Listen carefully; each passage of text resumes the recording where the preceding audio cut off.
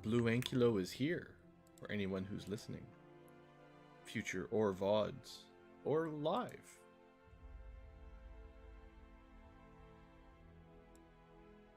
Although we're still a little bit before the official start time.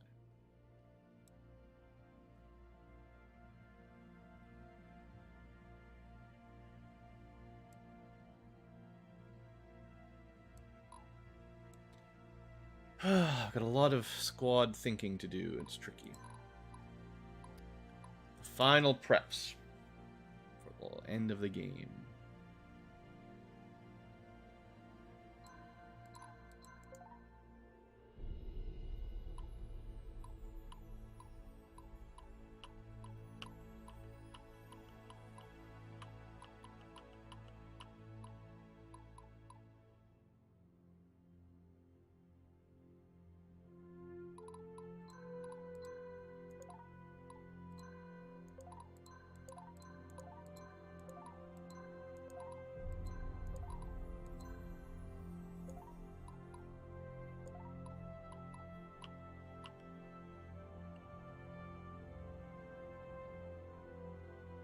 Trying to think of what to do with Kuroda.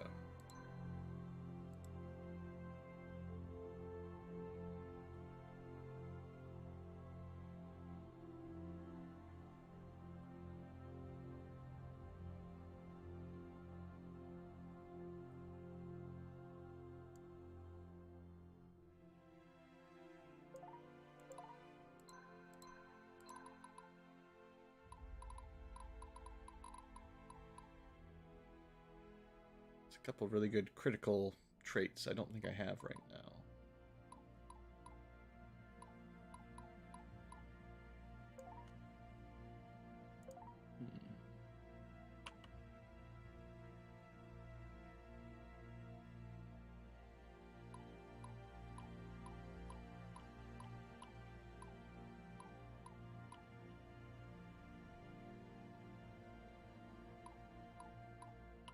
I think we're gonna reassemble Raskuja into Stefan's.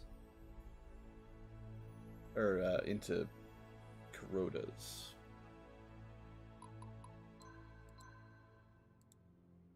Technically losing that, but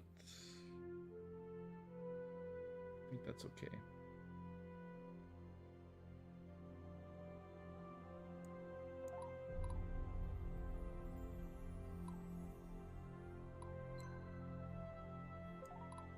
Who do we ditch for an assassin?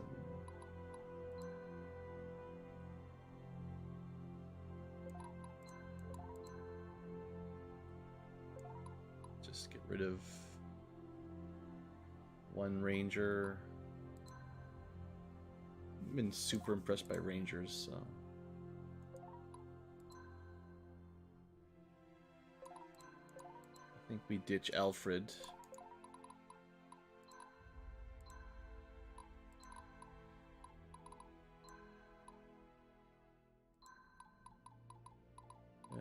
It's a bit weird.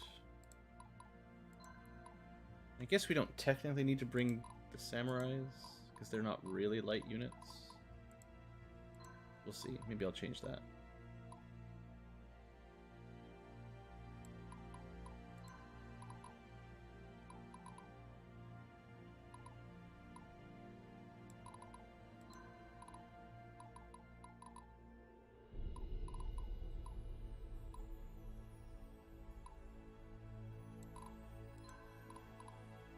And then we had double bows.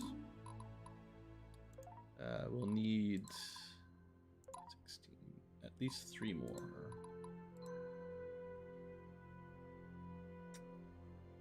We could do a little better than that.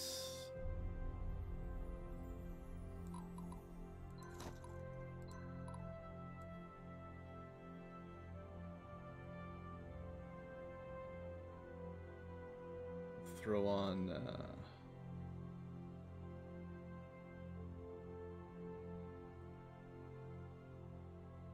at the very least some skill.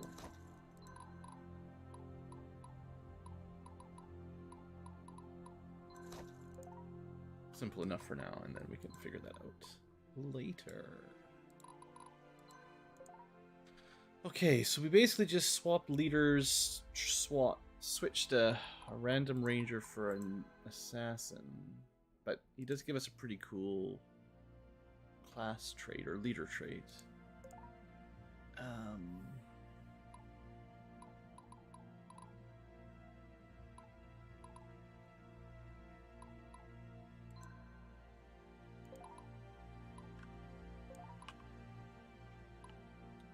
The other one is Zelos' squad, which oddly enough, I think we don't want him to run a squad. His leadership sucks. Well,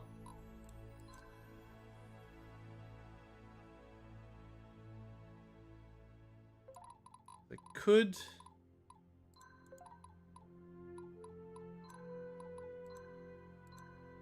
We could go with... You know, leadership, max leader stats, get an extra attack. But is that, I don't know if that's, it only works for the leaders, so if I do that, then the other units kind of suck. Well, kind of suck. And we could make a squad easier if we actually start with this guy. Well, he's got 6 more leadership. It's not much. I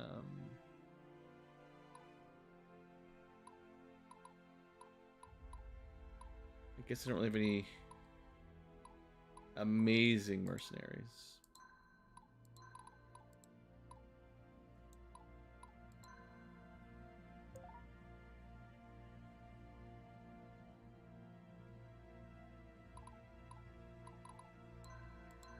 Kind of like not to have a silver dragon.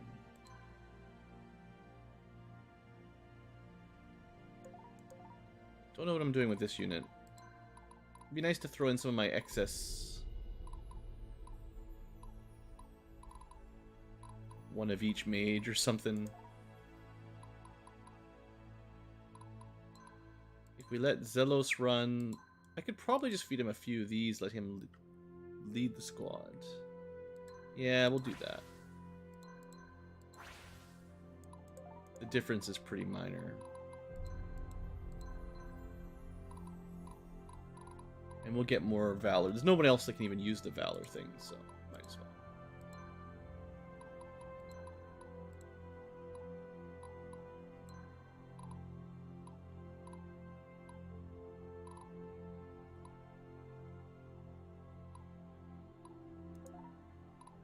And, like, we will want them to have another dragon, I suppose. Prodigy Dragon levels up quickest, or... Arcane Speed Dragon.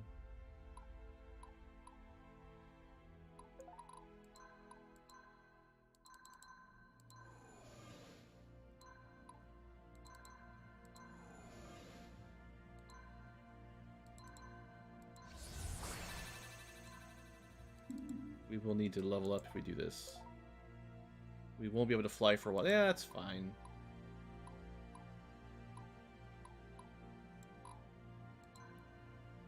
What we'll try to do is have a red dragon and a blue dragon to go with the purple dragon, because, you know, color coordination. And then the other units, I'm not sure yet.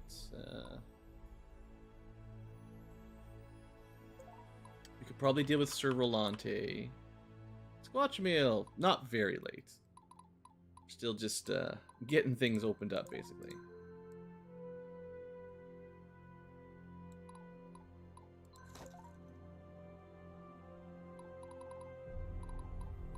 Okay, one not legendary knight is getting swapped. So we're looking like strength, 66 strength versus 67, 386 HP.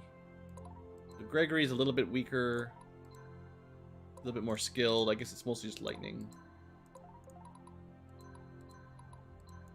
And then we can add in our mercenary, who's, I believe, his stats actually kind of suck, but that's, we can fix them a little bit because he's got the wrong affinity. So compare him with the correct affinity, and he's got a fair bit of extra HP, a fair bit of extra strength, about the same skill. So he is a little bit stronger than a non-mercenary, unique mercenary. Okay, who else do we have sitting around? We got to get this guy another unique. We've got one more mage. He's going to be a fire mage for Sybil, I think. We also, I think that's it for uniques. So just one more unique unit to put in. To finish up Zelos' squad. I might throw some more units into Beatrix's. We'll see. This unit hasn't been super amazing, turns out. Her stats didn't scale well enough. I actually fed her a bunch of magic boosting items, but she's not quite cutting it lately on hard mode. So one of the things that we absolutely need to do, and we can do a little bit blended with all our preps, is we need to do some arenas. Let me see, what time is it? It's still pre-stream. We'll do a quick baby stream. Or pre-stream, we'll do a baby arena run. There's a lot of units that could use some level ups. And I'm thinking is, because we can get to around level 50 in here. We could just do them one squad at a time. It's a bit funny, right? I don't know how much time I'm gonna spend actually grinding, but let's start with an angry Abigail, basically. We'll see how this looks. I'm gonna like all the multicolored dragons, I think. Just dragons everywhere. Alright. One thing we do, because this is gonna suck up a lot of time and I need to finish the game today, no combat graphics for now. I can do this. Alright, if you want to attack her in the forest, go for it. And everyone she kills gets captured. Whether she I must not fail. whether she tries to or not. Also, her morale is really bad, and it will always be bad, but levels, yeah. So because we were level 40, even just one round in the arena is going to get us... We have to deploy someone to guard the base. Yeah, we'll get levels up crazy fast. So the goal is to maybe do this like once per unit at max. My friends are counting on me.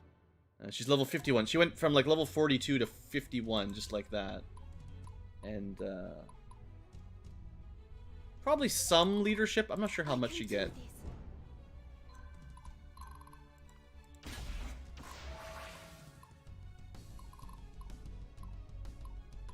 How are we doing for turns? Do we do kind of want to get S ranks? I must not fail.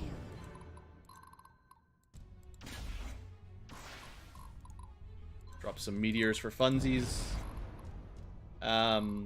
So you know, that was a quick clear for our now level 52, basically max rank. I think you can get to 53, but that's about it. If this is all our arenas takes, that'll be pretty quick. Although I would like to deploy people who need more leadership to seize, even if they're not killing everything. So people who are equipped with a lot of capacity boosting equipment. And there's some people that have 3 items, I think. Yeah, like Jeremiah. Well, 2. Banner plus armor. Who's got the most? Yeah, someone like Awesome Guy. It'd be really nice if he could increase his leadership.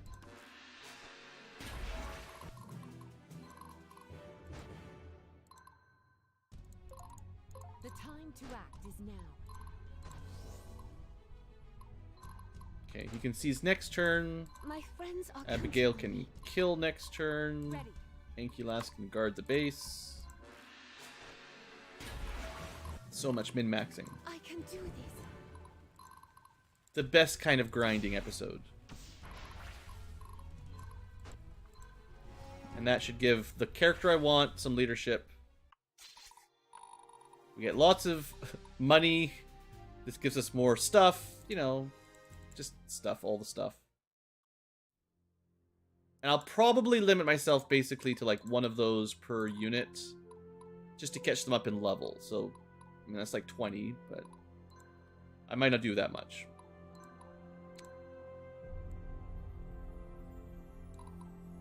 Obviously, like, level grinding is kind of silly, because you just...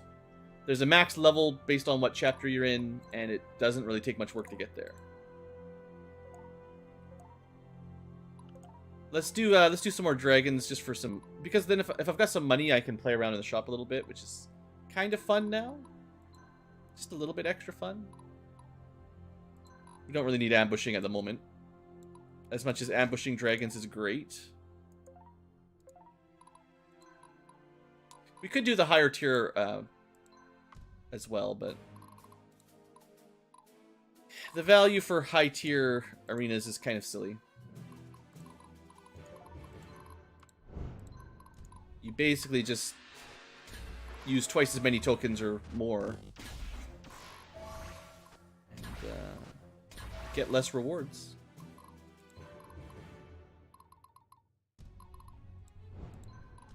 We'll put it on cautious, but it shouldn't really matter.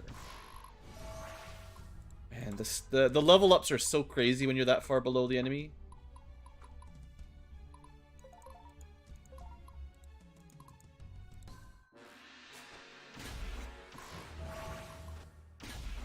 Oh! Oh, that's right. This unit doesn't have a healer in it. Oh, no. I failed.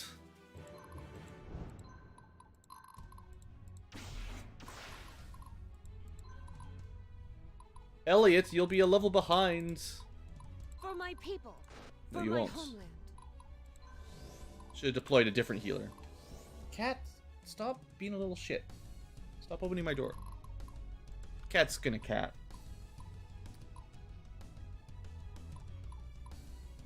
Yeah, I hear you. Lurking around. I must stay strong. Alright. A little bit of healing. Battle lies before me.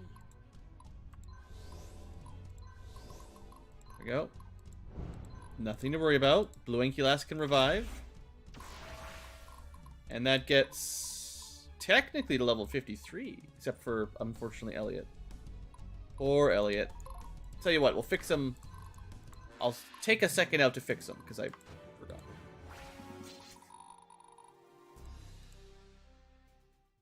Real easy to fix that kind of idea. So if someone's a couple levels behind, we could just send them in a couple more combats. But we do have this handy-dandy XP scroll. There we go.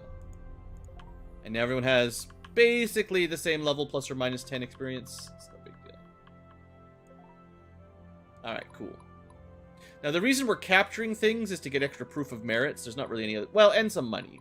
Other than that, there's not a lot of value for that specific thing. But I might say it's even... It is also faster, possibly, to do these kind of grinds if you don't have... if you just have one unit killing everything, basically. I can... It's like a lot of solo challenge runs, you know? Just funnels all the XP to one person, goes really quickly. Also, thanks for the Twitch sub there, Squatchfield. Didn't even notice. Snuck in there.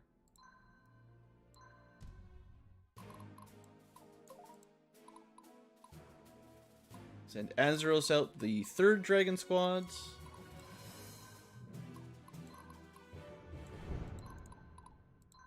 Get them from level not very much to level 50. Now, they don't have a healer, but they...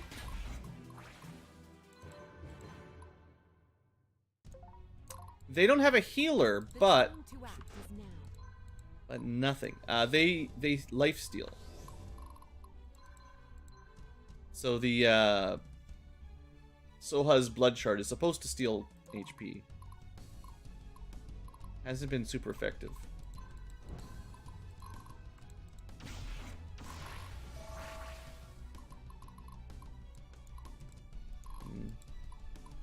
Let's put my awesome guy who's gonna seize here. And we've just been getting him some free leadership so I can unequip some kind of junk artifacts.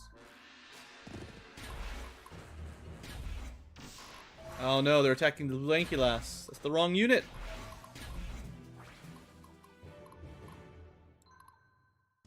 Interesting.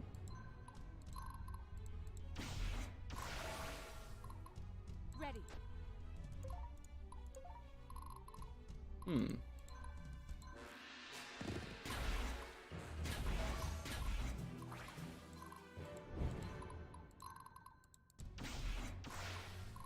For my people, for my homeland. So, this did not work out quite according to plan. We're gonna probably not get an S rank. I must stay strong.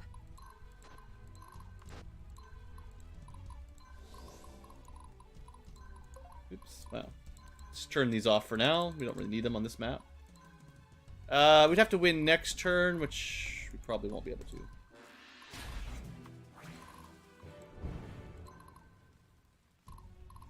Yeah, we can't seize this turn. So does one turn late cause any problems? Are you kidding me? The ice mages have failed us.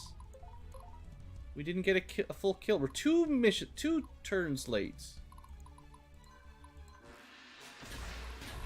Wow. Don't tell the future tubers. We still got an S rank though. I guess it's fine. Just interesting. I guess maybe the surrenders count towards your rank. So if you have a ton of surrenders, you can delay it a little bit, maybe. That seems plausible.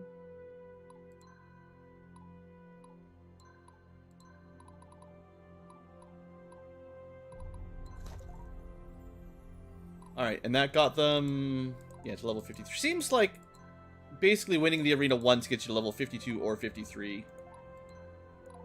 Depends on where you start exactly, but that's pretty efficient. One trip each. Who's next?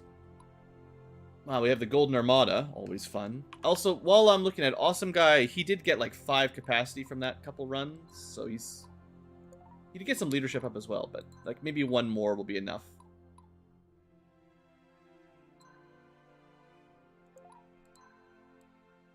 Not sure exactly what artifacts we're going to want to go. This is a unit that's been pretty heavy armor. Could go with the super heavy stuff. It's very bad for skill. They might not need skill. I don't know. That armor over 100. Good stuff.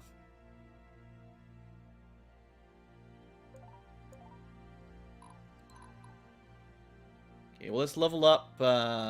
You know what? With all this extra capacity, let's level up Awesome Guy.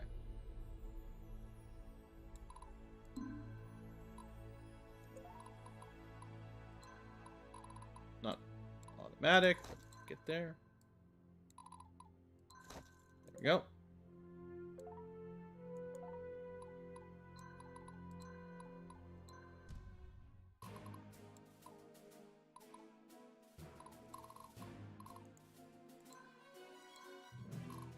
And he is actually really good against enemy assassins. Probably this is my best unit against enemy assassins.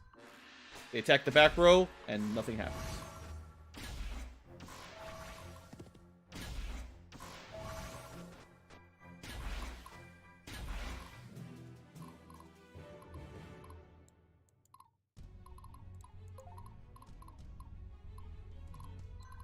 Maybe we won't let the guns get a shot, just in case.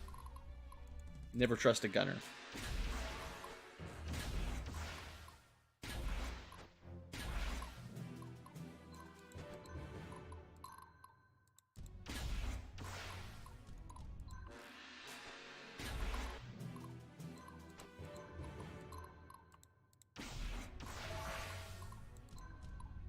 Yeah, another level 53 unit. Cool, cool, cool. Honestly, easier than I was expecting. I kind of figured it would take like a couple runs the arena to go from level 40 to 50, but...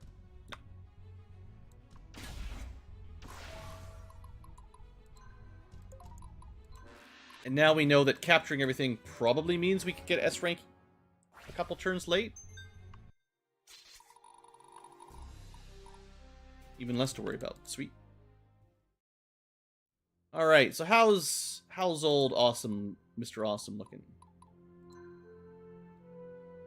Yeah. This is looking really good, actually. We probably just got like 10 leadership points or total. And some of that was some loyalty ups, actually. So somebody wasn't loyal. I heard the ding. Well, everyone's loyal. Oh, it was probably Bison, one of our mercenaries. Like, yeah. So he'd probably drop down a bit. That's good. Alright, cool. He actually doesn't need any capacity boosting equipment at all, just like that. That's great. Just a holdover will be some basic tier gear. We don't have a ton of actual free slots. There's a bunch of... Maybe use Steel Shatter's interesting. Maybe just go with some pretty heavy armor. Front row takes less damage. But we don't need the magic.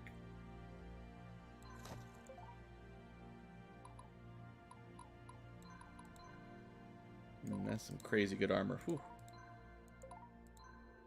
If you don't have armor piercing, there's no way you're killing that dude. And we do a little bit of armor piercing. I do find that the champions, however the math works out, they don't really care about armor either. They just do tons of damage. So. Alright. While we're here, anybody that's a mercenary, like a unique mercenary, I'm trying to remember to turn them gold when I've got a spare proof.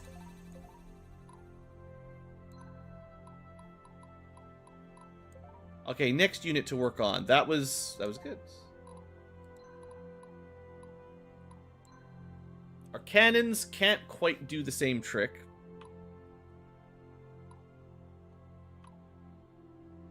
Could try it with this unit. Not good against ambushes, but they do have a lot of...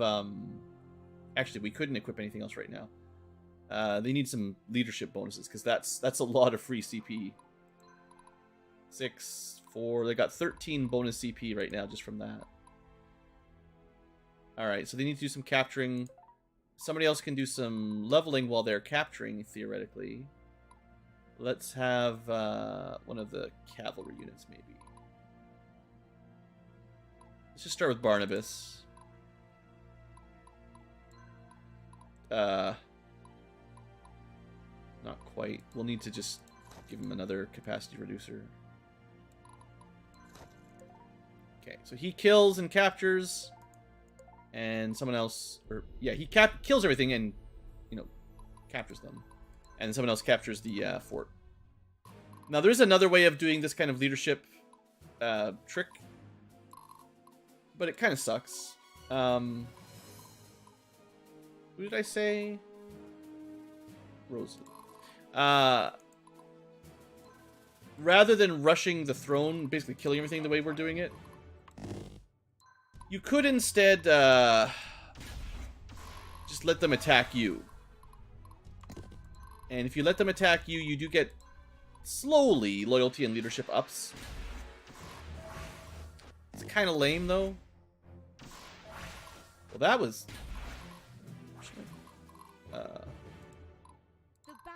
definitely wasn't expecting insta-death for Barnabas. School is in session. Okay. I don't know what hit him, but maybe... I don't think it was the cannons. I assume it was something with spears, maybe.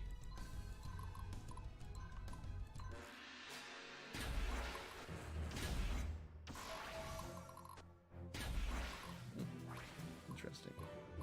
I ain't got all day.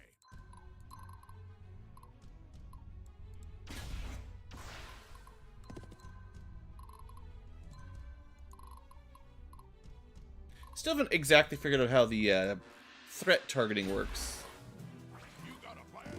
I've tested out a couple things, but there's some general guidelines on how the AI chooses its targets, and then in the end it just attacks whoever. Hey there, Dark Angel. Yeah, The time to act is now. my sleep routine's a bit garbage anyway, but I kind of want to finish my preps and a bit of Arena King. Figured I'd stream it and then School is in session. move on to the next game. Master Sergeant, awaiting orders. It's possible we For get my a double people. shuffle here. For my homeland. No. I ain't got all day. All right, are we all? Plan? Well, we're all level 52. We didn't quite get that level 53. Not like it really makes much difference.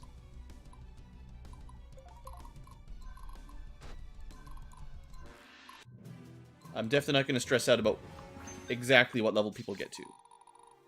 The goal is to get them one arena match of... one arena round of levels so that everyone's kind of on an equal playing field, and then we'll look at trying to get some leadership and loyalty fixes. Oh, I should probably change my note. We're no longer pre-stream, definitely. This is like... What would I call this? We don't need a note. We're just in the middle. We're streaming. We're just me talking to you. If someone doesn't understand what we're doing, they can just ask.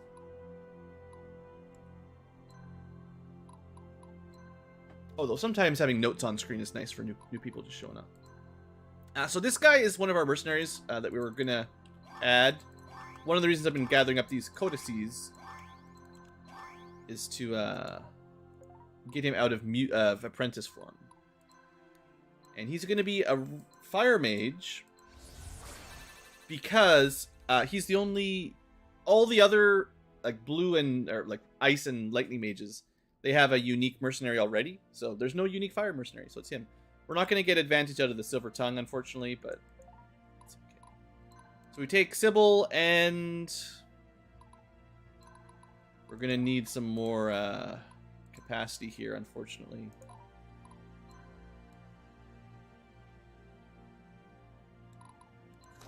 4 should be enough.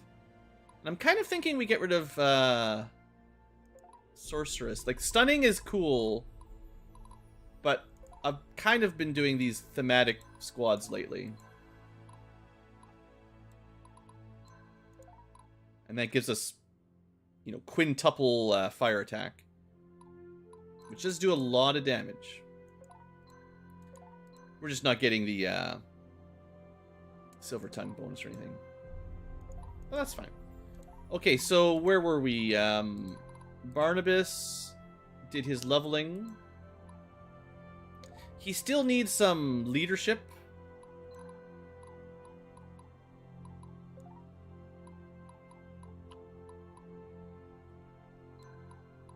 Jeremiah has the new Knight mercenary, so that guy can get some loyalty too. I think... Let's double check everybody here.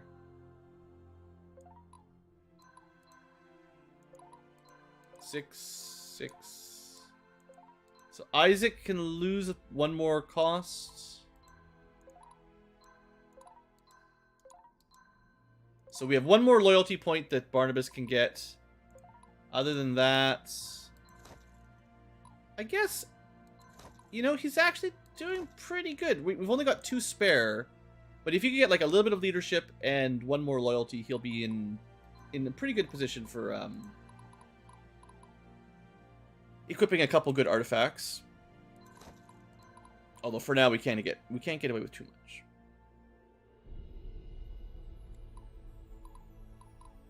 What am I looking for?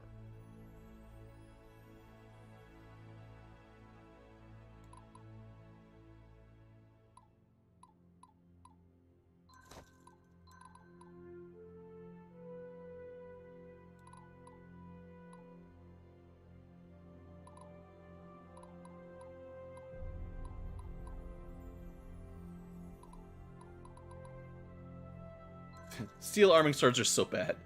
I mean, you might as well... Well, we only got 1 more war pike, but yeah. Anyway, yeah, he needs a little bit more leadership to do good, but his levels are ready. Let's send... Who was... I also sent last time... Matriarch Rosalie. We're trying to get her CP down. She needs to do some more capturing. Let's send out the other cavalry next. If we can. We can't. We need one more point for the artifact. Lysander. Sure, you're full of lies.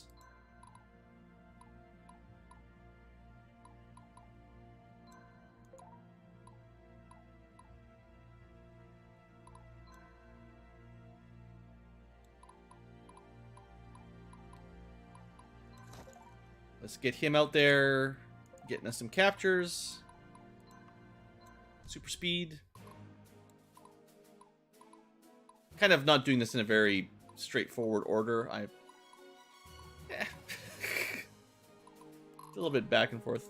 So he's going for that, and then we wanted specifically Rosalie to do the capture. Battle formations.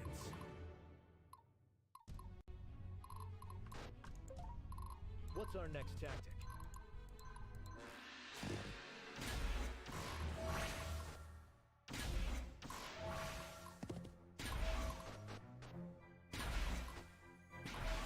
So far, so good. Let's try to kill Awaiting your orders. full archer units. Try. Yeah, I gotta say, this build Their resolve. is not as good as I was hoping. I think Sentinels are kind of bad. Like, they might be the worst rank 3 heavy infantry.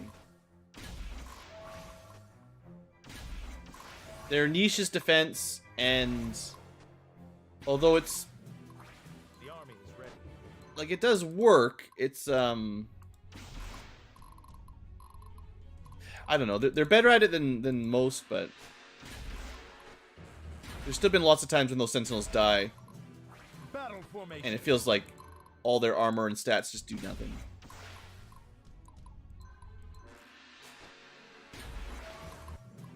What's our next tactic?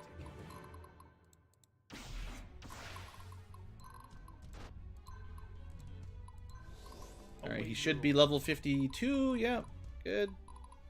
Technically got some more capacity on him just from fighting. Break their resolve.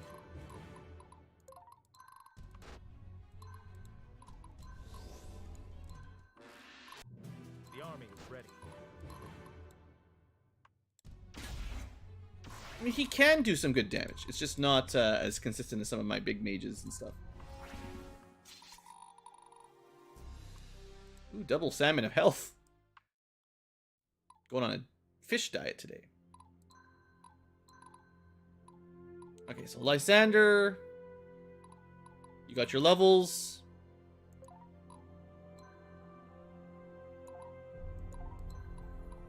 Switch this back with his kind of useless defensive items.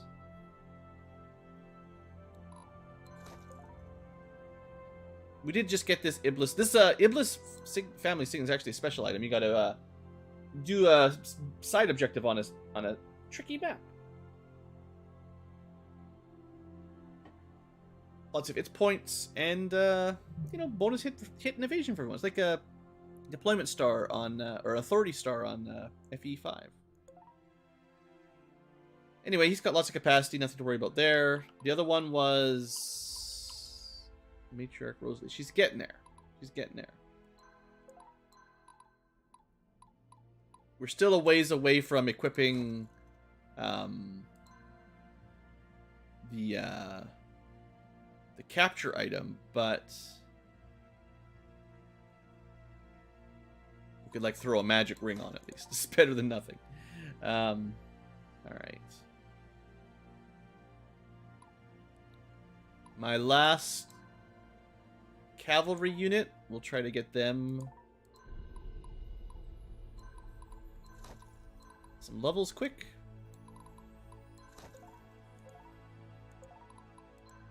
Just grinding with me, Blue Ankylo. Early morning grinding. We do have a final battle to look forward to. It's not too far away.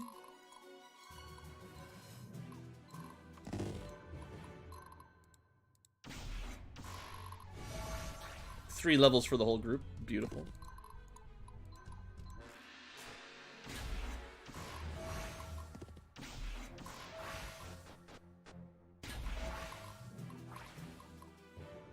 Okay. I'd say kill the archer. And then the rest might all sort of sacrifice themselves. Barely lived. Barely lived.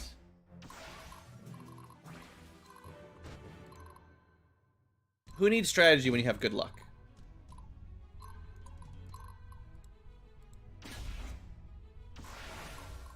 Alright. So you can see with big units, Skull of Rodane, you just capture everything. Don't have to think about it.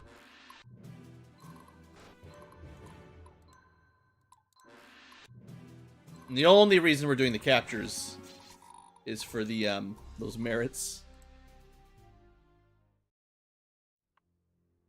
They I think we get like nearly 40 per arena at this point.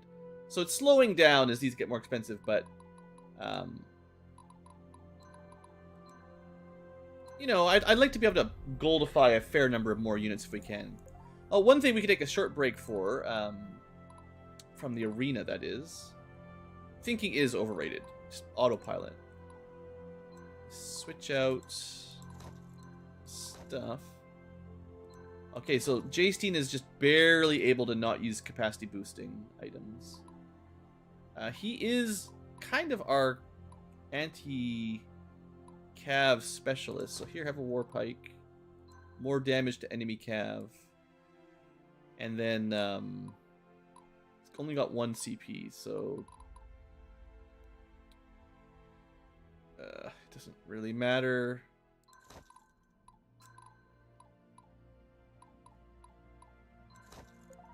Some minor stat boosts is fine.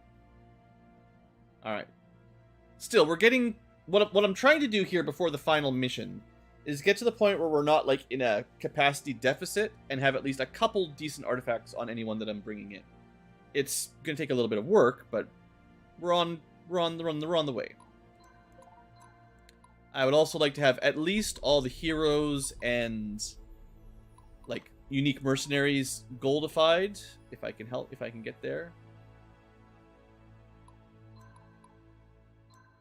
Just like her. Goldified. Right, so between arena battles, we could spend some of our hard-earned money buying more tokens for more arena battles. They are getting more expensive, though. So this is not infinite.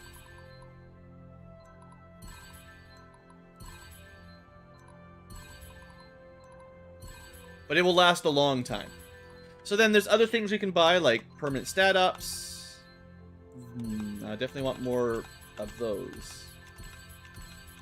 Medal of Valor. Let's get at least one more. Come on, one more Medal of Valor. There you go. And we actually have lots more money than that, technically. We can sell a bunch of these easy enough. So yeah, money is kind of infinite, which is cool. There is one legendary artifact, I think one left that we don't have. Those respawn on some of the bottom slots, so if we buy, like, Dragon Slayer and this... Otherwise, unfortunately, we're kind of just wasting money on items we'll probably never equip. But there is at least one more legendary artifact we don't have. And there's lots of traits that are cool, too, so... Rolling for good traits. You could give these to people doing the arena, and that increases the chance of getting more loot as well. But it's hard to know if this is worth... Is it worth the investment? I don't know. We could always buy more tokens. They keep getting more expensive. There's a limited capacity for grinding. Okay, so we did Jastein. I think we've done all the cavalry units and all the dragon units. The easy ones. Not counting bows. Not done this one. One of the things we could do... How many do we need?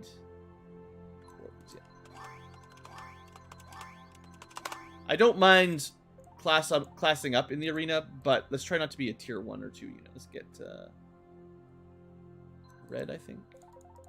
No, blue.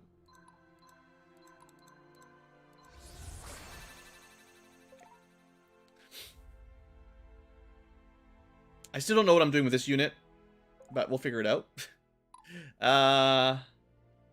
Definitely want them to fly anyway. Well, I suppose the blue lanky lass, someone's gotta train her up. Might as well get that done.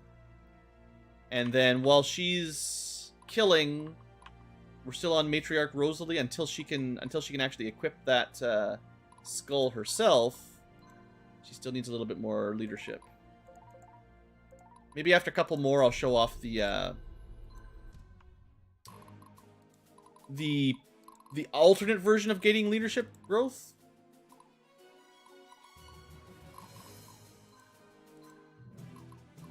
I must stay strong. The battle lies One off, before you know? me. Why not? The time to act is now.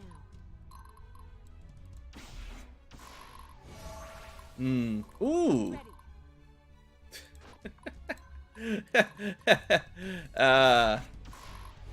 This is very For my people. this is For my home. boots of movement and extra turn sometimes. Yeah, that's a combo and a half.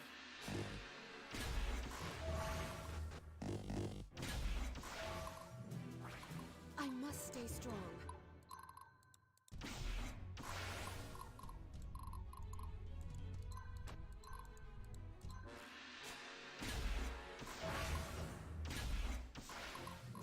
The battle lies before me. And with that, we're at level 52. Beautiful. Everyone's loyal. We have a ridiculous amount of capacity on Blue Ankylas anyway.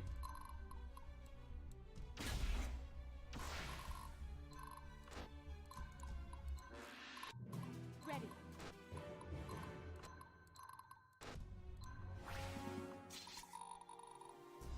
Okay, don't see anything super exciting. Still making about as much money per victory as we pay for another token, so that's good. Okay, what did I switch out for that Skull of Problems? I think it was a one of the HP up armors. This one? I only have the one, so magic and HP. I guess that's nice. We've got a fair amount of magic. Okay, how is this Rose? I keep seeing the leadership up when she seizes, but it's not changing her capacity. That's kind of sketch. I could switch her to light leadership. I don't know if that would help.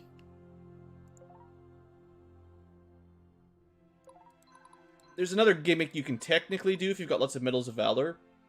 You can switch to dark, which lowers your leadership, feed her the medals, and then give her light, which increases her leadership. You can use the medals to get up to level 70 leadership, and it only counts your current, so you could burn a bunch of those scrolls. We don't have a lot, but technically there's a way to kind of game that as well. If we just switch to light, which honestly it just might be the way to go, because she's a leader that should probably have more leadership and magic anyway. Yeah, that's just an upgrade for her. That gives us a lot more artifact space, which is good. We can keep the Ataraxia for now, but now we can do the skull mode to level up, which is what we wanted. She's still a -3 overall. Like, she needs 3 more leadership to actually, what's the word? To actually, break even? Like, 3 more leadership to not need a capacity boosting item, and then more to actually equip good artifacts without having, like, penalty. But I'll try, I think I'll show off, this is a good, I think this is a good unit for the other strat. So we're not going to go for an S rank this time. But we are going to go for a cheese strat. This is probably like one of the worst types of leadership grinding abuse you can do.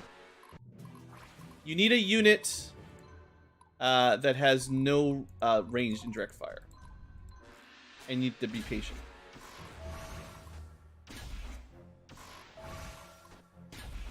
You need to not die. Looks like we'll be okay. Being in cautious mode would help.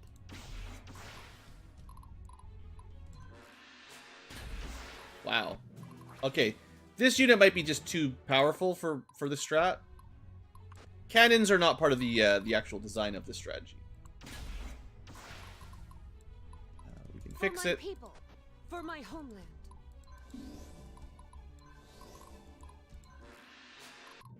I must stay strong. Okay, we'll get to the real strat here now. Now that you've killed all the randos, find out if this is gonna work. I think we'll be okay. The battle lies before me. So the thing is, hey there, dirigible. Every time you're in combat, regardless of if you deal any damage or anything, you gain.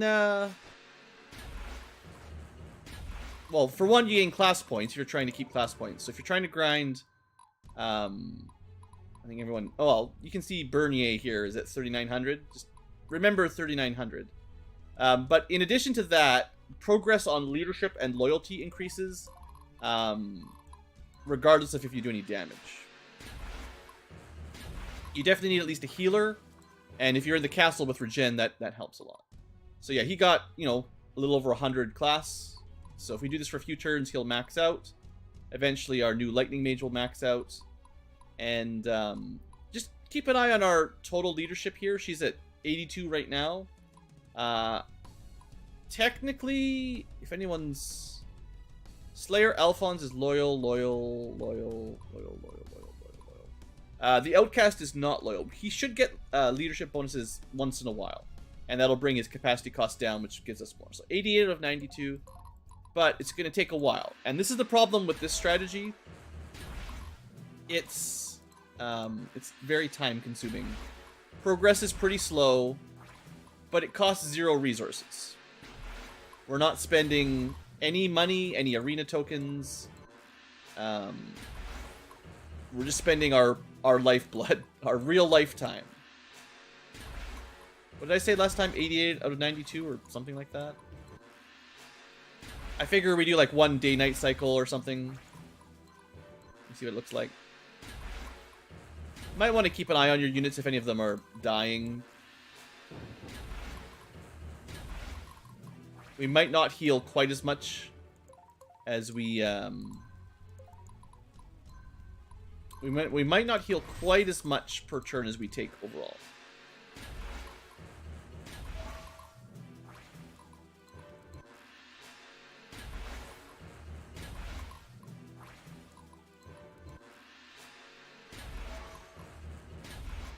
See if we can get that back mage to level 43.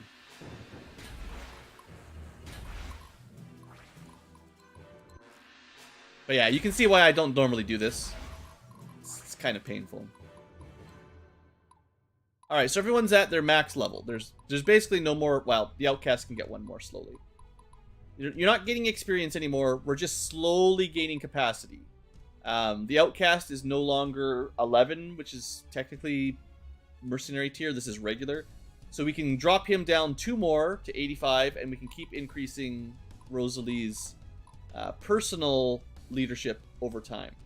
So I don't want to do this forever. It's already added a lot, but we're actually at the point where we're no longer at a negative capacity overall. So this does work, and it's fairly quick. Let's see if we can get her to like 95 and maybe like 1 more leadership on that guy. If you're paying close attention here, you'll still hear the dings. But I am going on turbo mode.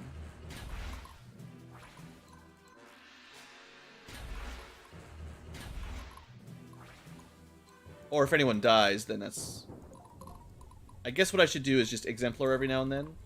You know what? One thing that I think I'm just learning for actually I didn't know before. Your powers recharge differently. Exemplar charges when you take damage. So when I'm killing enemies, this doesn't charge as quickly, I don't think. I think it's actually based on you taking damage.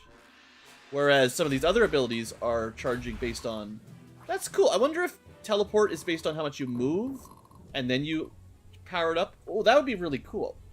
I've never seen it documented, but it is possible that the different abilities recharge based on what you're doing. Meteor for killing, maybe. Fear for dropping enemy morale, maybe. Like charges and killing leaders. Exemplar for taking damage. Maybe this is just every turn it ticks evenly for blessing. Teleport might be based on how much you move, because it's not going up at all. That's a thought. Honestly, that's really cool if it's true.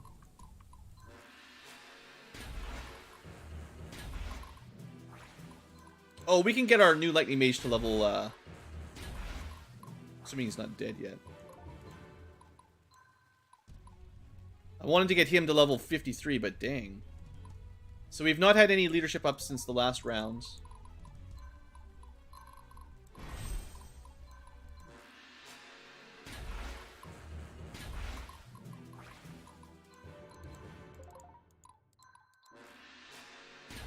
Probably not getting an S rank. Now, you don't have to do this with the Skull of Rodan either. That was definitely... We're doing a lot of things at the same time. 87 out of 93. I want him to drop down one level. Although, because he's dark, his loyalty goes up much slower.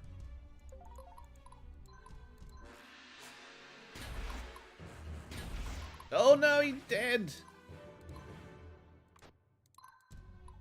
The time to act is now. My last revive.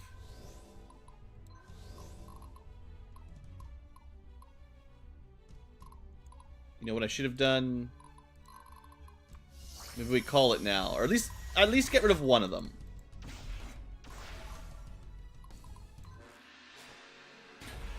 I'm sure we grind quicker when there's two people shooting us, but they're able to kill us. They're able to kill someone now and then. We are at 94, so we did get one more leadership from that. Although Outcast is still not getting low. Ready.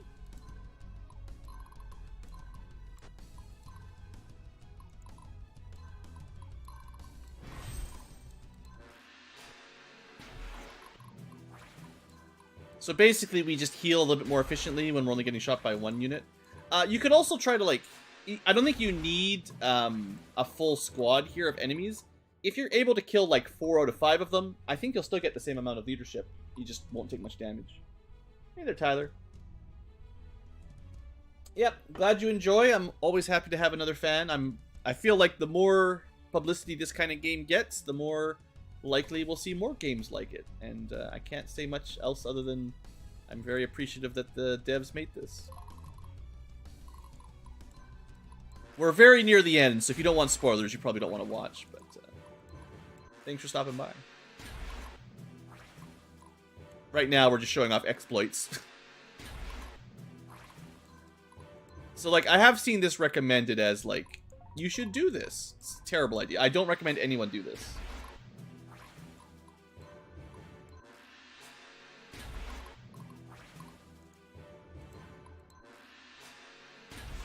He died again! Huh. Wonder why he keeps... 200 hit points. Oh, he is? He is actually really low hit points. The Dark Affinity drops the main HP down a lot, I guess. That's a pretty big downside for mages with darkness. I might try to change them more to like everyone to water. Clearly an extra 50 hit points is what he needed. But it'll drop his magic down. It's 1 out of 5 mages. Well, I can't res him anymore, so it's time to wrap this one up.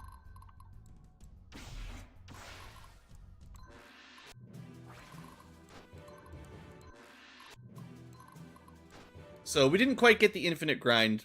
Sort of my own fault, I guess, for having a low HP mage that got sniped. But... well, let's... okay, next time we have 5 lightning mages, I'll show them off in combat. Looking forward to showing the animations off later. Rather than just quick battle.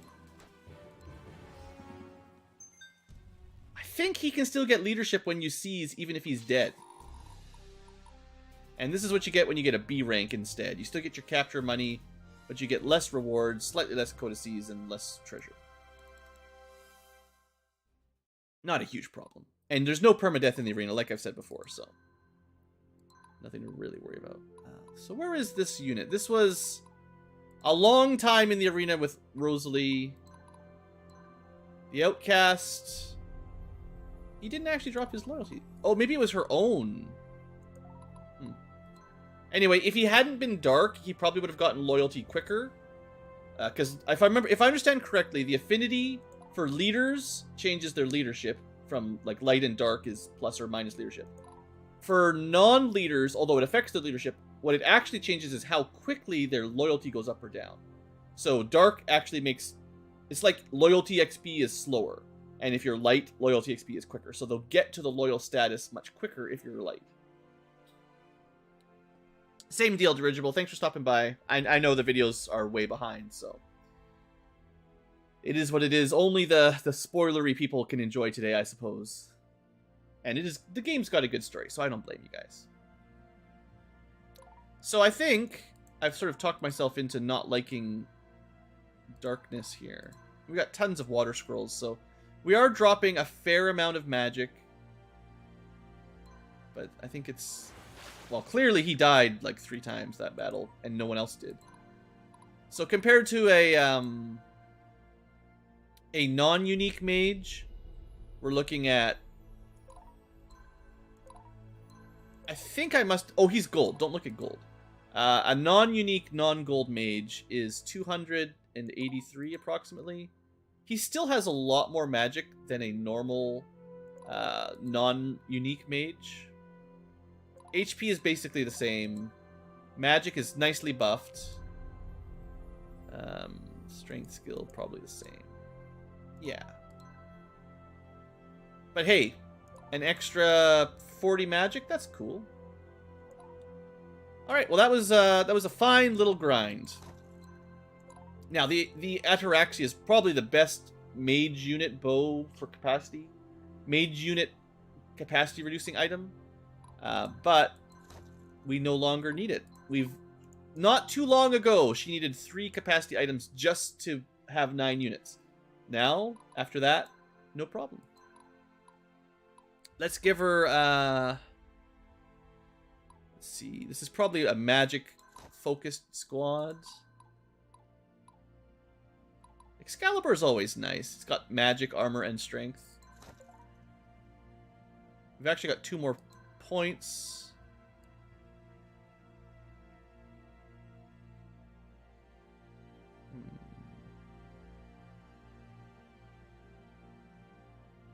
Blood Staff is 4, and you lose a lot of hit points, which we just saw the problem with having low hit points. I don't know about that.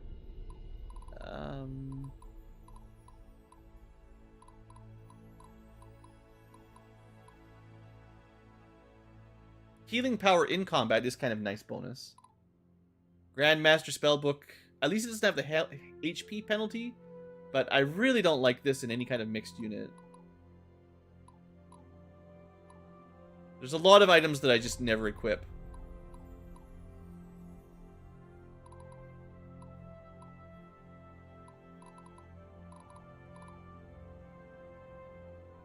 Armor and bonus HP. I guess bonus HP on mage units isn't terrible. Doesn't really stack into their damage. Crystal Lance? Just a regular old magic ring. We'll go with the Denari armor. It's a really nice... I like this as a cheap, just decent item. I mean, it's not a huge difference. Our total magic bonus is only plus 14. It's not much, but... You could still boost strength. It's just still like lots of strength. But it is like... This is the Lightning Blaster. So, okay. Another squad at... Level 53, completely maxed out. Nothing to worry about. So starting from the bottom, this one's done. This one is not done. This one is not done. This one is done. This one is done. This one is done, but it's kind of low on leadership. This one's done. This one's still not even fully formed. We haven't started our light infantry or other light infantry. Beatrix is up for debate what we're going to do with her. Jeremir is not really done, even though he's got tons of levels. Or no, actually not at all. Never mind. We have not done anything with Jeremir. He needs a little bit more leadership. And then we can give him the skull and do that again. This guy's done. Abigail is done for sure. Diana we didn't do yet. She's only level 46. And she is using some CP stuff. She doesn't actually have enough for the skull, but we can fix that.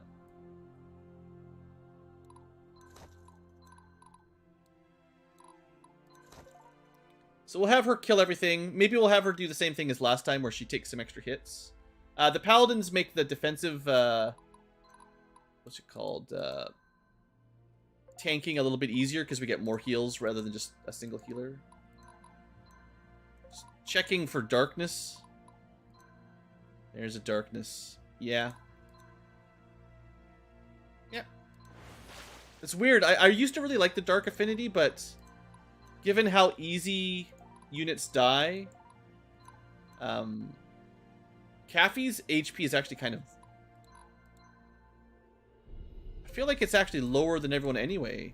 She was at like 100 there. How is this? She's less likely to be targeted, so that helps. Lucky gives her extra crits or something. She dodges more.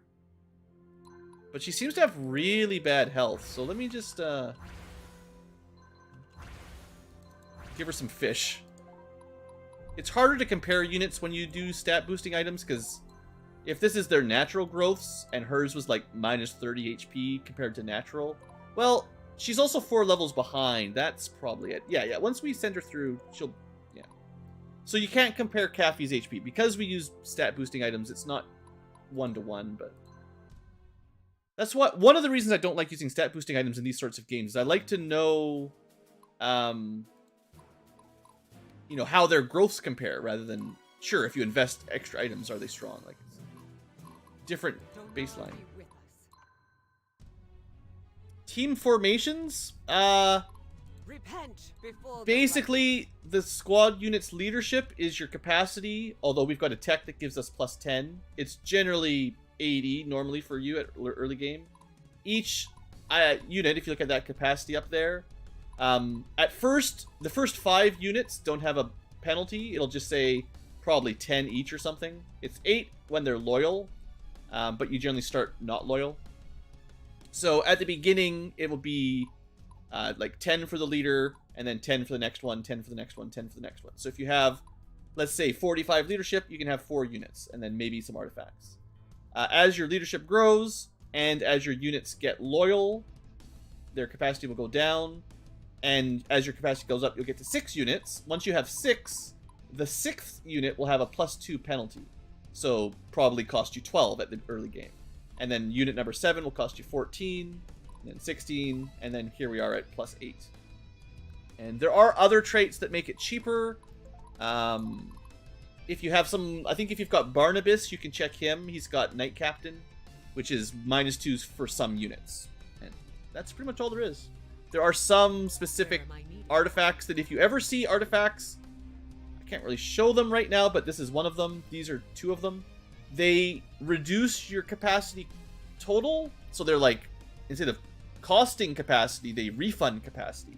And if you see any of those in the shop early on, definitely buy them. Early on, there's probably some of the best artifacts in the game. Later on, they're still good, but eventually you don't need them, and they're not as important. But early on, they're... I mean... The difference between 4 units and 5 units is big. Having an extra unit is great. The sooner you add them, the sooner they get their loyalty, the more they level up, blah, blah, blah. Definitely good. There. 1 minute tutorial.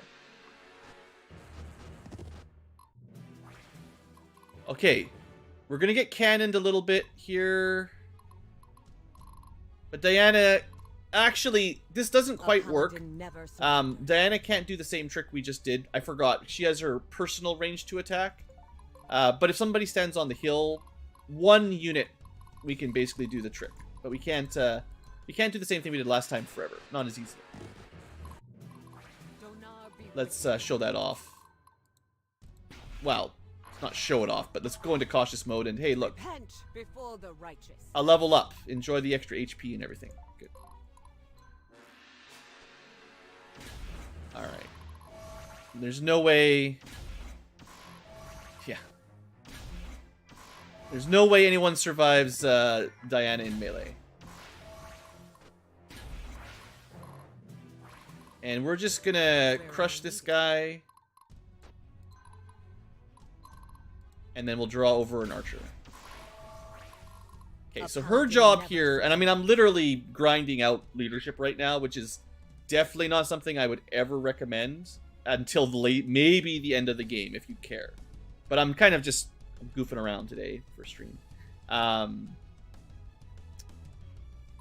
She does have units that are not loyal yet. At least one, anyway. So we can get that capacity down, and we can get her leadership up, and then we won't need those. So she needs to hit, like, 96, 97 leadership, or capacity, that is. And, we'll see. It's going to be a little bit trickier to grind out, though.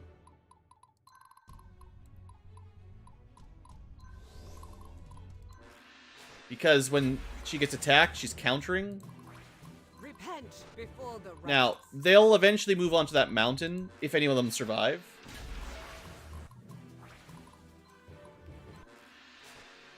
And then we won't counter them. So this is actually pretty good. Now, we're only getting one archer at a time, but we don't take any real damage. And the cheese continues.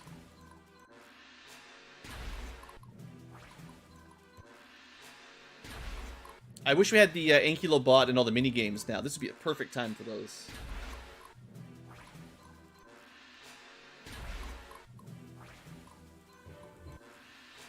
Well, compared to our last squad's cheesing, the difference here at least is we're never going to die. 3 healers against 1 archer squad. Yeah. Okay, let's check how our leadership's looking. 92 and still non-committal. That'll go away eventually. It does go up pretty slow. I don't actually know. I think the way it works is there's a hidden like experience meter. Just like your level goes 0 to 100 XP and then you level up. I'm pretty sure loyalty and leadership have a similar experience bar, sort of secretly. I'm assuming that taking damage gives you a little bit of it, whereas killing enemies gives you more, just like real XP.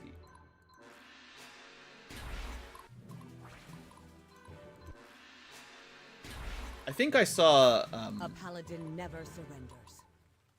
Yeah, I did just barely see Kafi's disloyalty went away. So that's like -1 to capacity. So maybe... Technically, we could unequip the War Banner and be at 87. That's a -5 or it will be 92 out of 92 technically. The armor is -4, the skull is +3. So right now we're at a -1 deficit. If we can drop her down 1, that breaks even, and if we can get another leadership up, that'll put us technically positive, just barely. And my goal right now is to get everyone technically positive.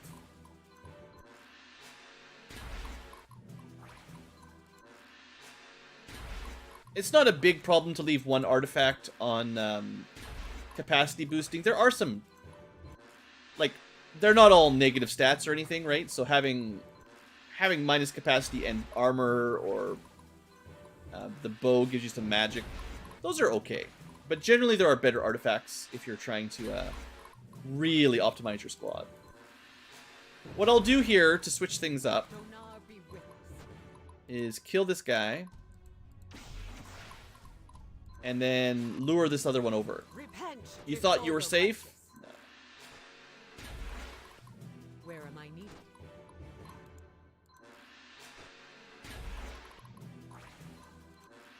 And then we'll check how we're looking. A paladin never surrenders. Okay, we haven't got Kafi there yet. We're up to 93. No, Yeah, we're up to 93. So hopefully, I think maybe my target is like 86 out of 94, and then I think that'd be great.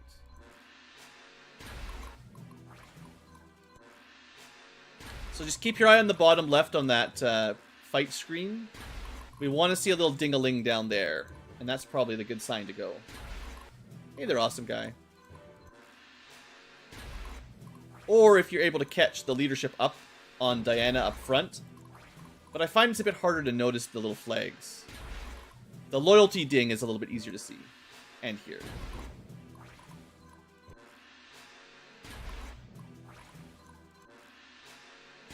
Okay, next arena, we don't do this. We just kill everything like normal. This feels a little bit icky, you know. Okay, let's double check how we're doing. No loyalty up yet. No leadership up yet. Okay, let's say 10 more, and that's it. 1. 2. 3. 4. 5. 6. 7. 8. Getting level ups. 9. 10. Okay, well that's convenient because everyone hit level 53 at the same time. Unfortunately, Coffee did not get another loyalty, and we have not got another leadership yet. But I'm assuming we're closer. Well, we are closer. But we might be close enough that if we seize whatever experience toward loyalty and leadership you're getting in combat, you do get more than that for seizing. You can start building a couple extra anytime. The game gives you more deployment slots than heroes. I wouldn't go crazy, but definitely start experimenting. I don't want to spoil it for you, but every couple chapters add a new squad and try it out. Especially if you find a unit that has good leadership, like if you're at a shopping, if you find an in-battle shop or a mercenary that looks really good, just pick them up, give them a new squad, see how it works. The game is very flexible with refunding resources and stuff, so you don't really have to worry about losing out on that. Where am I needed? Okay, we still didn't get that loyalty, and we're still... Oh, we did get to 94, so we got one up there. So the trick is, when we seize, do we get loyalty, do we get 95? I think because we just hit 94, progress to 95 is too far away, so I don't think we'll see that, but science. Bad vibes from Zelos? Don't worry about it. We got loyalty and maybe... Zelos is your bud. Don't worry about him. Don't look at my organized screen. Let's see. Diana. Also, don't look at Diana. There's a lot of spoilers here, so if you're watching, you know, be warned. She actually didn't get leadership up. She got... somebody else must have, I guess. But we did get... We did not get loyalty on Caffey. Weird. They gave me the loyalty ding. It's weird. I thought everyone else was already... Yeah, it's... Who knows? It sounded good.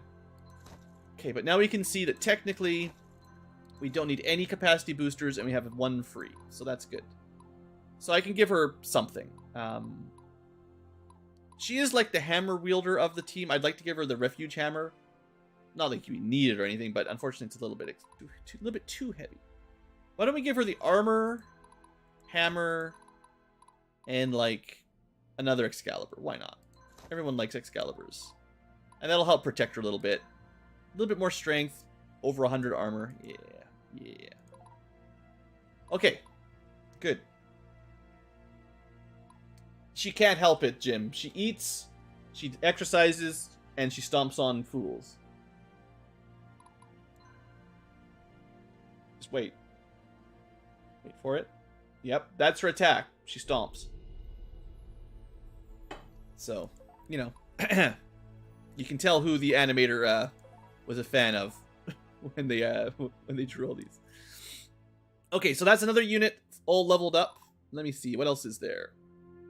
Yeah, I was looking at that HP. I'm like,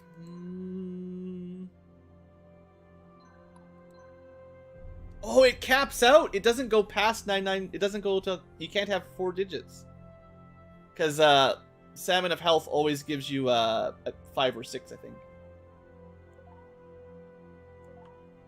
Oh, that's sad. That's sad. We can't get over. Well, she's not going to get any more level ups, realistically. So here you go. OCD tubers. She is Earth Elemental. We could change. She'd lose some hit points, but she's already... Like, do you really lose hit points if you're at the cap? And that would give her other stats. Probably Fire or something would be even stronger. Yeah, I connected her to Stefan. You don't have to. But I think Stefan and Diana are a nice match, personally. So they are. Okay, who's next on the grind-a-thon? How about Sybil?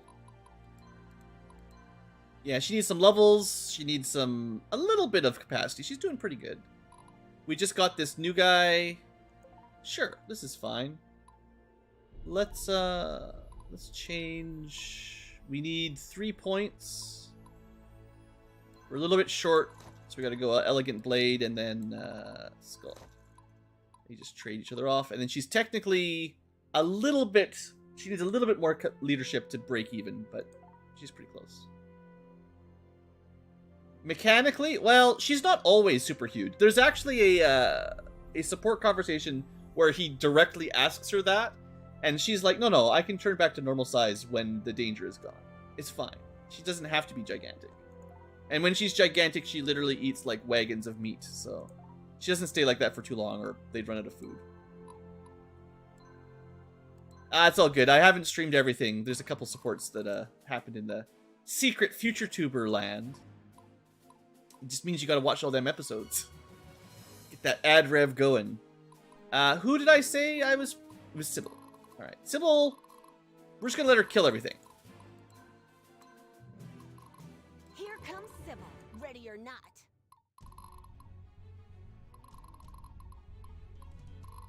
I have to be careful because of the assassin.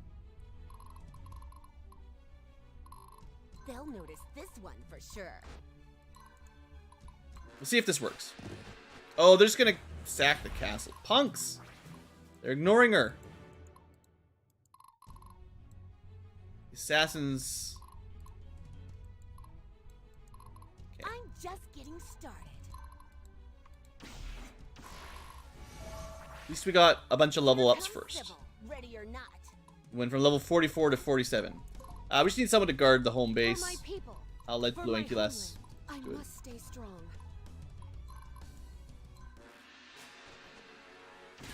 Alright.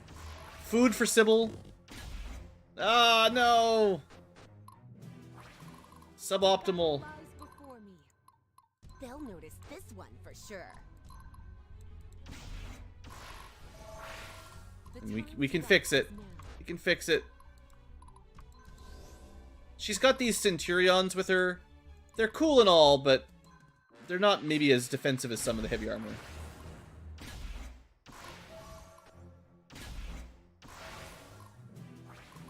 I'm just getting started.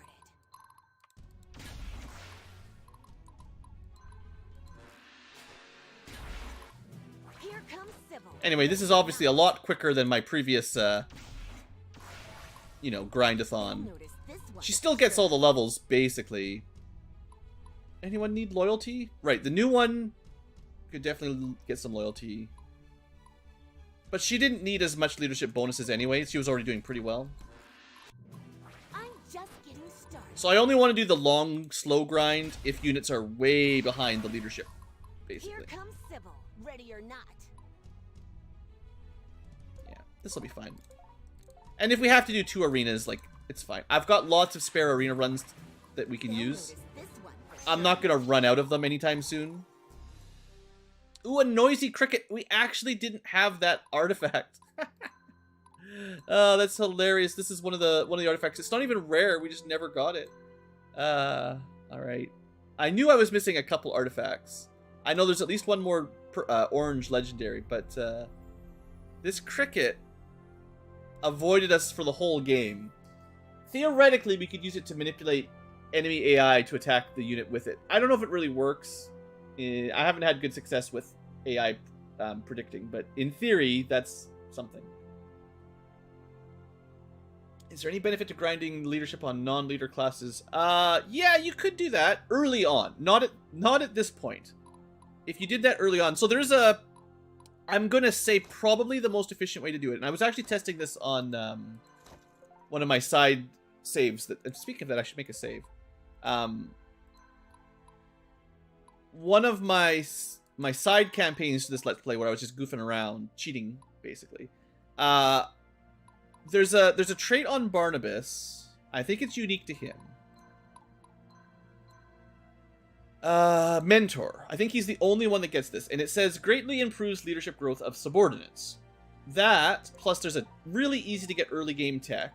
Like, literally, you could get it after the first mission, I think. Mentorship. So, you take this, it goes up to 10 from the squad leader's current leadership. And basically, you just give Barnabas anyone you want to make a leader out of.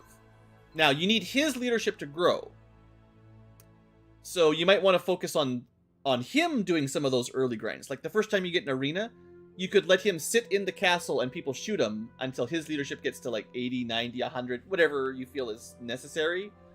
And if his leadership gets to 100, he will very quickly take any new units in his squad and get them up 10 less than that. So, like, if you look at his right now, he's at 79. Everyone in his squad is actually about as good as him, unless they're really new.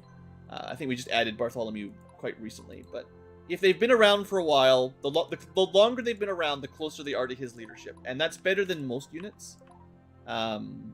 Whose units, they do gain leadership in the background, just not as quickly. So, yeah, you could totally have Barnabas training new leaders.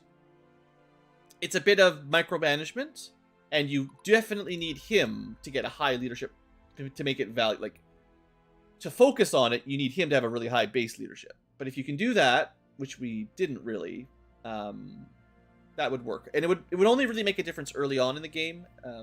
But you could probably get... And it also doesn't work with everyone, because you have to be able to add them to his squad. So you can't take, like, hero units, especially in the early game. You can't disband your hero squads, basically. So you can't put them in Barnabas's unit. But all those extra squads, you know, the people, the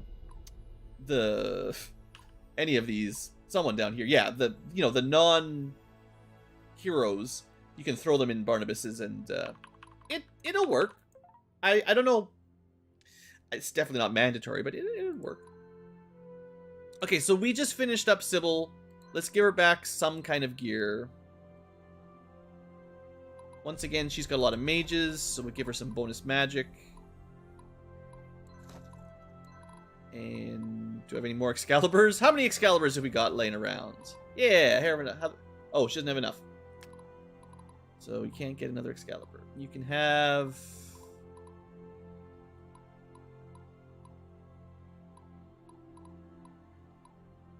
Here, just have a regular saber. Flame saber for flame mages. Sure. Okay, good. Who's next?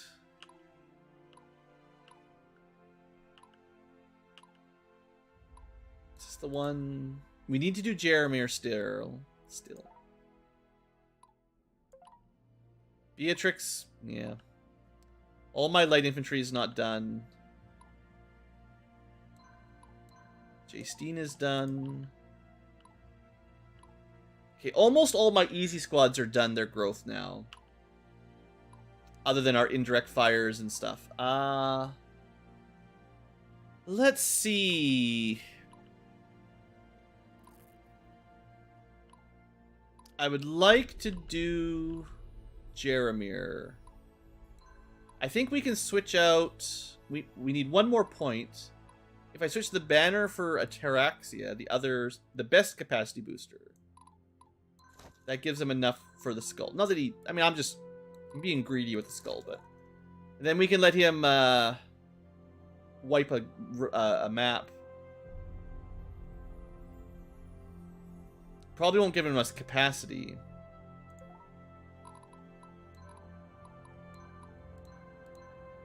So there is something we could do. I've got all these random captain traits. Someone might as well use these. That actually gave him a bunch of free capacity because all of his knights and Valkyries cost 2 less now.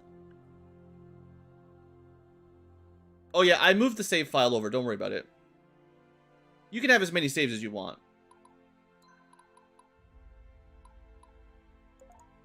Well, I mean, there might be like 100 or something.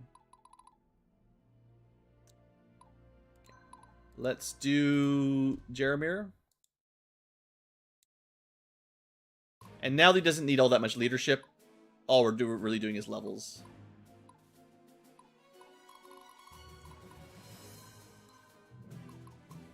It must be done.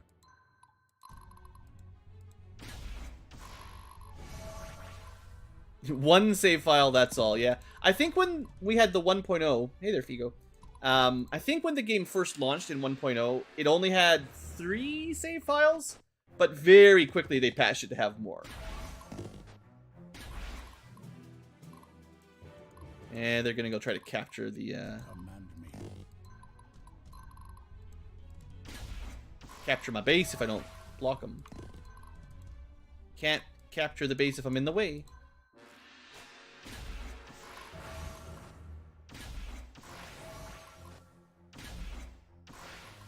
Holding it together, just barely. Victory for Embor. I do like the units that have the custom voice lines. Just on a design level. I think that's why we're making Zelos his own unit. Kind of, you're missing out on content, you know, if you don't let them have their own.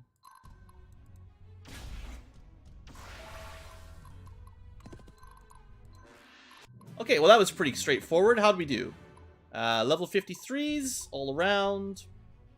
Leadership up maybe a little bit. Actually, a fair bit, I think. Cool. Good job. It's interesting. The game doesn't give him a heavy infantry or heavy cavalry. The game doesn't give him any cavalry at all when he joins. So I think it automatically throws him into like a 3 swordsman, 2 healer squad. It kind of is like, hey, you should make him a heavy infantry group. And I look at him, I'm like, wait, he's a hero knight? Come on. Let's make him an actual cavalry unit. And yeah, he's way better on a cavalry unit, for sure.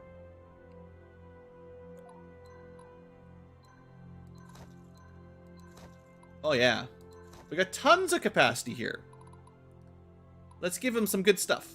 Let's see. We don't really have any legendary artifacts sitting around anymore. We could give him... damage protection's not exactly what I want. We could let him do ambushes. He's not actually light infantry, but we could basically pretend he is. Sure. Nothing too crazy.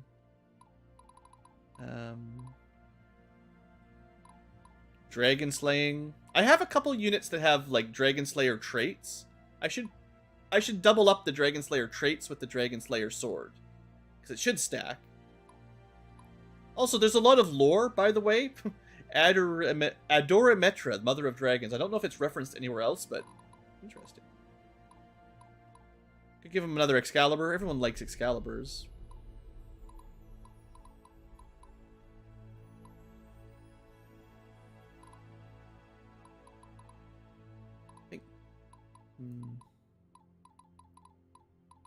Artifact. Okay, we'll give him the Steel Shatter to ignore armor, because he's got a lot of sword attacks.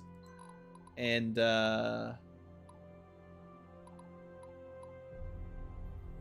some kind of armor is what we're going to do, just to give him a bit more. Blade Master armor doesn't actually give you armor, funnily enough.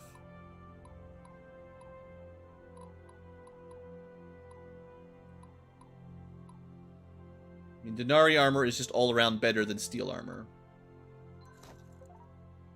Sure. He's got a lot of sword attacks and bow attacks. The armor ignoring would be nice. Ambushes are always good. I could definitely turn this unit into light cavalry by switching like one more either Valkyrie or Knight for either a Hussar, like a horse with a spear, another bow, or another Dragoon, and they would be a much better movement type, but it's fine.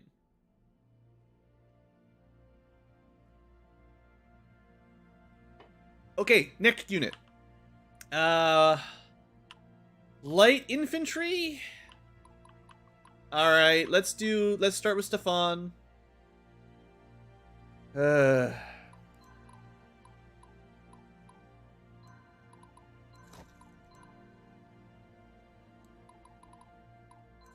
So he needs his total capacity isn't too bad, so we're not going to do the super grind. He's only, I think, 3 points in deficits, which we might be able to make up. And he definitely has a mercenary that can become more loyal. Although, because he's dark, he might not. I think I've kind of turned around on darkness. The minus hit points from dark kind of sucks.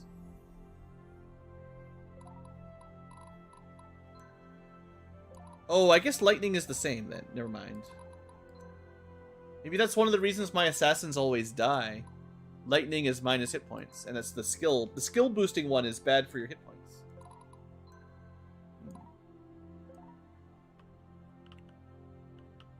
Is there any reason to be dark, though? It means his loyalty will go slower. The main difference is strength and magic. But I think the skill is more important anyway, because he wants to crit, so... Goodbye, Dark.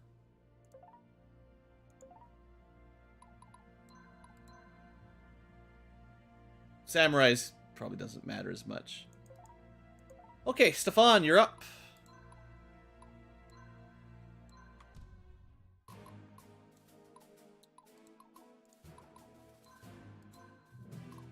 Getting real thirsty here.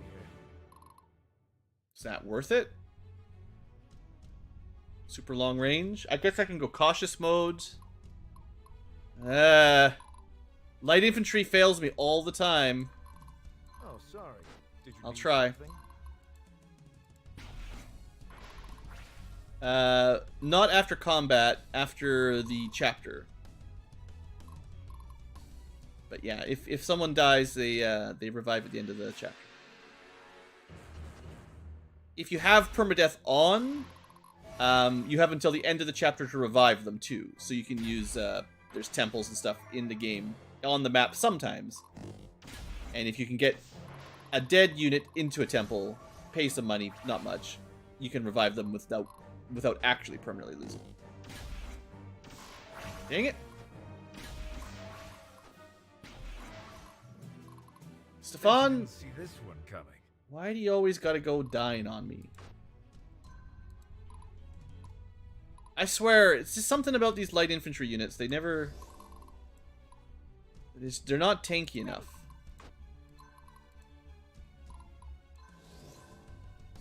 I mean, 300... It's not even like...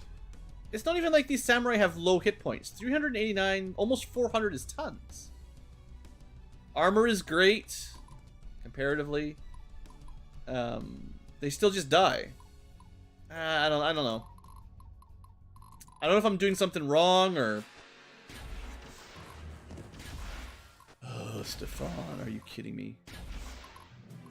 Well, so much for grinding him up. Wow. Okay, we'll have to try him again next map, because that was... Oh, sorry. Did you Crushed. read something? useless. Alright, we'll just do this map semi-normally. Some of these units just need some XP, so... Let's throw them down there.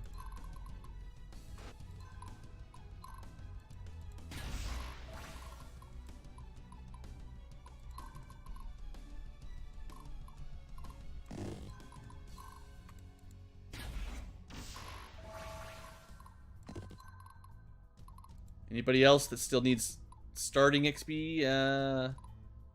Beatrix, sure, but I'm waiting. General. Oh, my other light units. Yeah, let's send these guys.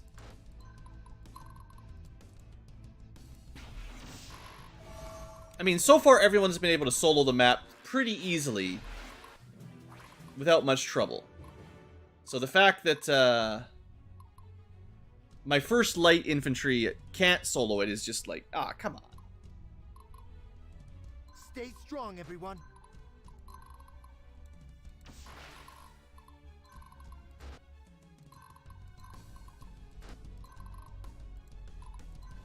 So this is a bit of a not successful, not fully successful arena run. We're not going to get all the captures this time, and didn't quite do it the way I wanted.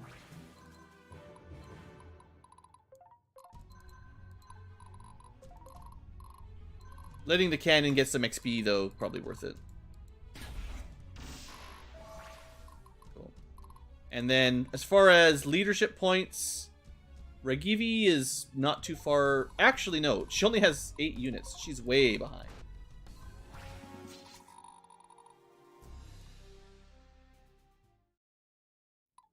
Alright, so I think we have to try Stefan again there. He didn't actually get to 53 like he's supposed to. Alright, come on, Stefan. It's my last bronze token. We'll never be able to do another one. Ha. Bit of a joke. Oh, there's a lot of cannons. Whew, this is not good for him. I think we gotta go to the forest and hide. Here, I'll do another trick. We'll go like this. Bet you didn't see this one. The reason I went there was so I could tack on first For turn. my people. That's silly. For my homeland. I love this part. I must stay strong. Double shuffle. Getting real thirsty here.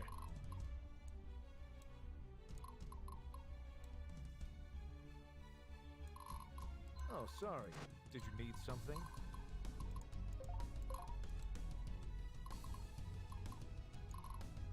Bet you didn't see this one coming. We're being extra careful.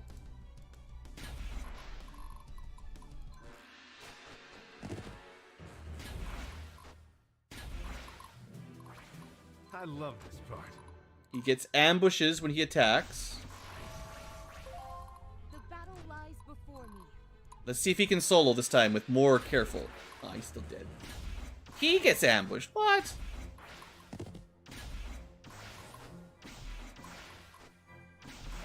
We're holding it together, just barely. Getting real thirsty. We really need to kill these cannons that are blasting them. The You know, time to act is now. how about a little bit of help? Make sure his healer doesn't die. Maybe that'll work for.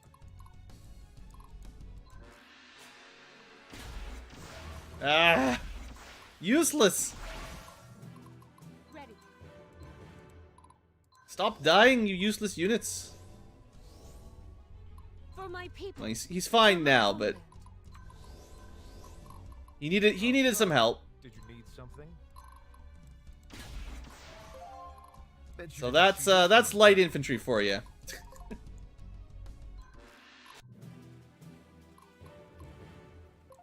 I love this part.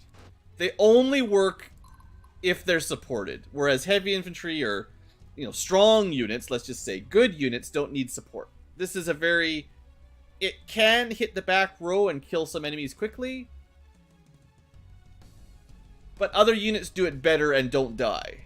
This one dies very easily and still doesn't even fully clear squads guaranteed. So... I think I've mostly just convinced myself that light infantry aren't really worth it, as a general rule. Even at the very end of the game, Sorry. Did you need something? against a pretty easy arena. I mean, he just can't tank at all. And if you can't take a hit, then... I mean, someone else will have to do it, basically. And if the AI decides to target you, then I get salty. It's fine, you know. Not everyone should be good at everything, but... I definitely struggle to find a good use for these light infantry squads. Now, that was technically not really geared up. We could gear them up with a lot of skill, or evasion. You used to be able to stack evasion a lot higher. I think in version 1.0, these were at least twice as powerful for the artifacts. And I know we could get enough evasion that these guys tended to just dodge tank pretty efficiently, but it got nerfed, and now it's like they can't dodge tank at all. Sure, 10% extra evasion, but I guess we can do it slightly more than that. There's one more evasion item. It gives you less skill, though. What's it called? Something katana. Some sort of sword.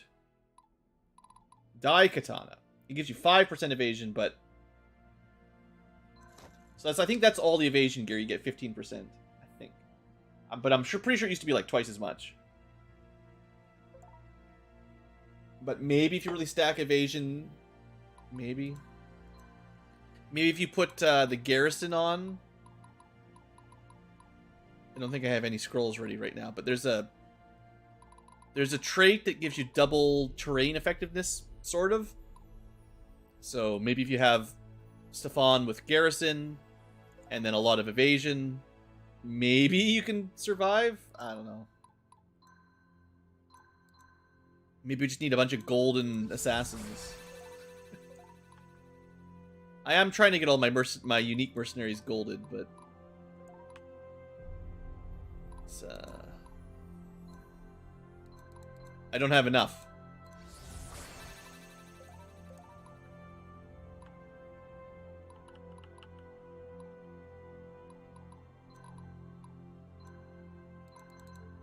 But you can see, they got pretty nice stat ups from it.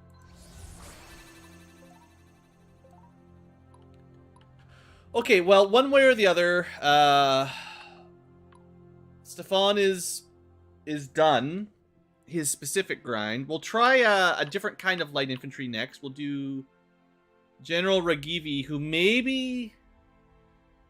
Well, she can't really do the long-term grind either. Unless I change my warbows out. She'll have range 3 and she'll counter-kill them. But, I mean, it could last a couple turns of letting them shoot her, but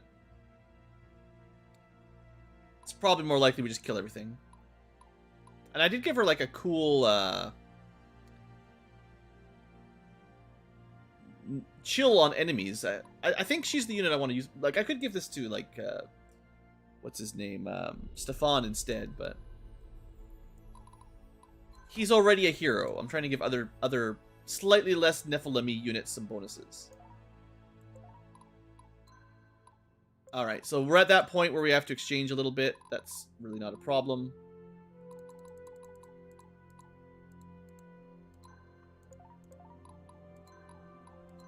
We have probably done most of the units.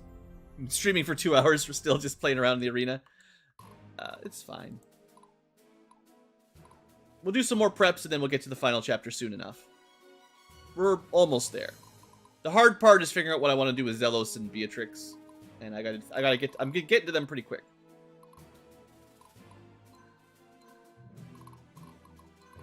Okay, we can do the same thing we did last time, where someone shuffles. Double shuffle.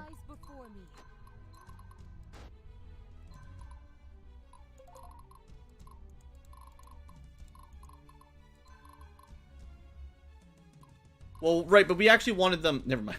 We actually want them to shoot at her.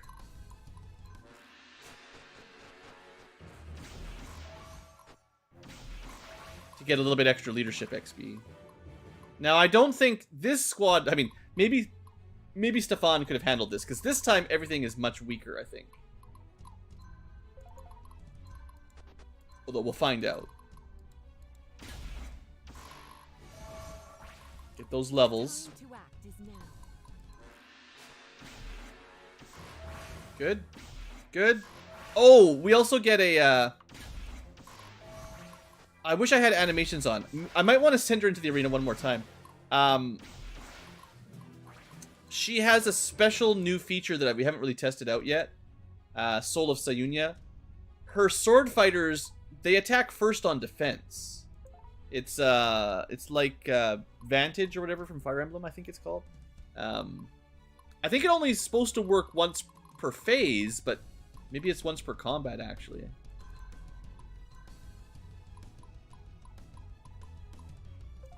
I'm not sure.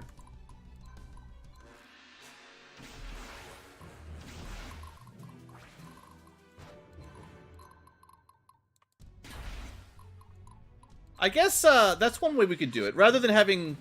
It's a bit slower, but rather than them attacking us every turn, if you don't care about the S rank, we could do the opposite, where every round we attack, and if we can't kill them, they just keep they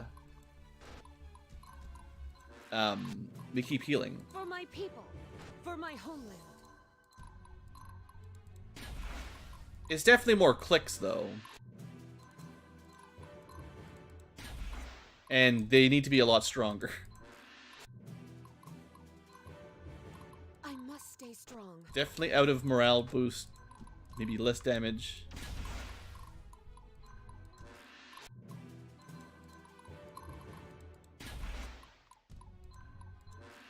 I think it's like if you get a crit, something dies no matter what. I guess this works. Well, you know... Well, it's mostly because the healers are alive. If we ever accidentally kill the healers... Because this is a double healer boss squad. Then we'll win a little bit too early. Now, again, this is even slower than the defensive grind. So I think I hate it even more. There's a reason I had you there. It lines up the cursor.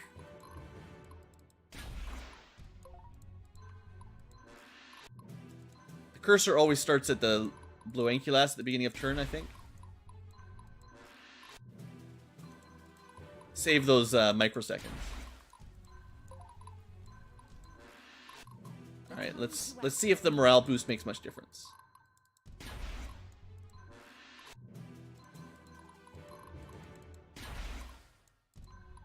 Not significantly. Alright, good to know. What if we're at range 2?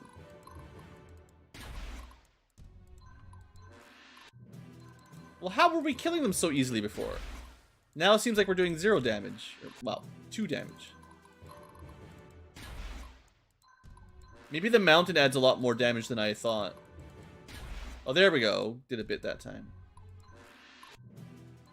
The epic live stream of champions. There we go. Got another one. Maybe... Well, when we're 2 away, I think Nerima gets a shot at range 2. So we're getting 1 more attack than when we were at range 3. I guess she crits and stuff pretty effectively, too. She's probably the one doing most of the kills. By the way, how are we doing for this? We're at...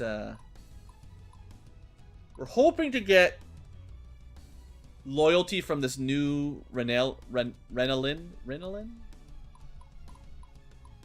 And we actually technically need loyalty on Nerima as well.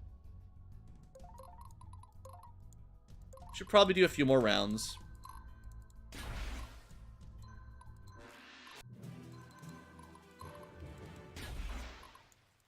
Maybe we'll just let her kill everything.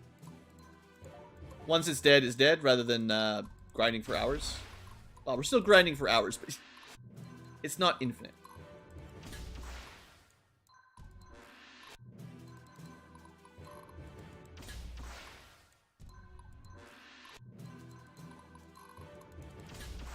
Alright, grind up. How'd she do? Made it to 89. We did get -1 to Renalin. We did not get minus anything to Nerima, but we should be able to get those. Is she's not like dark or anything. No. Maybe we'll get one right here. Maybe. Let's have a look at how our unit goes. We would like to have 9 units there. So interesting. She's probably meant to be a hero, like a leader. It's maybe there's no slots for her to be loyal. Interesting. Renalin's at 9. She can lose 1 more. Everyone else is at 8. Except for Narima. Okay, so who would we add here? The next unit will cost us plus 8. It's basically 16 points. So we really are in a pretty big capacity deficit if we want, you know, the full-size squad.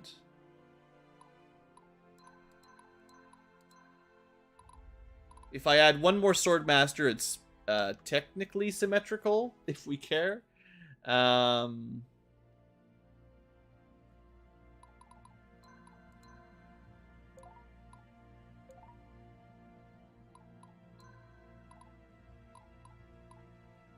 Could add... We have a ranger from a different squad that's just sitting there. We do have a swordmaster. It's a mercenary, though, so it's expensive.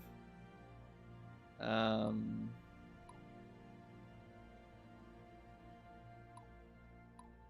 got a variety of mages just sitting around. No, I think it'd be better to just hire a new one, honestly. If you hire someone new, they start super loyal these days. And it's lightning, which might be good. Almost costs nothing.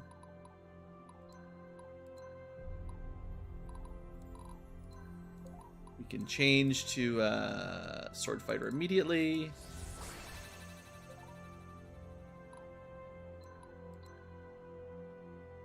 And I think we send her into the arena one more time. I could just feed this person a bunch of CP, but we want to get some more levels. And because we need so much more leadership to actually get away with this, I think she gets a bonus round in the arena that no one else gets.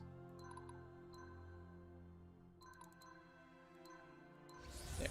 You're the leader. This is going to be a very golden unit. Ooh, she's got like a custom sprite colors even, technically. Because this person should probably get a Goldify as well as a... That's a lot of hero swordmasters. 3 hero swordmasters, and then I brought 3 extra. I mean, I don't know if this is strong. I think it's probably better than the assassins on Stefan, but...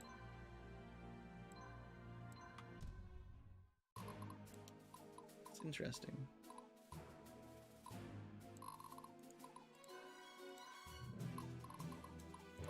Alright, bring it on, I guess.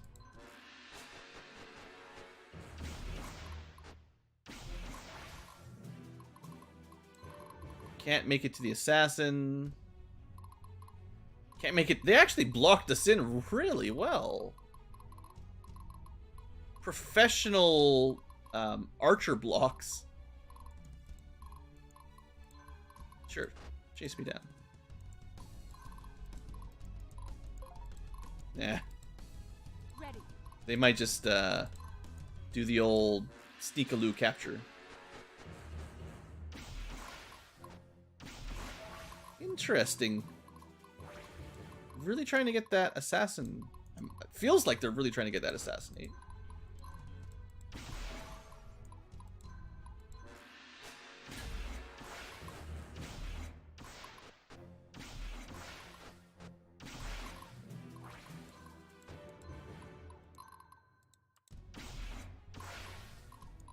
Maybe it's the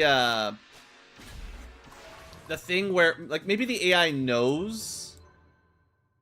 There could be a script where the AI knows that we strike first, so it avoids attacking us because it knows that unless it can... I mean, I don't know. It's more AI is very difficult to program, and the more complicated it gets, the more likely it doesn't work anyway, really. But maybe they know. Maybe the AI can take this into account. That'd be pretty cool.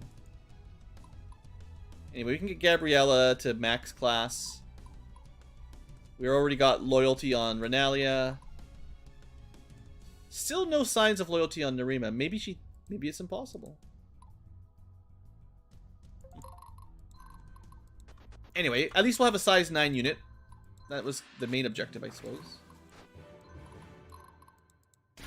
We'll do a few rounds of this again. We definitely want to make sure we got...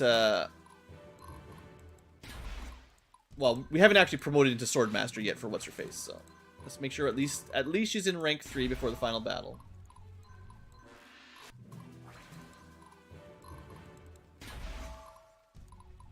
Are we hitting level 53, or is that actually 54?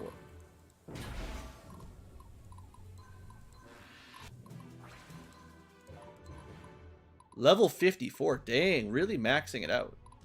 I guess that is the absolute, like, +4 over the enemy is the absolute maximum you can do.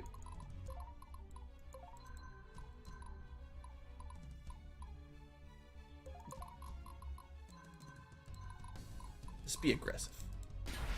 Didn't really matter.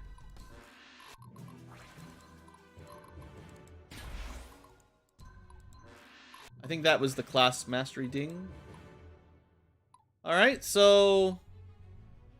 Loyalty, loyalty, loyalty. I should try to give her some crit traits if I can, because she's the only one that doesn't have them. Does not seem like Narima is able to get loyal, which is odd.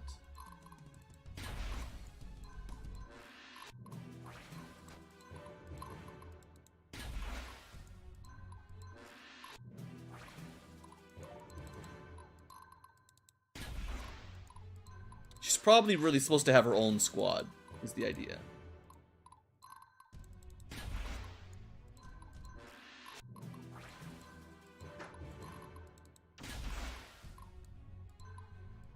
I suppose we do a bit more damage from the mountain if you're trying to go fast.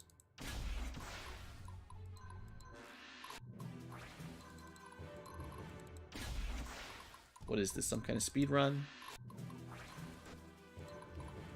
The old 5,000 hour speed run.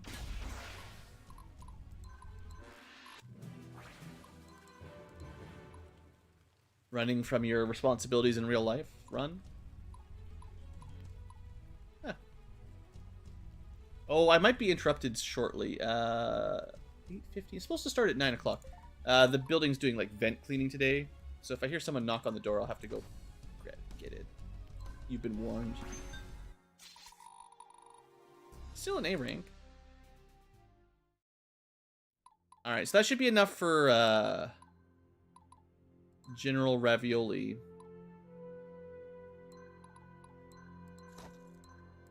And we are still 4 points under capacity, but I mean, we're doing pretty well. Let's give her the evasion a little bit then, maybe. Seems like she can probably get some skill and evasion out of it. Oh, and don't forget. Promotion part. Oh, do I have any of the crit items? One of them, I think? Mm-hmm. Might as well take that. If I remember... Oh, is this another one? Different kind of crit one, but sure. There's ignore armor, more crit, and more crit damage. You generally can't take all three, so.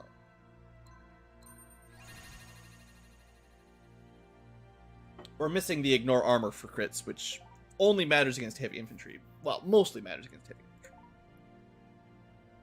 Okay.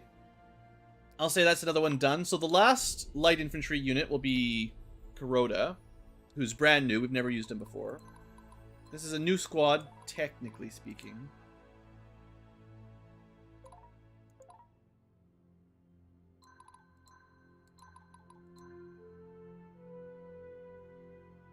I honestly think we might as well just switch him.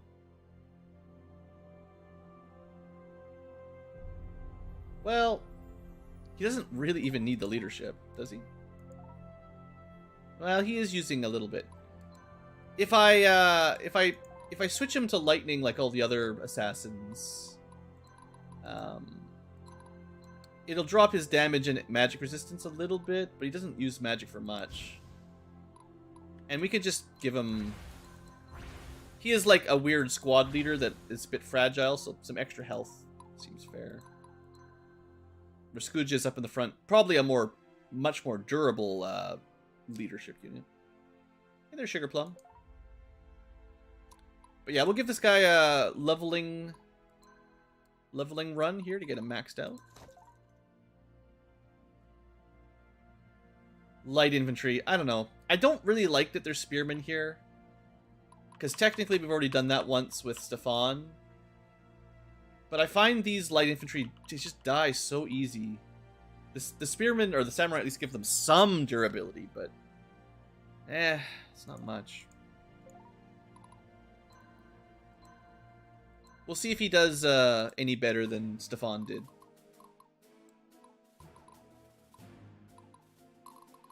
I think we'll just shuffle him down again, do the old 1-2 again. For my people, for my homeland. The old double shuffle.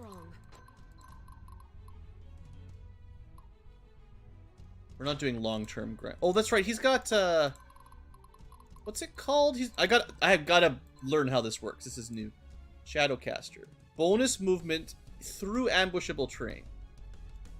So he does get quite a lot more movement than I'm used to. That's cool. Get those levels.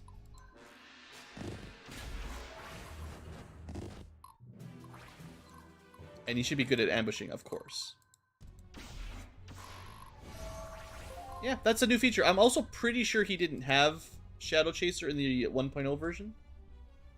Ignore zone of control and extra movement. Not a lot of units. This might be the only unit that gets bonus movement, other than flyers or cavalry. And then, of course, the boots of morale penalty. That's good. That's probably better than I originally thought. I almost didn't give him his own unit.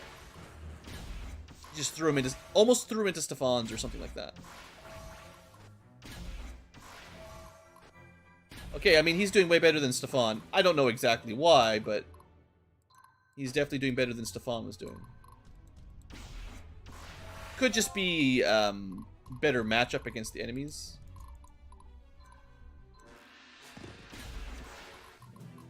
Yeah. Yeah, he's so fast. I like that. I really like that. Alright, Crota, good unit.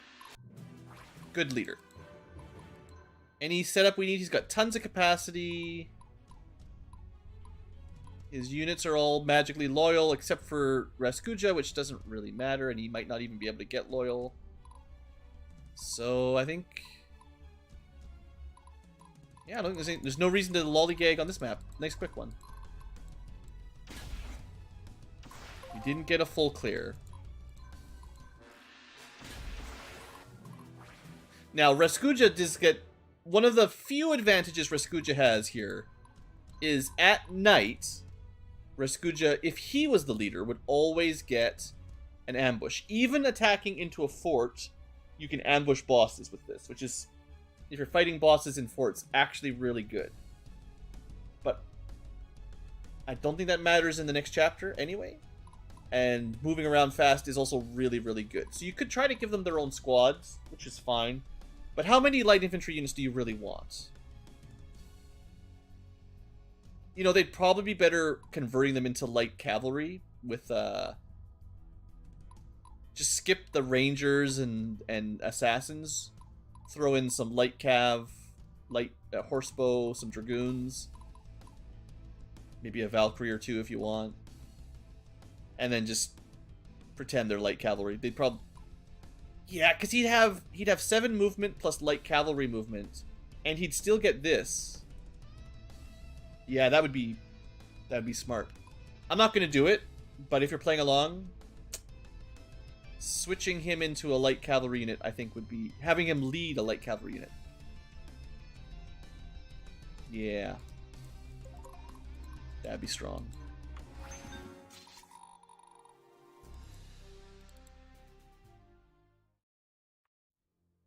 Okay, so not too many units left for leveling.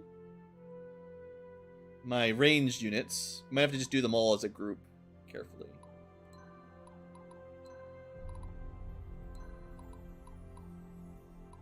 For now, I'll just give them the standard light infantry loadout. And then I can change this later if I feel like it. He's actually got a lot of capacity to spare. That's nice. That's also a lot more capacity than Raskuja had, so. Okay.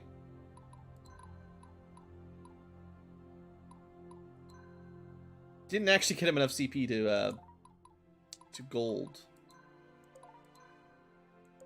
I don't have any items for that anyway.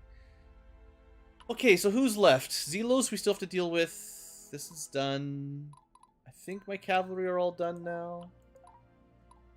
Mage unit's done. Yeah, we got Tariq, Danish, Jules.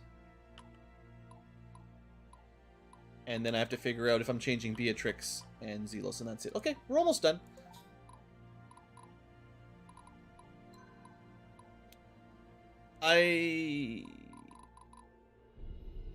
It's a bit harder to grind the archers and the cannons.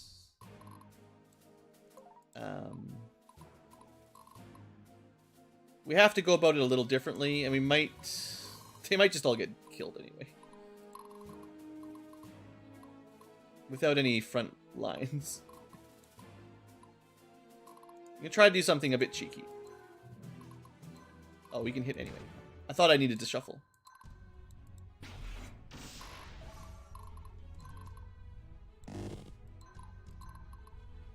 And let's not do that. Let's try to kill them all from range. Of course we do. That way we can get into light cover. Time to end this. Alright. The battle loves And we might need the blue Angulas because, honestly, indirect fire units, well, they have a weakness.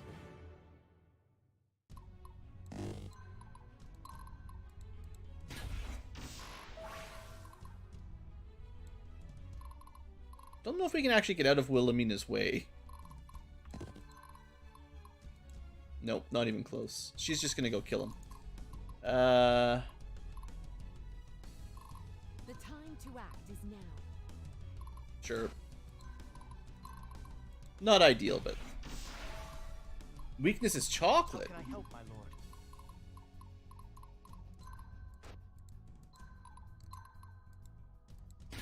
Whoever lives is just gonna try to kill my my cannons. He will always find a way.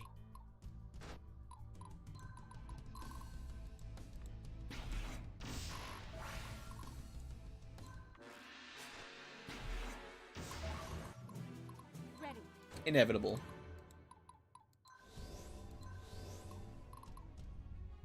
Stay strong, everyone.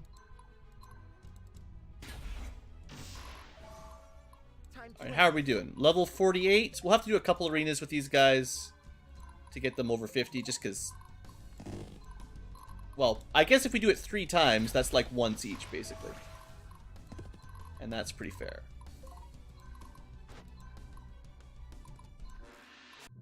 For my people. For my homeland. Sure, now we don't get the, Now we don't get the movement star. How are we doing for leadership, though? This guy doesn't really need any, or at least not much. How can I help, my lord? Jules doesn't really need any leadership bonuses. Actually, none of these guys technically need leadership grinding. They just need some levels.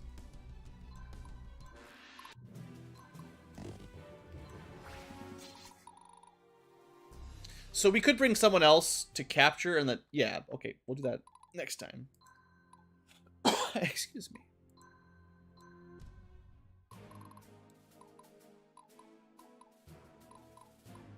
Hopefully 2 or 3 runs will be enough to get everybody.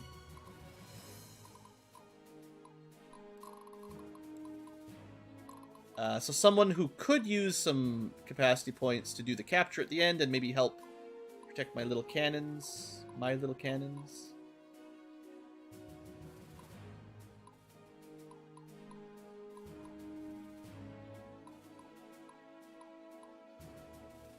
If you've got... I feel like if you've got 0...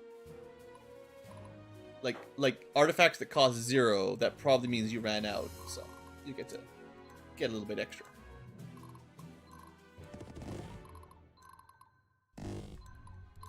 Alright. Good night, archers. That puts us at 50, which is probably all I really care about, is being around level 50 for the final battle. He will always find a way. I must stay strong. Stay strong, everyone. I sure hope he's not in range of the cav.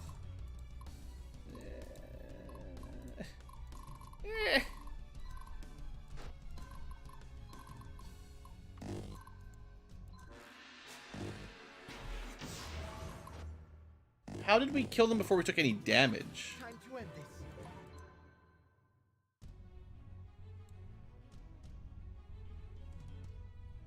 I don't remember this. This is a new trait. Heavy units always cover him from targeted damage. Neat. Must have happened, you know, plot. Huh. Didn't see that before. Okay. Well, let's wipe these guys out. There's only 4 left. How are we doing for levels here?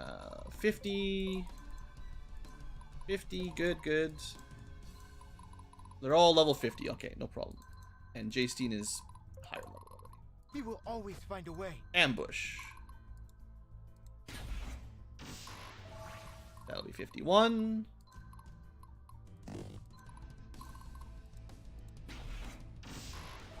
Should be 51 there.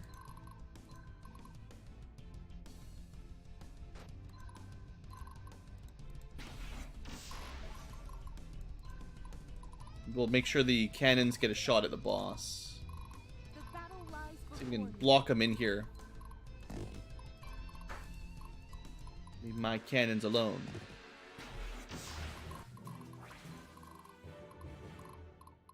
Stay strong, everyone.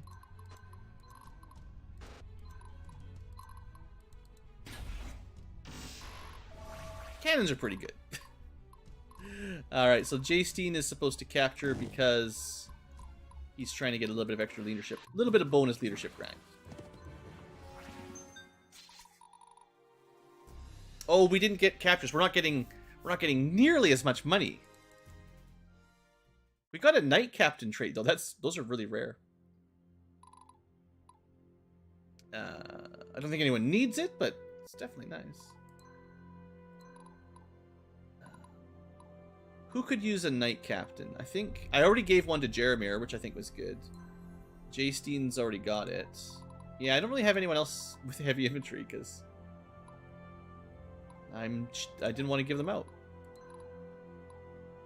Okay, so Jastein got a little bit of supposedly leadership and loyalty, but nothing actually affected his stats, sadly. And then my indirect fire squads are at 51, 52. So the cannons are basically leveled up as much as we need. Jules is at 51. We could do it one more time. Although we won't get as many, like, we're kind of at the point of diminishing returns. Which is fine, but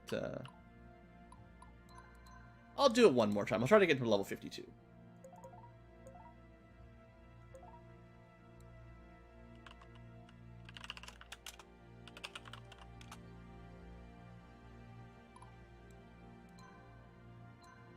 And after this, we've only got 2 units left, I think.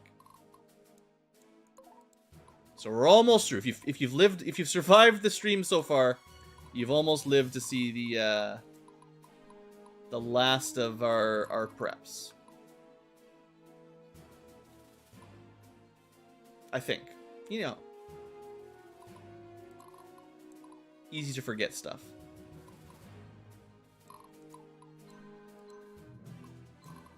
Alright, same basic idea. Get some quick kills on the archers. Time to end this. The time to act is now. How can I help, my lord?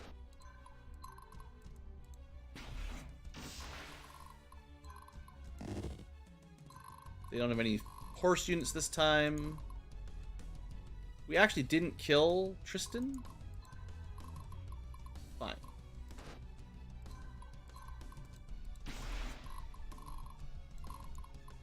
Ready. Sorry, Tristan's in chat. Had to kill you.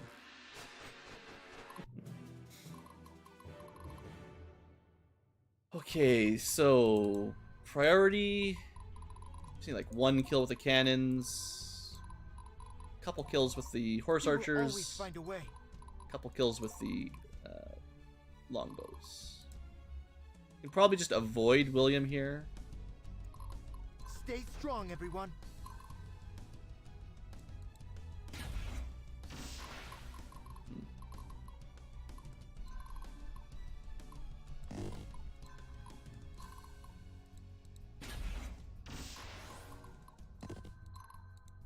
Didn't get out of the way. Not good.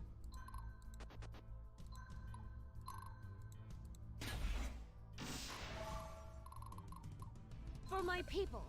For my home. I think we have to kill Stephanie. Sorry. Kill stealing.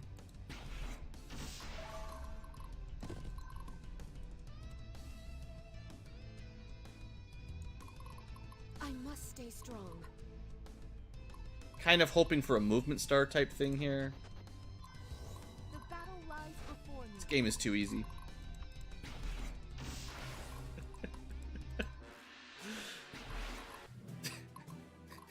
Time to end this. Just plan it out. Just tell the game what you want. It's easy.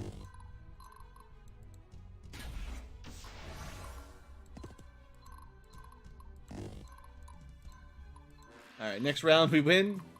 Let's see. Level 52 for Raiders. How can I help, my lord? 52 for bows. 52 for siege cannon. So, you know, pretty well as much levels as I'm going to worry about. Technically, we could still, you know, we've got the items. We've probably got like 100 of them that we can use to give +1 levels if we want. So, there's always that. Still get S ranks, so that's nice, even without the captures. Alright, so I think that's everything except Beatrix Zelos. Pretty sure.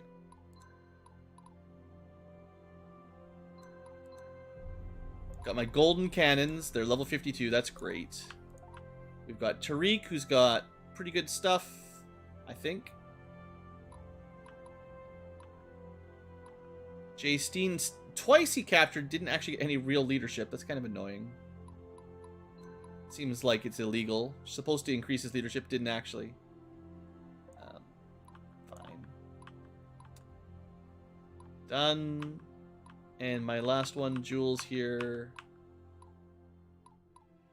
He's actually got lots of capacity as well. Cool. Okay.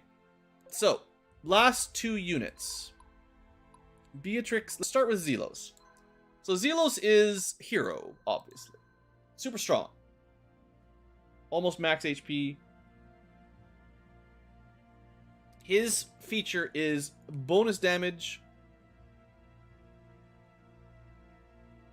Well, bonus morale damage, let's say. It's not super important. He needs to get... Oh, he's also got a mercenary...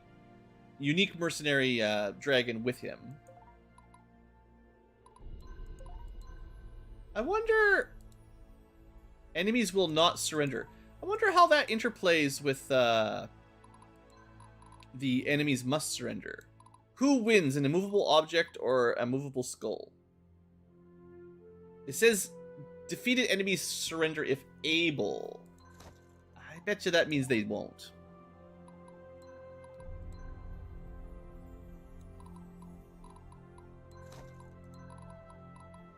If I was a cheeky game developer, I probably wouldn't let it work. Alright, this is going to be a flying unit, but we've got to level up some dragons. What should we add to it? We could add some mages, some sorceresses. You surrender instead? Oh no. Oh no. I don't think Zelos would ever surrender, though.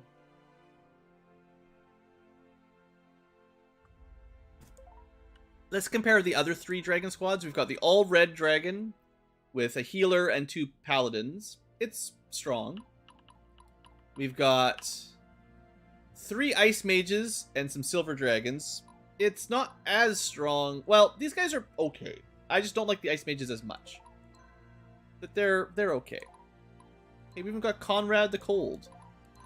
Call him Mr. Freeze. And then finally, the last other dragon is this guy, who's 3 blue dragons, which are the best dragons, surely. and a bunch of Zweihander AoE swords at the front. Now this one heals the least, but also does the ton of melee damage. It's really good. Also, it does have like a cool artifact, so that does help, certainly. And it can ambush. Ambushing dragon units. Yeah, I know. I've got 2 of those. It's pretty good. It's pretty good. So, what could we do slightly differently for Zelos? He's technically a boss unit. We could give him an item that lets him attack twice, but makes everyone else weaker. I'm not sure if that's worth it. I think he's also super tanky compared to the typical dragon. So there's not really any need for him to be in the back. Oops. He might as well be in the front. So I think I might put a healer behind him. And then, instead of 2 paladins like Abigail, something else. Something interesting. What would be interesting? Can't use knights because you can't take a horse in flying. Let's get our healer ready at least. We want a water one, but we've got tons of scrolls, so it doesn't matter.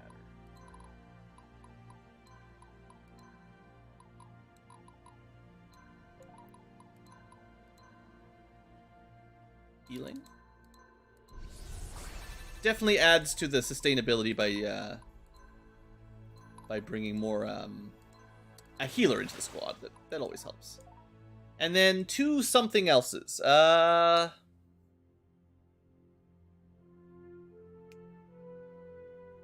Maybe if we look at like the class list, something will yell at me. So we could bring sorceresses, dark magic, you know, lightning mages. We've got a team full of lightning mages. They're great. We've got 3 ice mages on a dragon. They're okay. We've got a team of fire mages. They're pretty great. We have a team of sorceresses on Diana too, so technically we've got a squad of each type of mage. Can't bring horses. We've got a Templar. I don't think we can bring cannons. Can't bring we could put 2 gunners behind the other 2 dragons. Does that bring anything to the squad? They get 2 shots of armor piercing, but they're very weak to everything. I mean, we could have 2 gunners. Maybe. I used to think gunners were one of the best units. Once you get the double shot, I used to think they were like one of the strongest units. But now I'm more a fan of the mages and the dragons, honestly. Can't bring horses. I don't know, war bows. You could have a flying archer unit if you had a couple bows. I mean, that's kind of like a flying indirect archer squad. If you could put cannons on them, you could fly around and use cannons. I don't know if you can actually fly with... I don't think you can fly with cannons. We've got a unit with a ton of sword masters. Assassins kind of suck. Rangers kind of suck. We've got a dragon unit with paladins.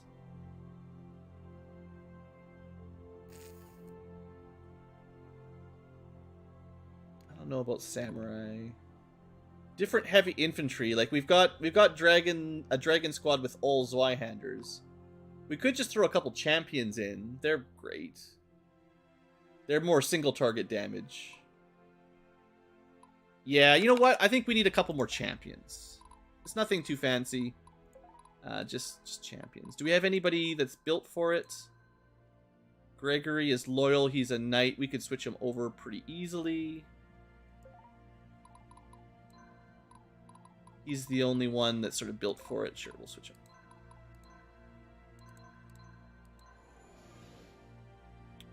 You do have to go, unfortunately, to be a champion, you actually have to be a swordsman first. Or a soldier. And then that way we'll get champions. Sure. And I will say we don't want lightning because he's going to be in the front row, so fire makes him tankier.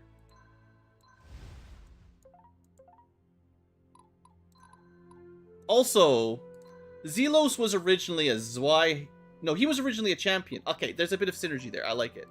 Because he, when he is not on a dragon, he attacks the same target twice like a champion. So having a couple champions up front, yeah. That's thematic for his style of fighting, I think. I like it. Okay, that's the story I'm going to go with.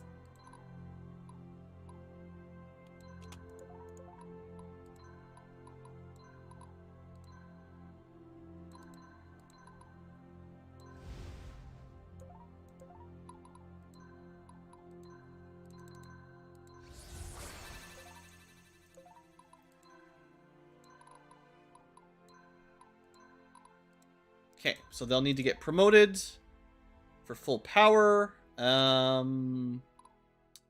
actually have a fair amount of spare capacity, and no one else even gets any value out of these. So we might as well give the Medal of Valors to him anyway. So that means we've got 14... Oh yeah, we don't have to worry about these at all. We can immediately switch to Dragon Equipment. What is it? What's Dragon Equipment? Excalibur sounds dragony, and... probably more assassins. Yeah, we'll definitely go with another ambush dragon, of course. Stupid assassin. Ambush dragons is just... why not? Oh, let's give him... Yeah. While we're grinding, this will level them up real quick. We don't even need it, but sure. We've got 3 units that need to promote.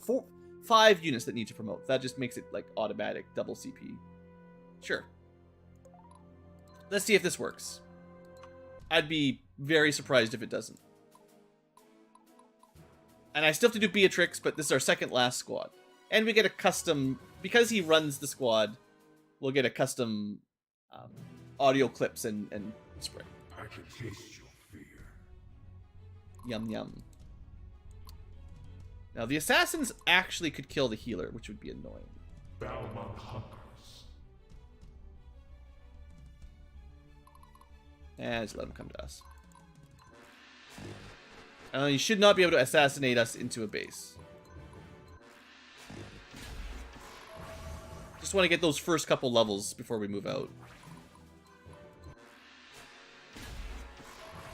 Because this squad was not...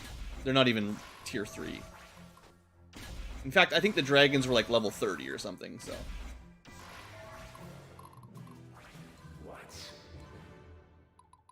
Because we recruited the dragons a long time ago. Except for... well, I think this one.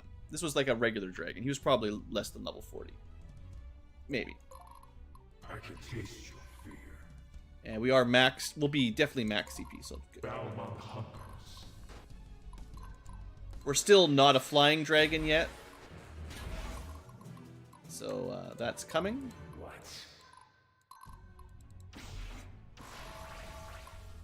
So many levels. I love it. I can taste your fear. The whatever the formula is for experience gained, it's so generous if you're underleveled. Balmung hunkers. There should be no excuse to ever really be... well, like, grinding goes very quickly, I guess. It reminds me a bit of Suikoden, if you ever played that, where your highest level character gains levels a little bit slow, but catching everyone else up to your highest level character just goes super fast. So, I mean, there's like 108 units in that, so... we needed some mechanic. I can taste your fear. Ding! Easy. S rank.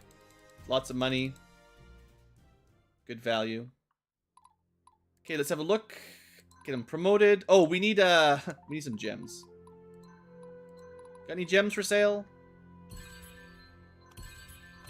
Or one more. I know I can exchange them, but in the original version of the game, you could not exchange them. You had to just keep buying stuff here forever until you got the stuff you wanted.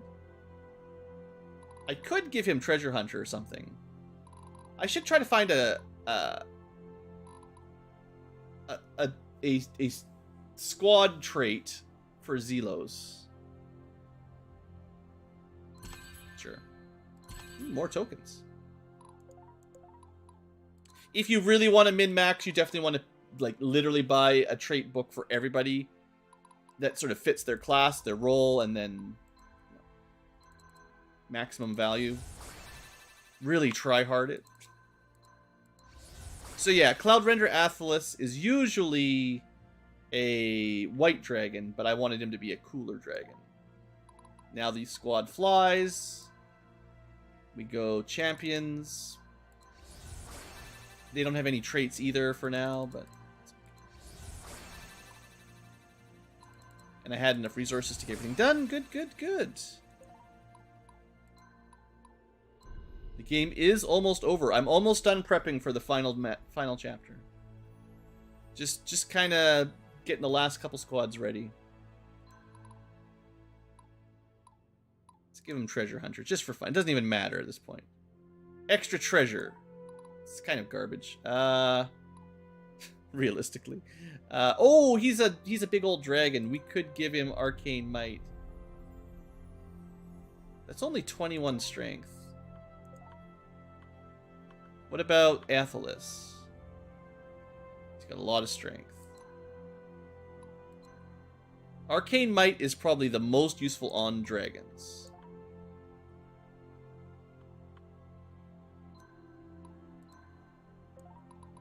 This guy's got Arcane Speed already, so... He actually doesn't have as much magic. Oh, you know, it's, we can change his, affinity. Yeah, Darkness is safer on dragons because they have high base HP. That was my last dark one anyway, but it's a pretty good value, I think.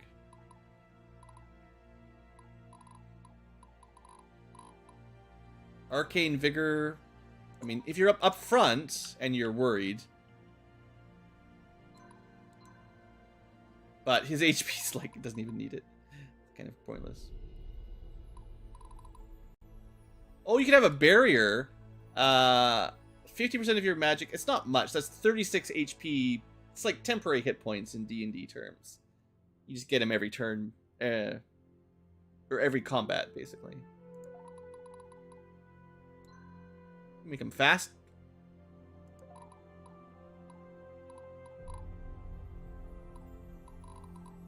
I don't know, sure. At the end of the day, it's better to have a trait than not have a trait, I suppose.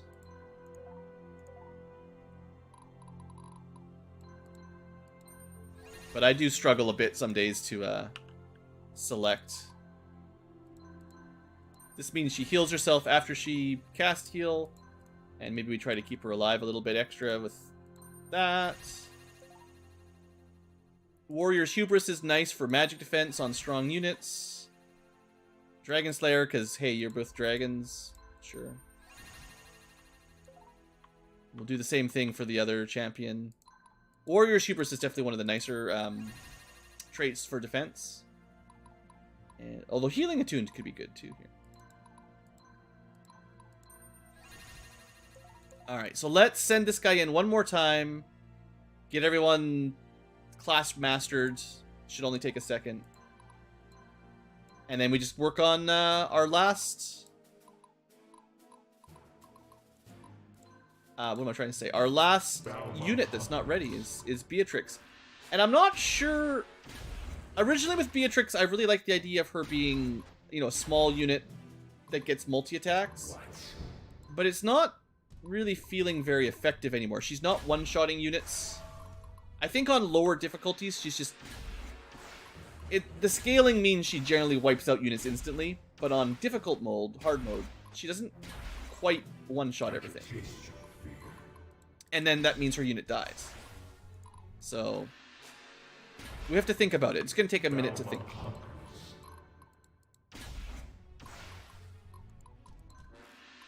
We don't need to think about... We don't need to think very much about Zelos.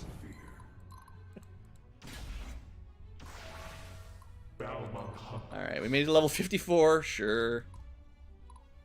Everyone maxed out their class, good. We can put on proper artifacts and go look at Beatrix. Got another gold. Love those gold medallions. Alright, so one left. Let's just switch this stuff around.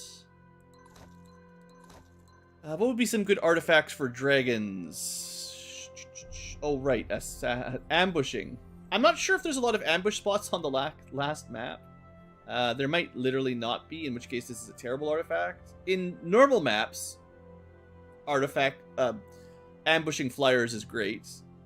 There is, I think, some walls. So having people with arquebuses is pretty good if you're on wall maps, and I believe the last map has some walls.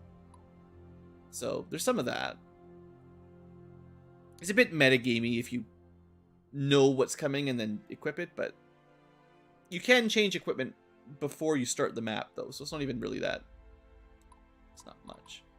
Steel Shatter would mean the champions do a little better. I feel like I'm looking for something and I'm just blanking out here.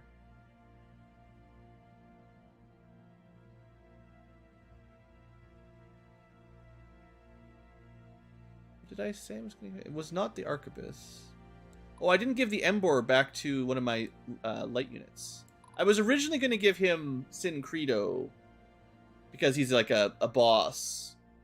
He's a boss. But yeah, there's the ambush item. And then one more. Give him a bunch of armor and hit points, or just less damage up front. I mean, he should have Balmung. It's his sword. Yeah. Actually, can you auto-switch it? I'm not sure. I don't think it It didn't used to work. Maybe it does now? It does work. Well, that's nice quality of life. I don't remember that being in there before. I think I used to have to go to this unit, then unequip it, and then go back.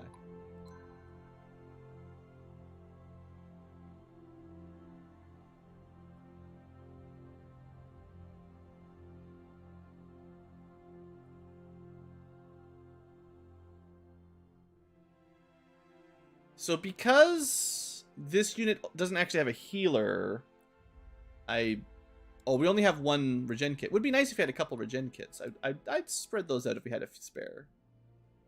You can't have 2 potions equipped. So probably something a little bit defensive. And dragons like magic damage. Sure, whatever. That keeps our front row a little bit safer. They are the ones up front that tend to die, not the back row.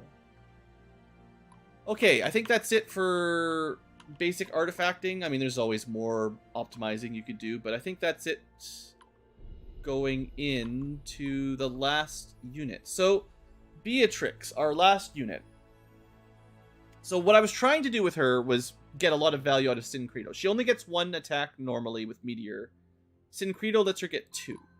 That effectively doubled her attacks. And she does do a big AoE sweeper.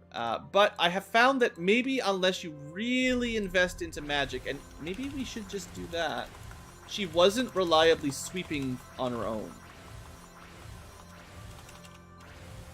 Okay, she's gone from like 100 magic to 160 with magic ups. I mean, that might be the difference. She's on lightning.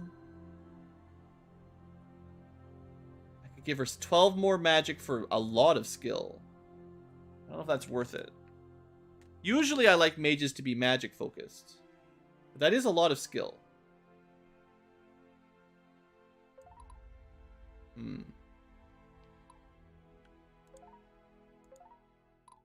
Is there any other artifacts? Also, the temporal modulator kind of sucks because no one ever targets her. She's too threatening. Just on her own. Literally just herself. So I think we ditch that. And then because I kept her with low leadership in a small squad, she usually gets plus 25% damage with this stupid whatever Thigh. But we could change that. Could try to find some magic boosting things, you know, like you do. I've never really built a max magic equipment unit. Because I'm generally afraid of the other penalties. That's technically giving her front row some HP penalties, some armor penalties, making them less good at their job. But that puts her at 186 magic now. Although, there's also no value in having a small unit at this point. So maybe 2 healers? Like, everyone else does... Yeah, baby.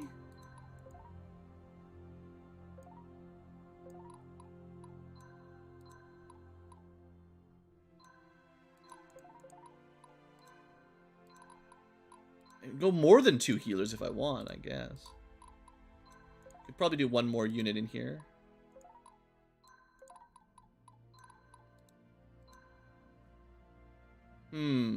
We could also give them...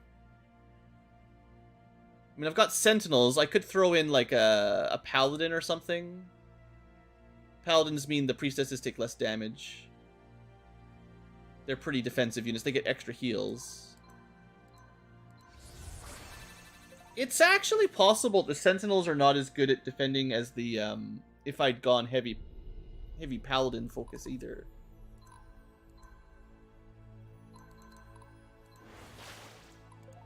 So especially if I keep Sin Credo equipped, the goal here is to just have Beatrix kill everything. So we need lots of magic to do that. I thought having the Sentinels would be good, but they kind of... They have not impressed me, basically.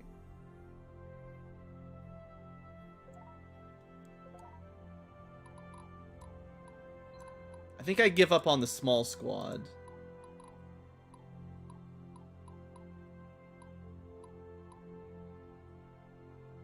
Now, sorceresses are mostly stun.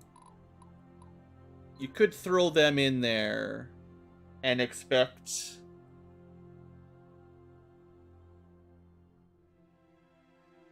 I don't know. It's magic. It's just... rather than focusing on magic damage, it's hoping for stuns. And I do have 2 sorceresses that are basically ready to go. We need just a little bit more capacity. Double healer, double sorceress, double tank. Still a smaller squad than some.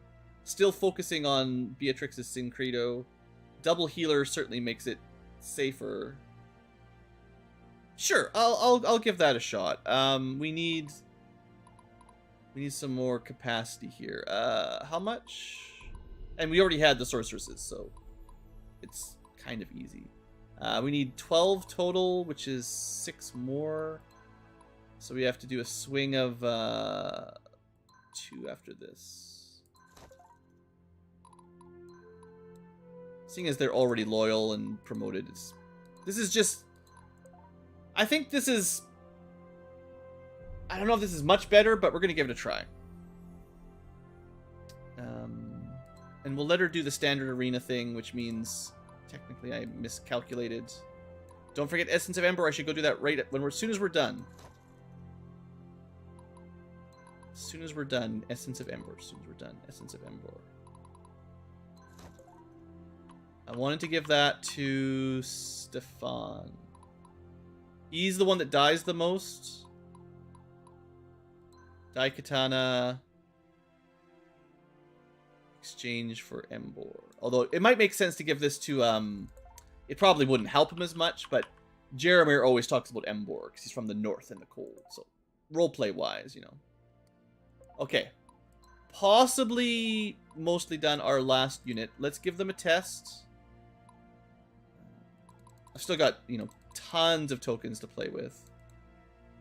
We could do a higher tier arena, but it's pointless. I actually kind of wish that the game devs hadn't added arena token exchanges. I think they make it worse. Someone probably thought it was a good idea. Surely someone thought it was a good idea. Someone probably requested it.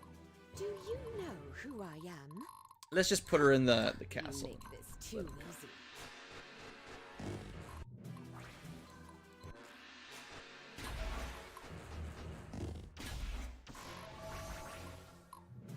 I don't really want to compare her right now kill ability until she's got everyone promoted and set up. Yeah, classic. Oh, yeah, that was... They shouldn't have been able to assassinate her. I can't assassinate enemies. I don't think I can. I'm pretty sure I can't assassinate people in thrones myself. Dinner time. The AI shouldn't be able to if I can't.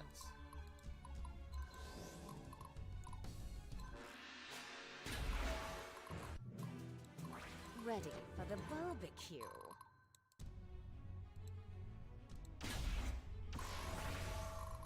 Do you know who I am? Okay, well, our levels are good. We still need to promote Ricky. She needs a fair bit more CP. We'll do that next, no matter what. Chill, I don't know exactly what it does. It lowers the enemy's skill. But I don't know exactly what skill does. It affects crit rate, hit rate, dodge rate. But how much? Dinner time. Does it give you -1 to skill? Is it -10? Is it half? Yeah, I don't know stuff like that.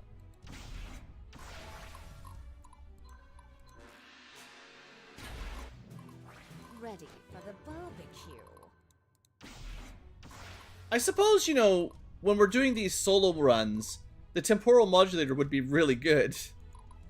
Because there's no one else for them to attack. Do you know who I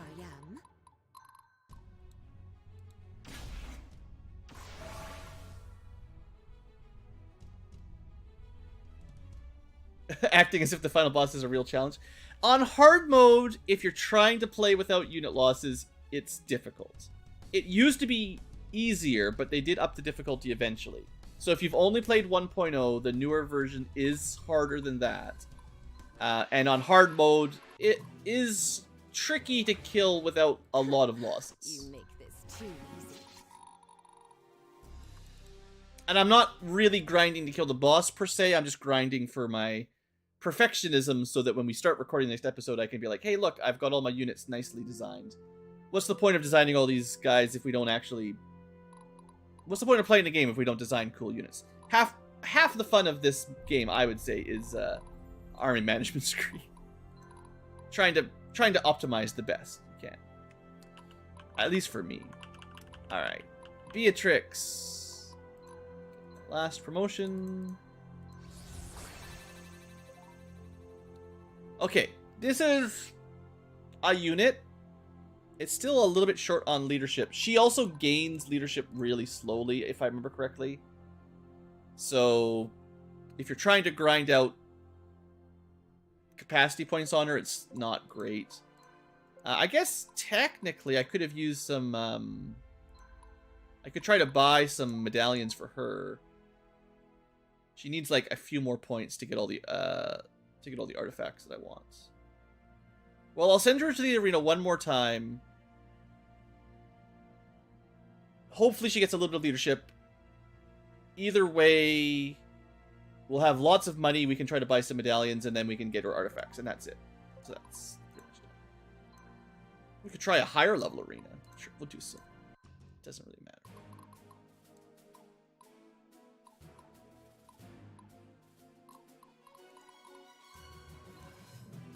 Dinner time.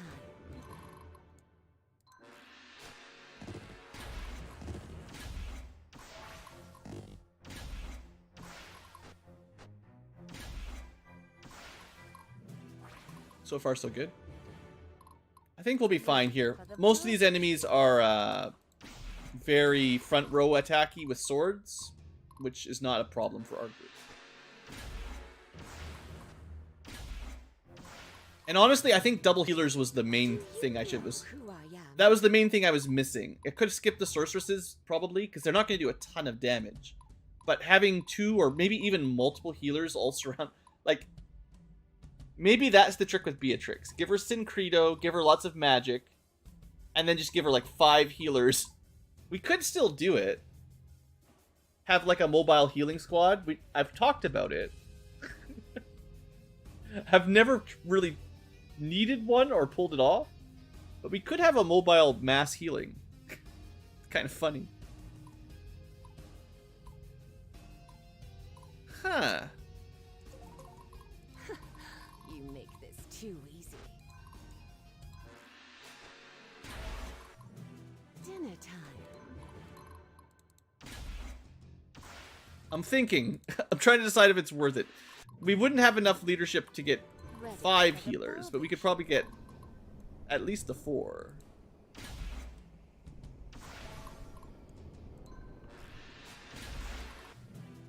Do you know who I am? Proof of merit for free.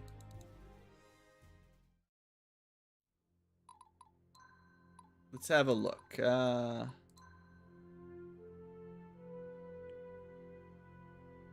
She did get a little bit of leadership. I don't think I'm going to do the full healer squad. I think I just want to get to the final mission now. Although it's 9 o'clock, so anytime now the vent cleaner guys could bust into my house and vacuum out the dryer vents. Any second.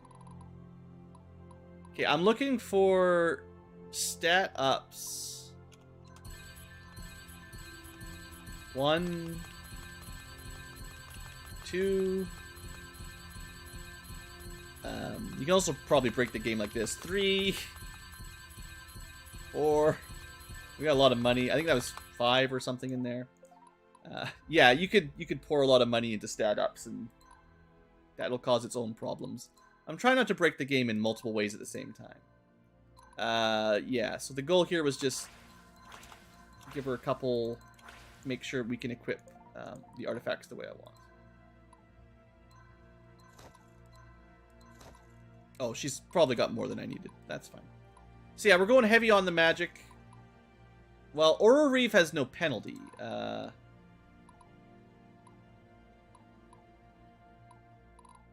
I really don't like these HP penalties. I don't like that. It just makes everyone so fragile.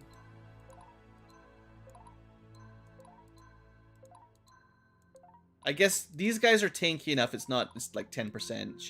It's like 6 or 7% of her HP. The healers still lose a good chunk, and the sorceresses, if I bring them, lose quite a lot. So that would be a reason to bring all healers. They're a little bit tankier. I do have 2 merits left.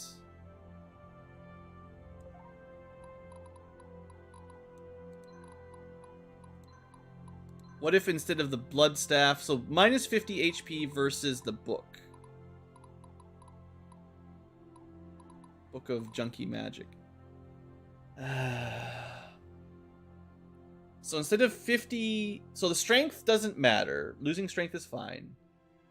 You're basically trading 50 hit points for 12 armor, 6 magic, and you're getting some skill as a bonus. I think that's better than the staff. Because what's going to kill us will be one-shots to the back row. And having over 200 hit points is probably going to keep them alive better. Give the healers a chance to heal them. I'll even throw in a couple more beacons.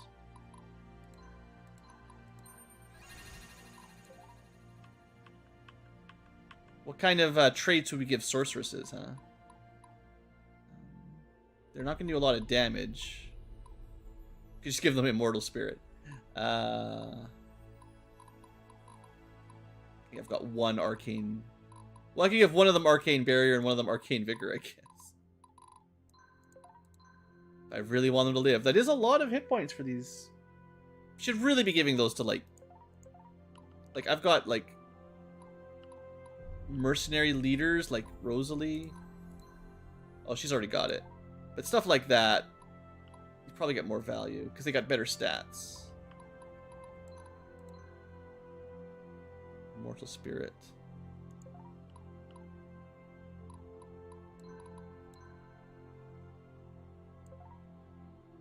There's always more optimizing you could do. I think I'm probably going to cut my losses here and say we've done enough.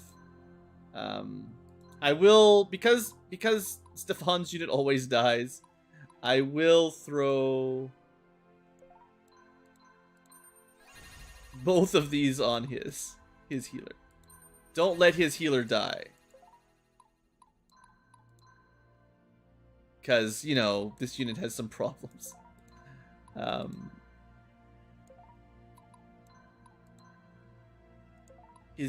can't be crits. You know, they shouldn't die as often as they do, but they do. I do have a lot of beef. We should use our stat boosters. Who should we make strong?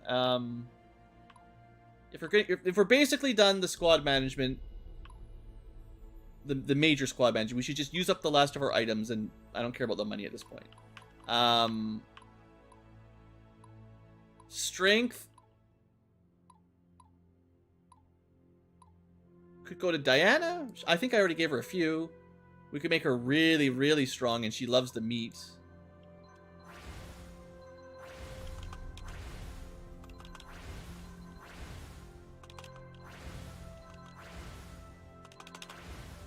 Sure, we'll get her to 170. That seems amazing. Who else could use a bit of strength?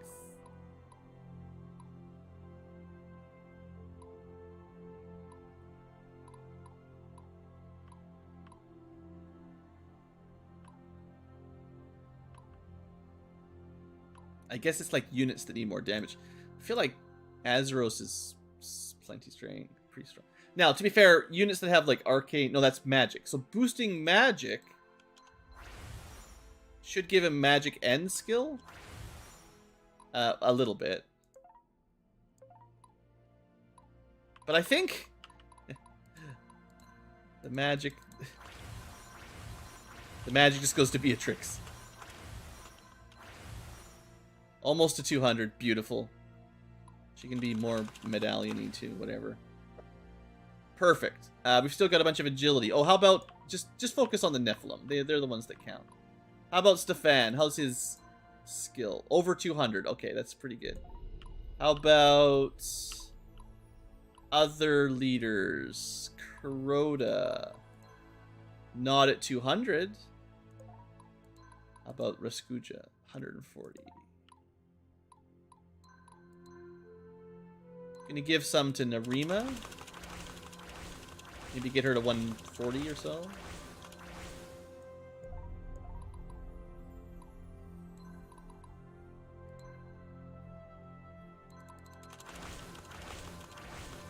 Give some to the new guy.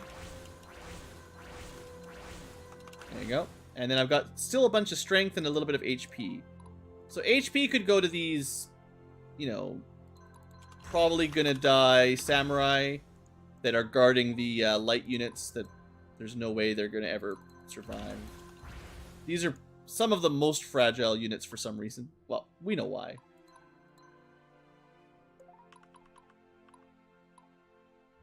But realistically, you probably should give your HP items to like mages and stuff, or like some of these gunners that get one shot.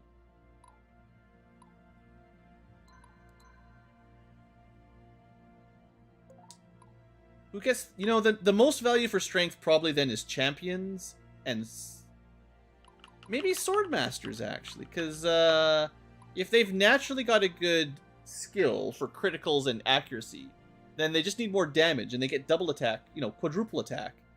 But this is a lot of quadruple attack already, so they don't really need more. But this one, these are new guys.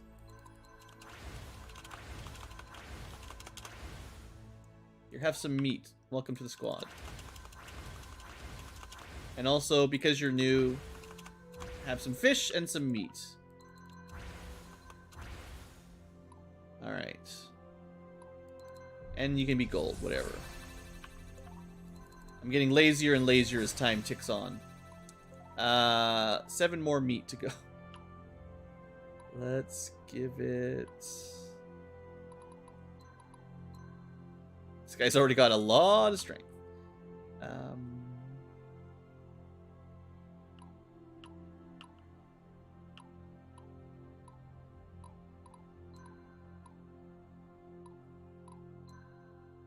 These guys aren't that strong. They're only 83.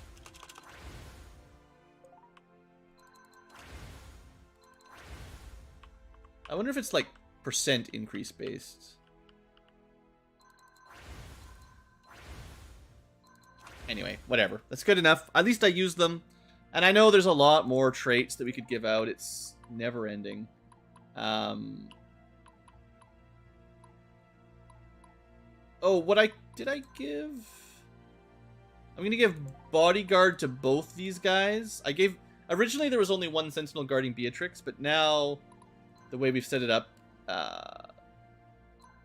they can both. Kind of wasting the old trait, but it's fine. And warrior hubris is better anyway for these guys, I think. They are supposedly weak to magic as of all the elements. So anyway, we still have a bunch of stuff, but I think that's it. I think that's as much as we do. You could do more, but I feel like we did one arena for everybody to get them some levels. I got their artifacts mostly set up. I mean, there's still room for improvement, but I've got all my legendaries except for a couple. The artifacts we don't have equipped legendarily are stuff that has pretty negative penalties. I mean, I should put the temporal modulator on someone, I guess. If I could predict who the enemy would attack better, I could definitely get some value. But they always seem to attack the wrong person when I equip stuff. And negative squad movement sucks. But it is, immune to crits is good. Of all these artifacts, temporal modulator we should at least put on somebody. And I already equipped my boots. So we need a little bit of capacity and someone that gets attacked, and if countering would help, can defend themselves via counters. It's like, you know, you could put it on this, but he doesn't actually shoot. I think we need a lowish threat. Maybe like Sybil. Someone under 20k, I'm thinking. Sybil's even lower than Matriarch. And I think if Sybil actually goes first, she'd do a lot of damage. Of course, she doesn't have the capacity for it, but we'll figure it out.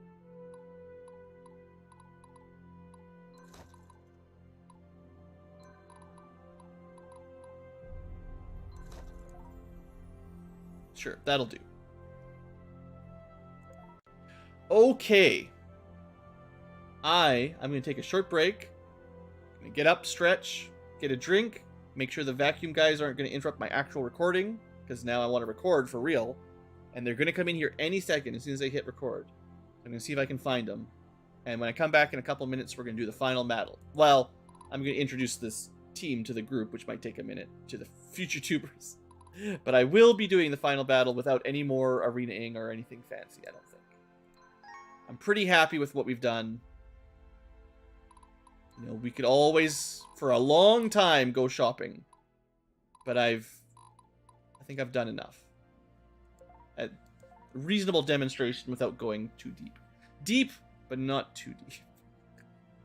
Alright, I'll be back in a few minutes, I promise. Thanks for waiting.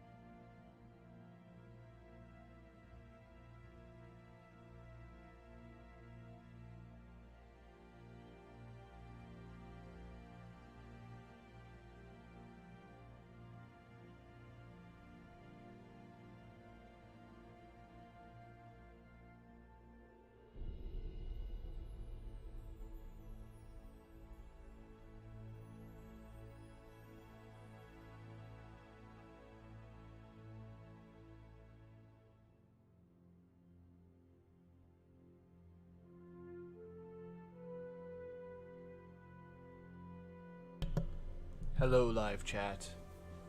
I'm standing here waiting for the vent people. They're not actually climbing through the vents.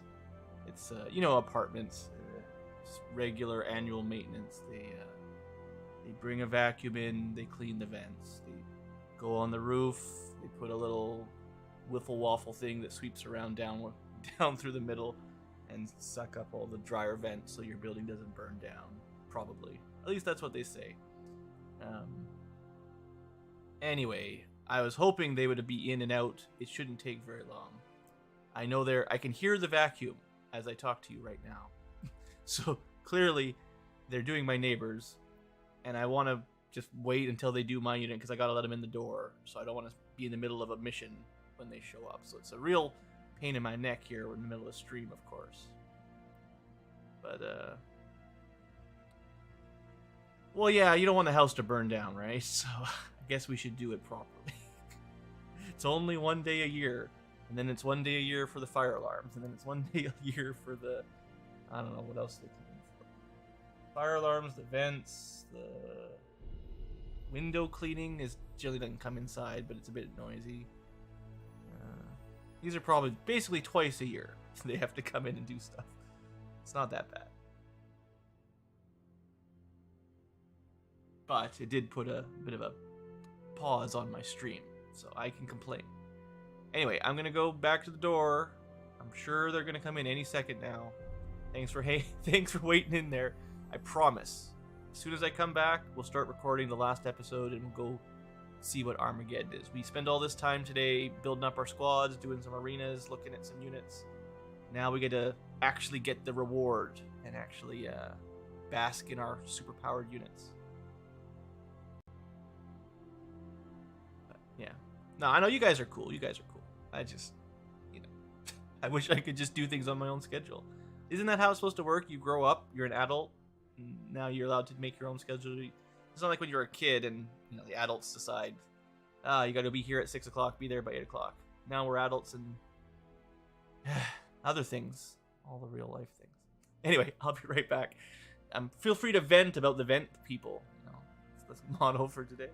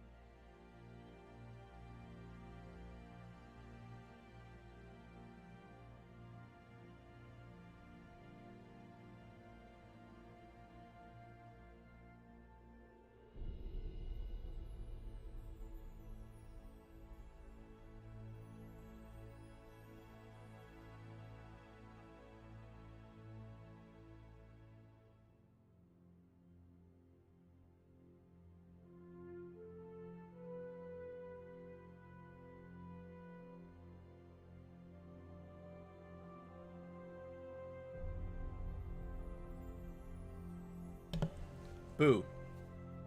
Gotcha. Well, I think they're done. I hope we didn't pay too much for that, but we'll find out later. Yeah. You guys want to know? You want to know what our vent cleaner did? There's 2 guys. It's a 2-man job. At least. Maybe even 3 or 4 on the roof. First guy came inside, looked at our dryer.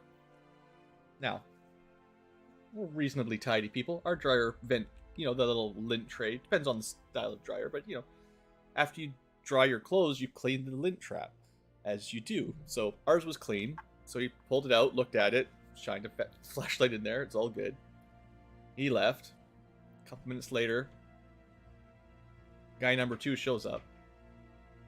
This guy's got a vacuum. So they got like a hallway vacuum with a super long hose, like probably 50-foot hose. High power industrial vacuum.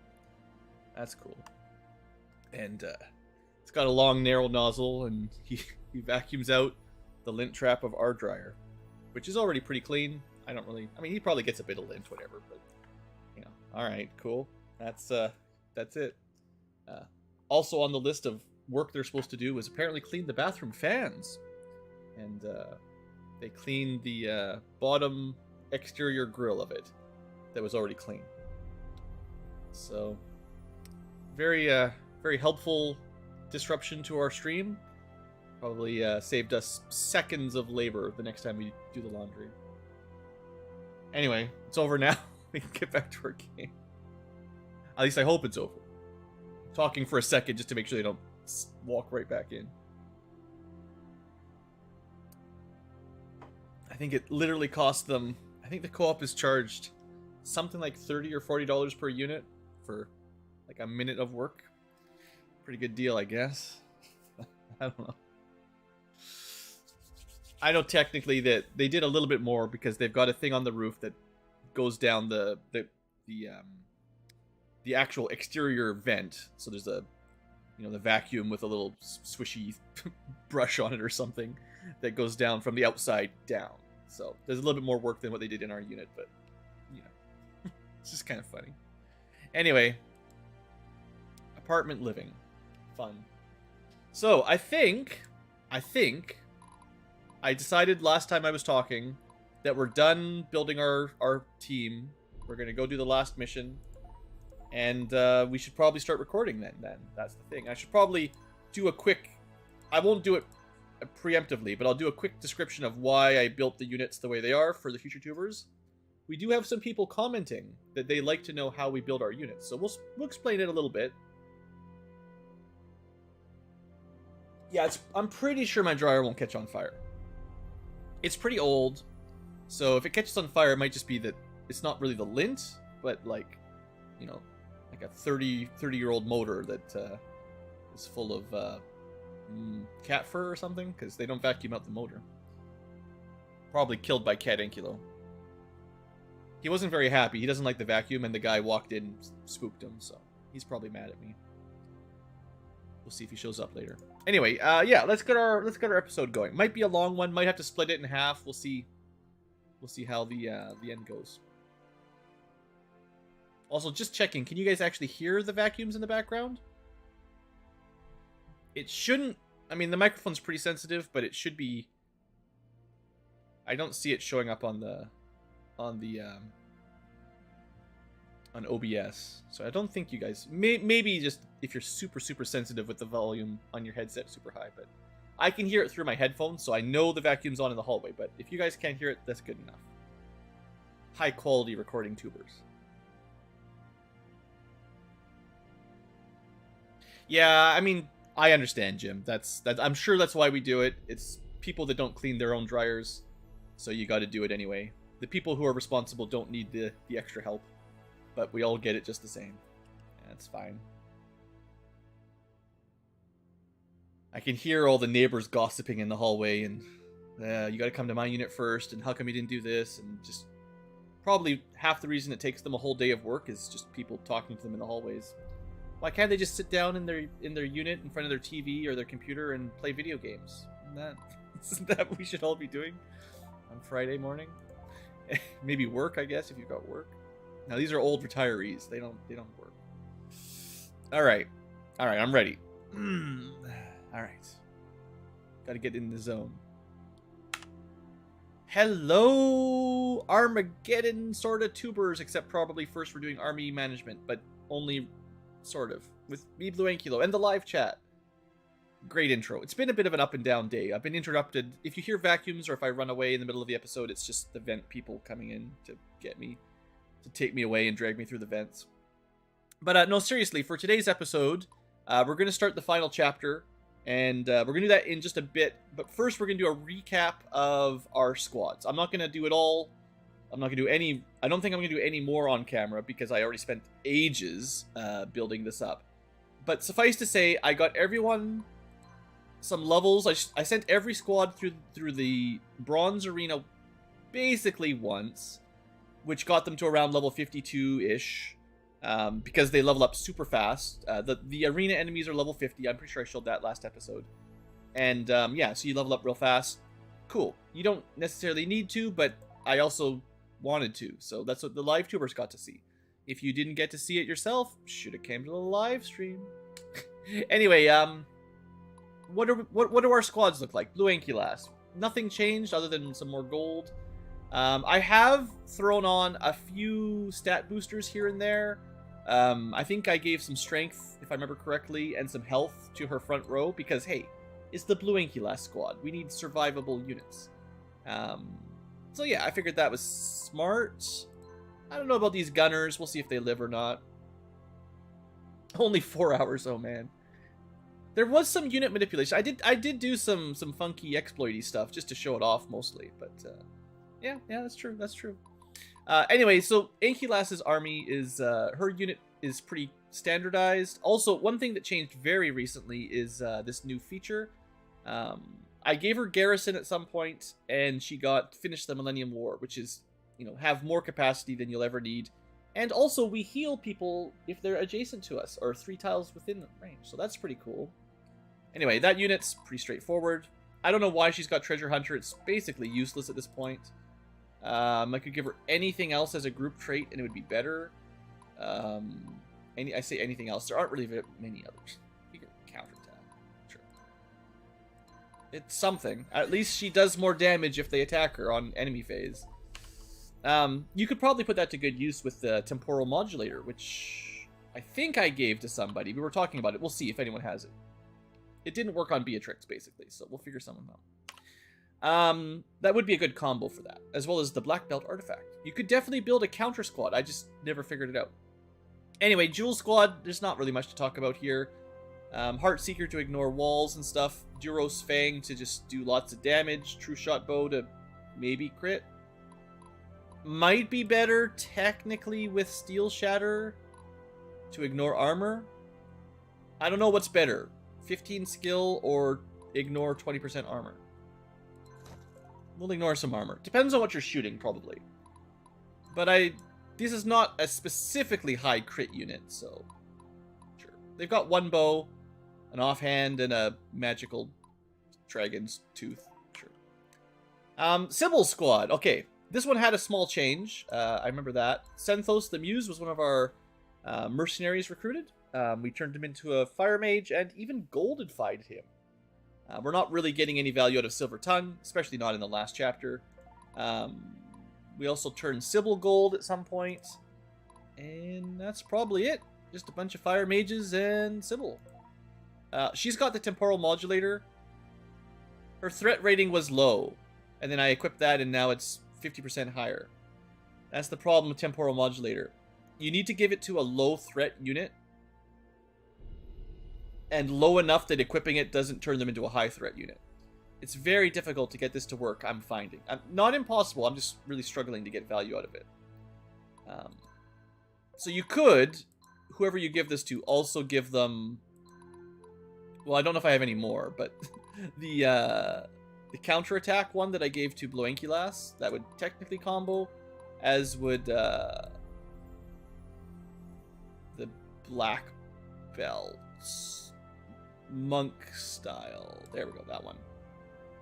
But I'm not going to worry about it. They probably won't even ever get it to work anyway, so don't worry. Barnabas, nothing special. I just managed to... What I managed to do mostly was get their leadership high enough that we didn't have to equip all the leadership or the capacity reducing artifacts. So at least we have some value in his artifacts helping out the squad. I was really hoping to get the knights a little bit more goldified. I just did not actually get very many gold proof of merits. I don't think... Trying to catch if there's anything I changed here, but I think pretty much nothing. Stefan's unit, we gave him the unique assassin.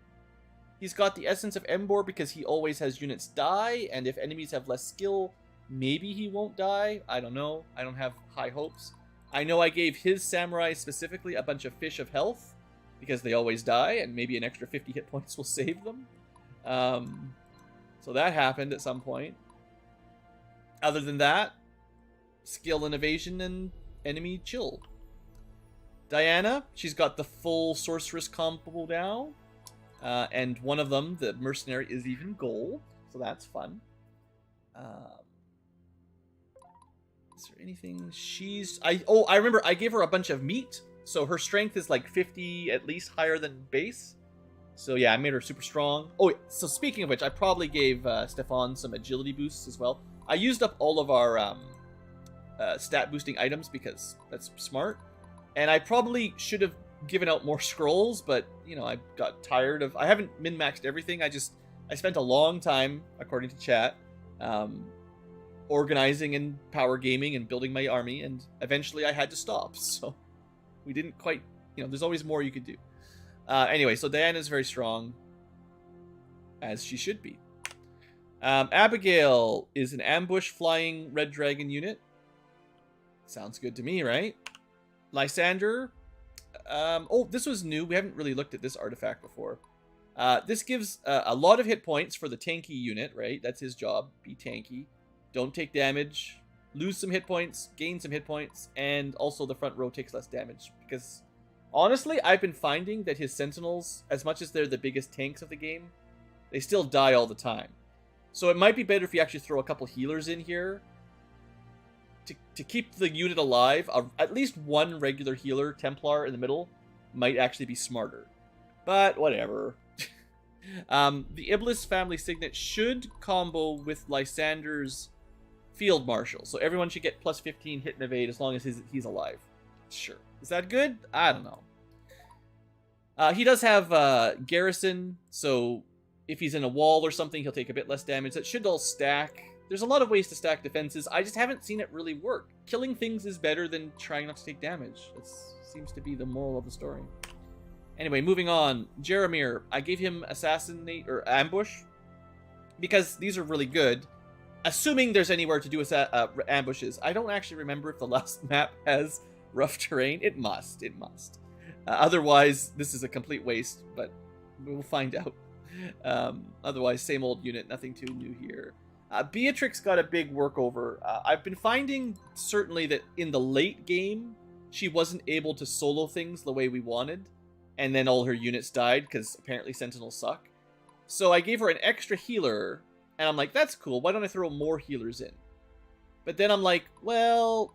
Why don't we just give them some sorceresses? We still do less damage with Syncredo, but they might stun, and that gives more time for Syncredo to activate or for Executioner to activate and get a second or third round of meteors. Also, I gave her an absolute insane amount of magic herb. I think it's herb for magic. So she probably went from like 110 or 120 magic to 192. So probably will be a lot better at meteors anyway. And then I gave her some magic boosting artifacts, which also mean less armor. I don't know. Is it a good deal? Yeah. I haven't really tested it out, so we'll see. Kuroda. Okay, so this was a sort of a change. It was Raskuja's unit, but I don't know if we're going to get a lot of nighttime ambushes anyway in the last chapter, given where we're going. Spoilers. So what I found out is Kuroda's unique and new unique trait is really good. More movement in ambush terrain, if it exists. If it doesn't exist, this sucks. is really strong, and also ignoring zone of control is cool. So he can zip around and hopefully do some ambushes. So I just got rid of one of the rangers and had let Kuroda run it. Also, Kuroda had more leadership than Raskuja, and I just gave them all the evasion stuff, so we'll see if that works. It's a light infantry. I'm trying, guys. I'm trying.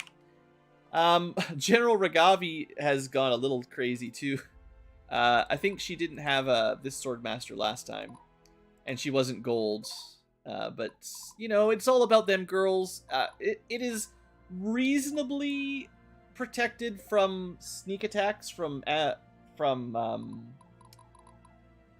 assassins, because the back row is at least not a healer, and they've got lots of hit points back here. Some hit points. So light infantry, that's... we'll see. They do a ton of single target melee damage. Maybe too much. But they do also have a nifty kind of temporal modulator style effect. All Blade Masters attack first on defense. So depending on the squad attacking us, we might just kill a whole bunch of them before they even move anyway. Seems passable. Then we've got another Dragon Squad. I mean, Zelos, of course. You know, he needs to have a unit. He does a lot of morale damage, and, you know, he's on a dragon, so lots of magic. He's got the unique mercenary one that used to be a silver dragon, and then we switched over to red because red is probably stronger. Definitely stronger. And Cloud Render didn't really have any unique leadership traits that matter for the last mission. And then we got another dragon. We got a lot of dragons, so, you know, throw them in there. Give them double. Dark plus arcane speed and might means tons of stats. And then, this is like deep roleplay, but remember, Zelos, before he had a dragon, he had a big sword and he attacked twice, bam bam, single target, double strike. That's a champion class normally. Guess what? He's got 2 golden champions to help him out that have magic resistance, and they kill dragons, because, I don't know, sure, why not? I also gave him, roleplay-wise, his magic sword. It's his legendary artifact. No one else gets it as an item, but I figure it's his. He wields it, so he should probably have it. Anyway, that's something, right? Azeros hasn't changed. We're still working with this Soha Blood Shard. It's not great, but it's okay. So we'll keep it. And the Ice Mages, you know, this is probably our weakest of the 4 Dragon Squads, but that's fine. Azeros himself, of course, is super strong. Nothing wrong there. But you know, you could probably put better mages or something. We've got our one and only melee light infantry unit, which is okay. I would kind of feel like I didn't make as many of these, you know, lancer type horses as I kind of meant to. Light cavalry is second best movement type in the game. You should make more units. But anyway, they got a lot of dragoons and they got a bit of healing and stuff. It's fine. It's good against enemy cav. Oops. Where were we? Almost all the way through. Lightning Squad. Nothing new here. Just a little bit more magic. Everything here gives magic, I think, technically. So, enjoy getting blasted by over 100 damage. Oh, this guy, you know, we put him in here. I've been trying to catch all the mercenaries. I probably missed a few. But we do literally have one of each mercenary in the squad. So we recruited every unique mercenary. They're in here. Try to show them off if I remember.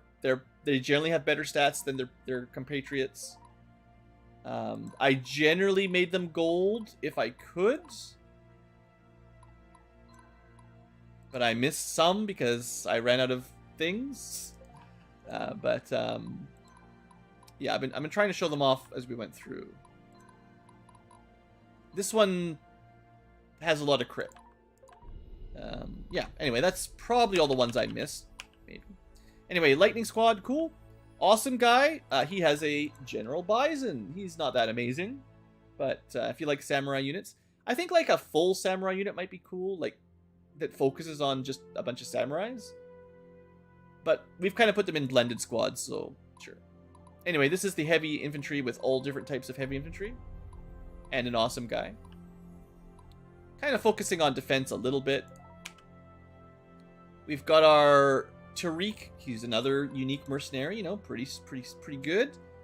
And, you know, armor reduction, ignore walls, skill.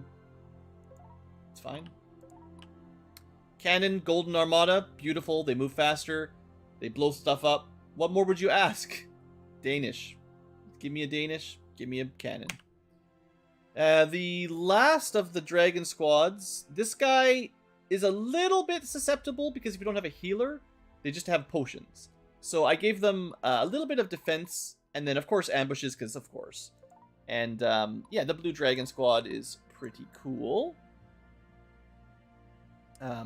Most skilled of all dragons, right? So that's cool. Arcane speed would be nice if we had more scrolls. And that's it. That's all the squads. So I used most of the legendary artifacts except for a couple. I missed one. There's a tiara that we never managed to purchase. I can never find a good reason to have -1 movement.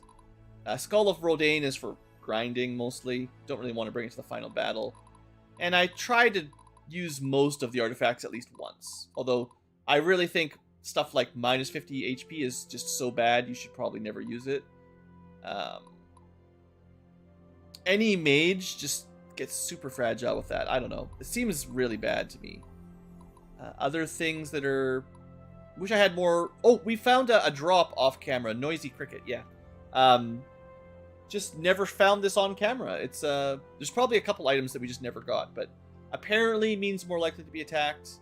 Maybe you could combo it with Temporal Modulator and Black Belt to get some, you know, enemy attacks you counter. I don't know if it makes it work. You could try.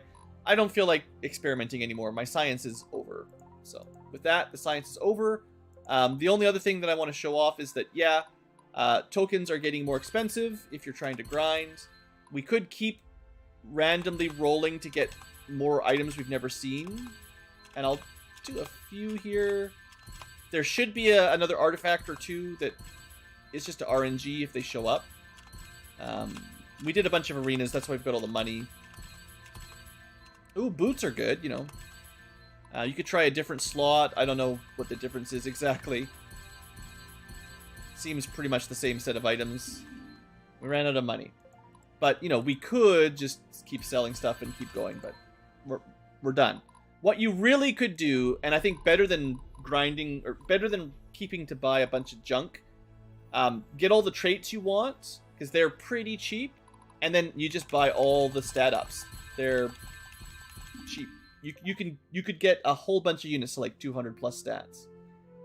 If I spent like 100,000 gold on stats, it'd probably break the game even more. Anyway, that's your intro. That's all we did. We did a lot of stuff, but that's what we did. So yeah, let's do it. That's the last army update, I think. Spent all my money. Had lots of spare resources, so that was not a problem. Very nice. Mount Tolomia.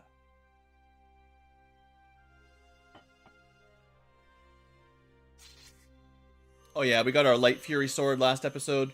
For those of you watching the stream, the live tubers, don't worry about the story too much. It'll all be on the episodes once you get there.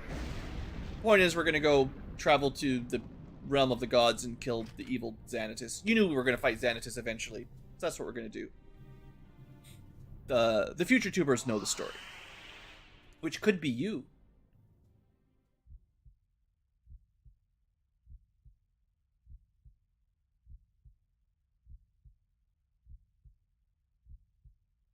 Oh yeah, and spoiler alert, Pendergast, Beatrix's adopted dad, also the one who rescued Zelos.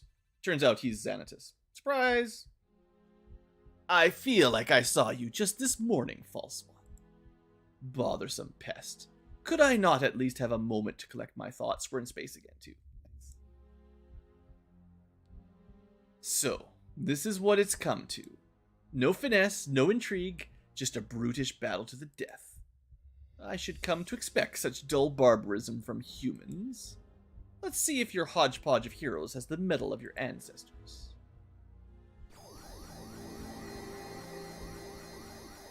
Evil lasers.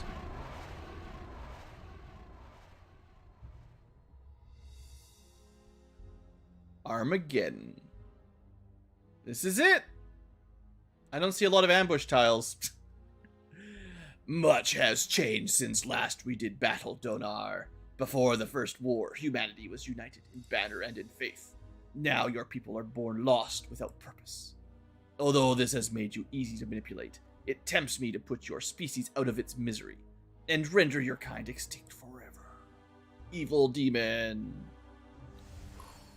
Alright, this is it. 20 units. Magical bridges of death with infinite reinforcements, basically. A Donari temple that I think we actually have to capture, but we can res people if you want. No one's gonna die. HP question mark, level 60, Dark God.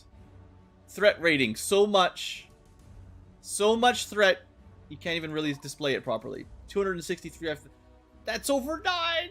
It's over, that's Frieza's second form? Frieza goes up to, look, it's been a very long time since I watched DBZ. I'm pretty sure Frieza hits less than 1 million, because that was Super Saiyan Goku. But 265,000 was probably about what Vegeta hit when, I'm guessing, I don't remember, look. It's a lot, okay? Someone needs to go Super Saiyan to beat this guy. And that's us. Probably. So yeah, we're just gonna kill everything. That's what we do. That's how we roll. 1, 2, 3, 4, 5, 6. So with 6 movements, we can technically hit everything from these tiles. So we just need powerful killers up front. Like lightning mages and fire mages, because they're probably about as good as it gets. Although, if I put dragons... Interesting, I can't... Oh, wait. Oh, it doesn't save your movement display between... I'd actually like to have... I'd like to be able to see how much I can move. I think it's 7, so 1, 2... Train doesn't matter. 1, 2, 3, 4, 5, 6, 7. So if I put dragons right here, they can make it here and kill these archers. Maybe that would be better.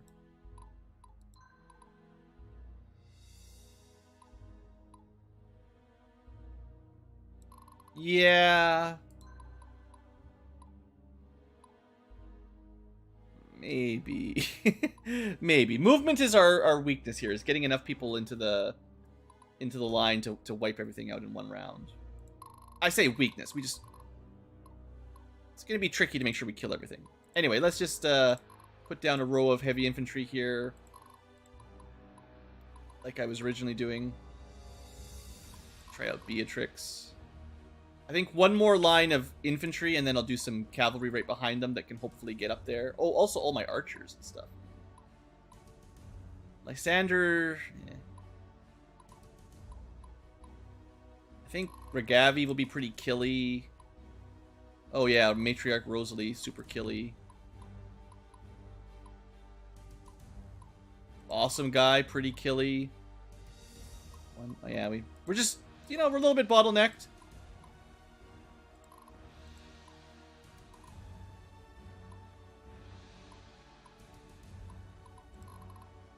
Jules probably not going to manage to attack on turn 1, that's fine.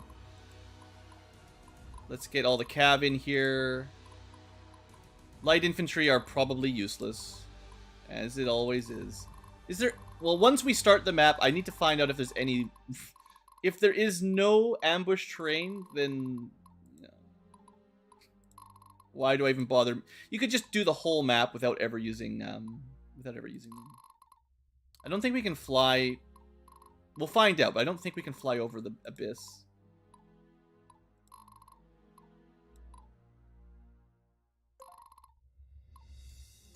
Anyway, just deploy everybody. It's going to be a bottle. We're going to be pushing through a choke point on turn 1 and 2 anyway. Once we make it to the other side, it'll be fine. Sure. Everyone's deployed. That's the job.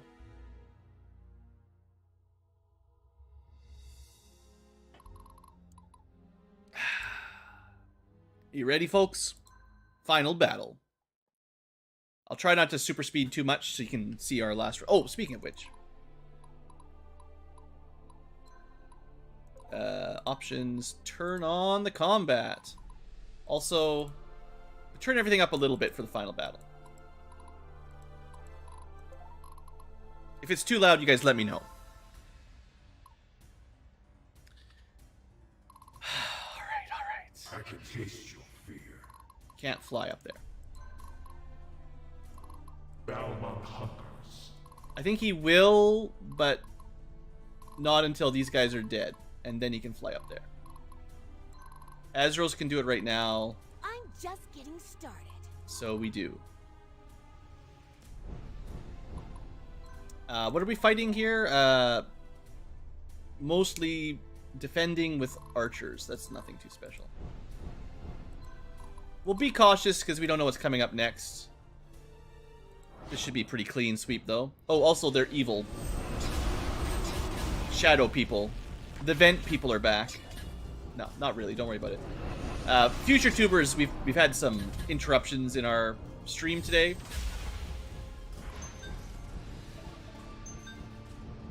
How? So lucky. Does he have like a he doesn't have a trait that does that. Anyway, we've had some interruptions for our live stream. You make this too easy.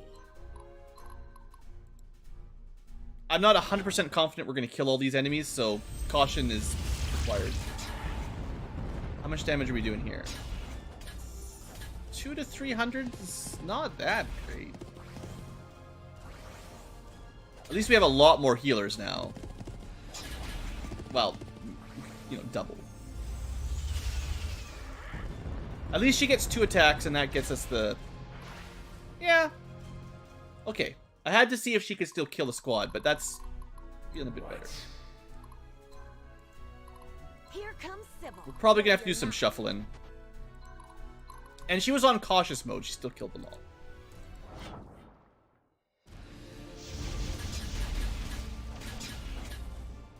Wish we'd targeted with fire the middle row more than the front row, but...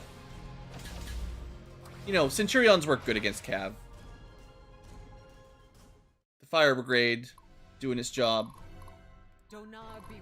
Alright, I don't know if I've seen the Sorceress, or the Diana Sorcerer attack yet. I have good hopes, high hopes. Oh no, we've seen this before, right. This is, I forgot about that.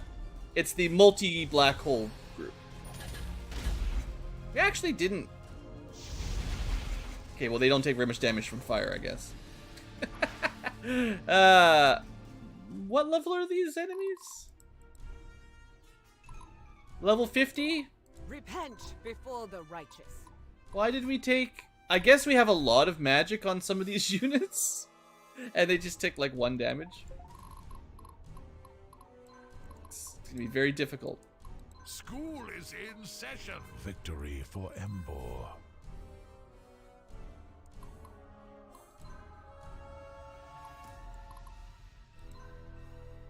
Oh, that would have been convenient. Oh, we can still do this.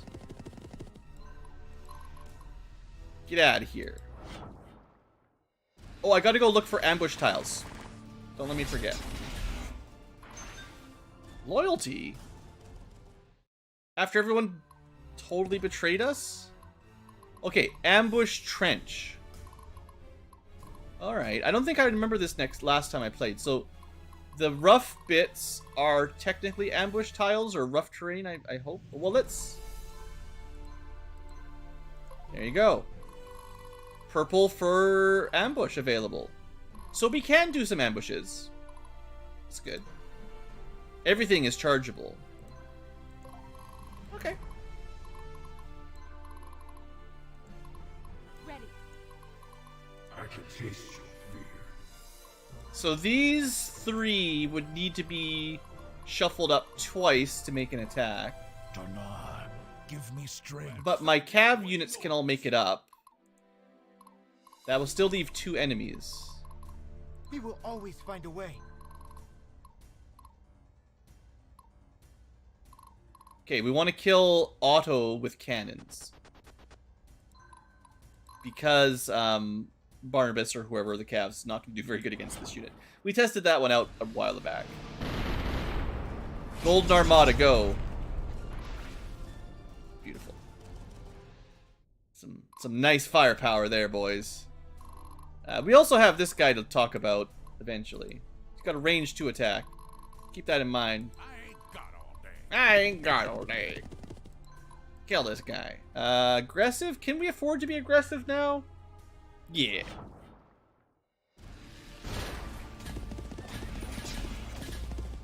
Shocked most of the front row.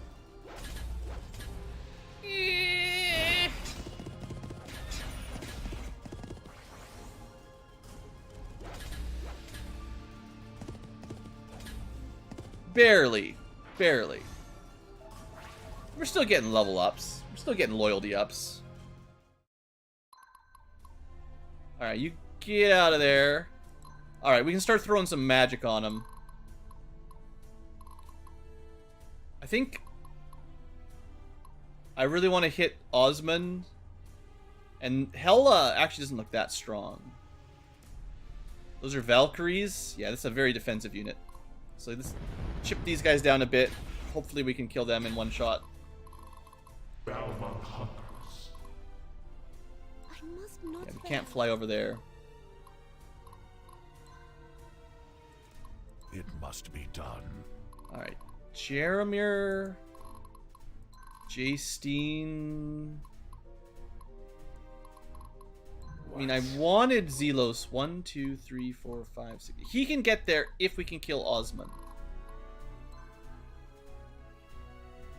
If... For my people. We've also got Ankylas. We're good. We've got one more attack than we need, I think. Command me.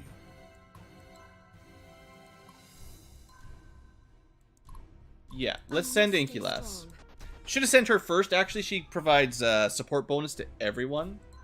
So by having her up somewhere in the middle, would have boosted everyone's attack power a little bit. Technically, just slightly more often. And her unit's pretty strong. Oh yeah. Nice kill. We're getting a lot of loyalty up in this house. The battle lies. I thought we were already maxed out on loyalty, but apparently we weren't. Alright, and then flying units. So good. So I was a bit cautious at the first round. It looks like we could have just been aggressive on all our attacks. I just didn't know for sure if we were going to pull it off. Beautiful. See, Sentinels aren't that hot. This is Zelos' first fight. Nothing to worry about. Nothing to worry about. Alright, so we have basically 2 more units to kill. And 2 Victory cavalry for that can hit them. Embor. And if I want to hit Walter, we'll have to do some shuffling. Which is fine. We have some units that can do that. Let's see if Jeremir can do what he needs to do. Also, we don't want to end our turn there, because we'll get hit. It must be done. Oh, also, we've got... Hold on. Can't terrorize the boss. Ah, why can't you terrorize the boss? But we can also teleport someone up. So... Let's see. 1, 2, 3, 4, 5, 6, 7, 8. I was thinking like it would be really cool if I could get him to do like a speedy ambush on Peter. Could just teleport Jules up. I do want Jules up there, actually. Stay strong, everyone. Don't need any help with Manuel.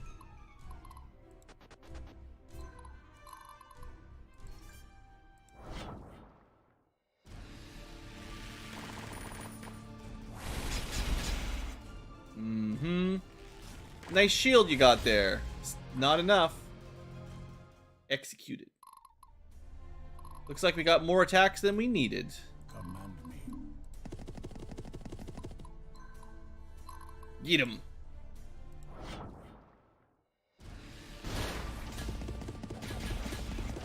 Yeah, this was not their strongest unit. Not even close.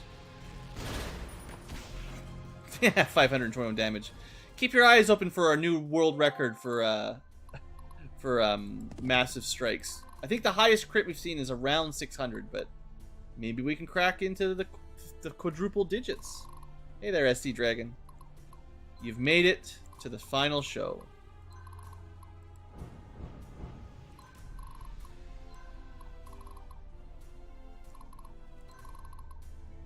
Just get everyone up here. Let's save our heals. Well, we'll use heals if I see someone that's weak, but can't really recharge them without coming back down. What's our next tactic? Oh, we could do a blessing, but well,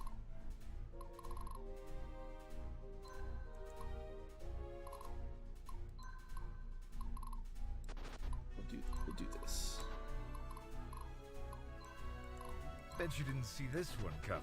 By doing the shuffles, the units that do the shuffle, they don't get to do their full move, so it means they're a little bit delayed next turn. But it's fine. I don't even know. Can you surrender on this map?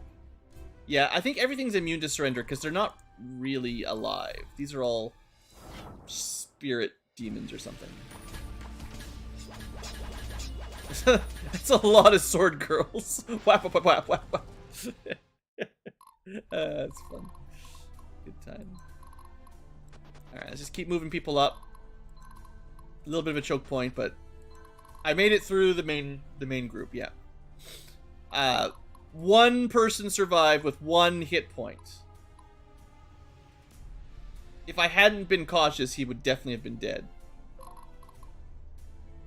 I didn't need to be cautious, I just was. It's fine. I could still kill him, but I'd rather save this for next turn.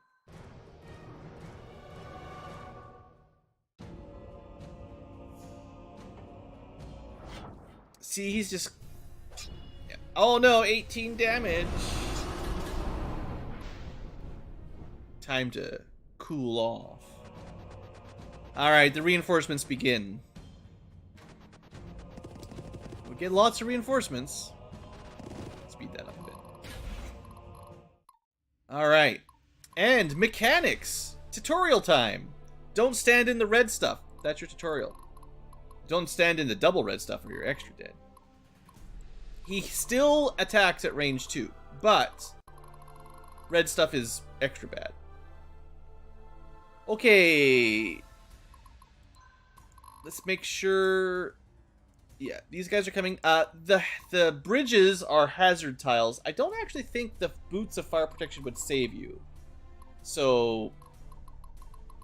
probably won't work. Let's do the old faithful. Is this... They changed it. You used to be able to hit him from there. 1, 2, 3, 4. Yeah, I think they must have changed it. I know we could hit him from the wall originally, which probably wasn't fair. We still outrange him with cannons anyway, but cannons was always the solution to Xanatus. So we just want to be in position that next turn we can maybe clean these guys up, left and right side. But let's show off what happens if you attack Xanatus. That's probably worth it.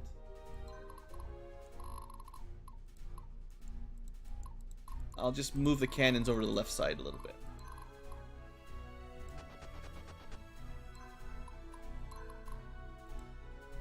Let's see what happens. Would have been nice if we put, again, some morale bonuses, but... Hey there, big boy. He's pretty strong, isn't he? Look at that. Whatever his hit points is... Well, you can see now. 5,400. We did about 1,000 to each arm. And even less than that to his face. Deadly. So I guess if these are ambush tiles, there is some... I guess you can only do a range 2 ambush against him. That's kind of annoying. I guess it's fair, but... I can still say it's annoying. I'm not going to go into melee against him this turn. I need everyone to be up there first. So the goal, I think, is to have a couple cavalry on each side that can do some... let's turn on... enemy move, yeah. That's good. Donar, give me strength. Some units You got a plan? that can hit stuff on the bridge and canto out.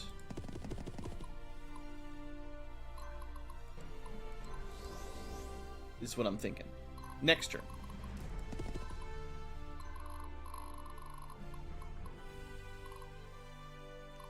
You know, flying units probably shouldn't take damage on hazard tiles, but they probably do. Time to end this.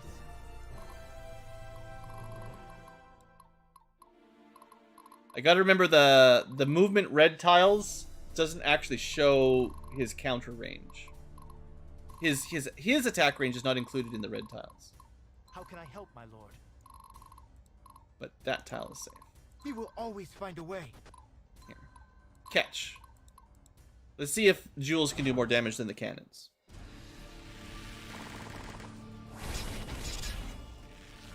Probably not.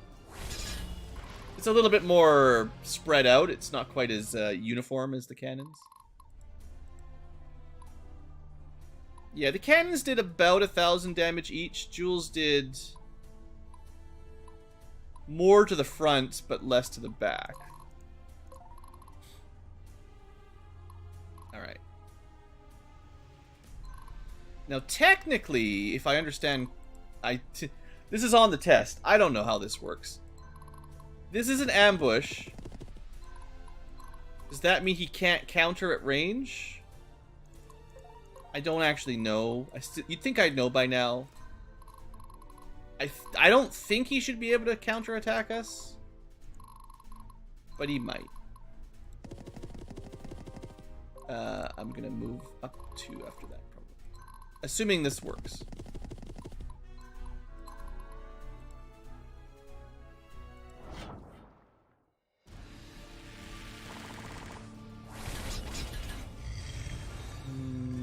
No, he still gets a counter. It didn't... Well... Now, is that because we charged rather than ambushed? Okay, hold on. This is science. Sure, it's the final battle. We're still sciencing. If we don't move as much... I guess we can't ambush him? Huh.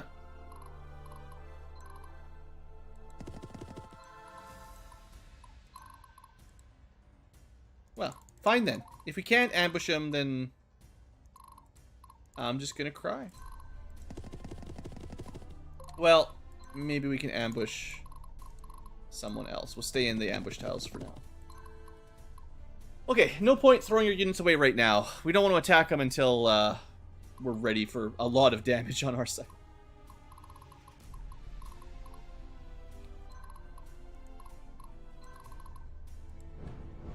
You up there. Replacement dragon. Balmont hunkers. What? Move you over here. My friends are Replacement dragon.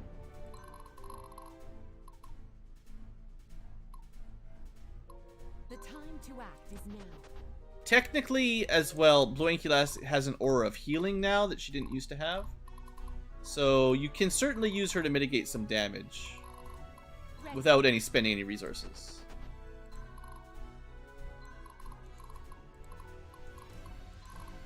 General Ravioli, move on up. Oh, right, range 3. Because of her couple warbows, I guess you might as well take it. Still not an ambush, so yeah, we don't get him. But seeing as we have range 3, might as well use the... Ooh, couple hundred damage. But it is hard to kill these legs with ranged attacks. Dinner time.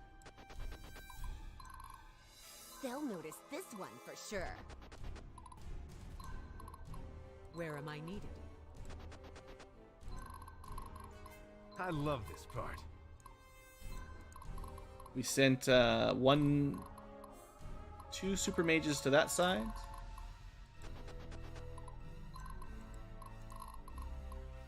Awesome guy is just so awesome. He goes wherever he wants. Getting real thirsty here. Well, let's just try to cover some ground. Did you need something? Lysander, just drop right in there and let him get killed. He deserves it. Alright, so we didn't get a lot done this turn, but we're in position to start fighting them as they come towards us, or just turn around and alpha strike, well, beta strike, second strike, you know. You'll see, the boss has some mechanics. It's like we're playing MMO now.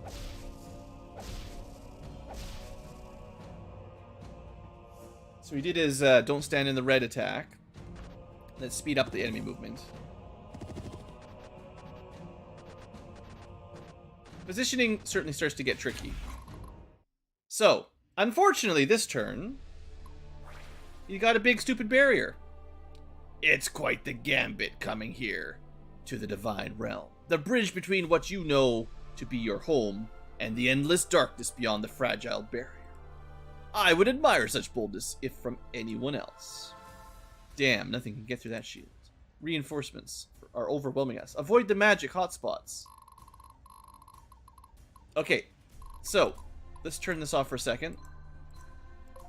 Red squares mean magic attack, just like don't stand in the red. That makes it difficult to kill the enemies. We can't stand here at all. Huh. And we also can't hurt him. So that sucks. Also, he regenerated like 1,000 hit points. Yay. How do we do this?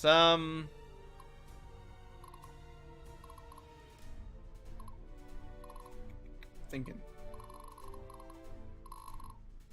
This is not ideal placement. I can taste your fear. I don't know if he gets attacks when he's in the shields. I don't remember.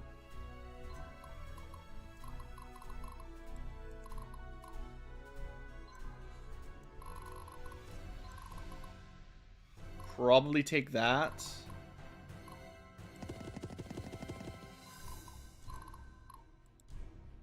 Gotta get this guy out so we don't get dragooned.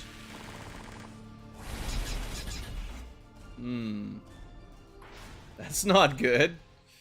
Uh-oh. Ruh-roh.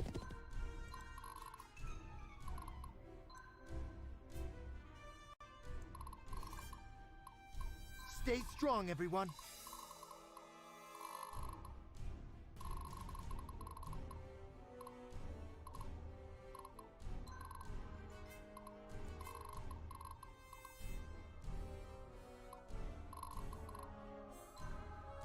I don't remember how much damage you take by staying in the red, but it might have been better to pull back this turn, which really sucks in terms of the overall strategy, but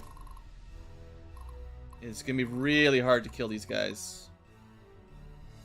I don't think we even can kill them all, really. Like, it's not without some serious repositioning. So sure, Gregory's dead. This guy's actually pretty well protected. These guys, and most of those guys. I don't like this at all. I'm just getting started. I don't think it one-shots us. It just, I think it did a lot of damage. Kind of like getting hit by meteors. But I usually just try to avoid it. I can only teleport like 1 unit, maybe 2. Like, if teleport charges up, that's 1. But that's nowhere near able to kill all these guys that are in the zone. My cavalry units can probably canto out, but I've only got a few of them. Like, I can kill the assassin, maybe Timothy here with those 2. But then Salem is probably not getting touched. I'm not sure about Ingram. And on the left side, well, I thought Tariq would kill 1, but he didn't. So it's worse up here.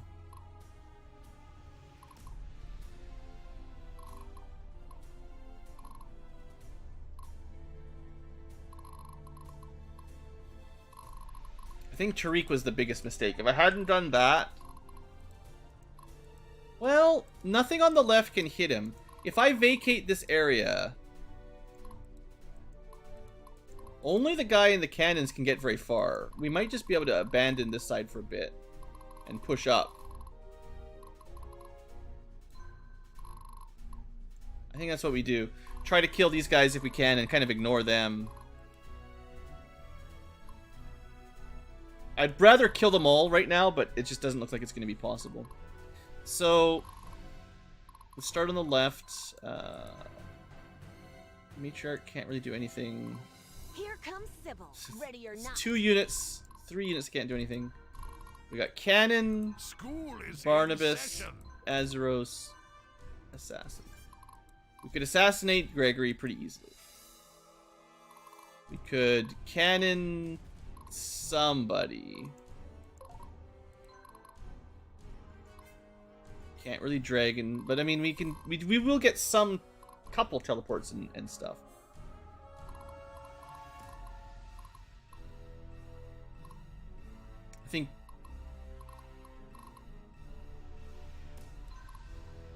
I think this is still the start.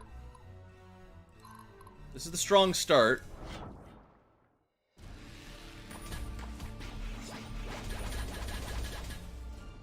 Really surprised you survived a round. Okay, our targeting was just trash. That's the problem with all melee. Got a little bit lucky, but we still didn't actually kill the group. Whatever. It just blocks our path a bit. On the plus side, we do get some meteors. Which would have been nice to start with. Could hit 3, but we're kind of ignoring them for a turn. We hit these 2. Hopefully it's easier to kill them. I should use my teleport, I guess.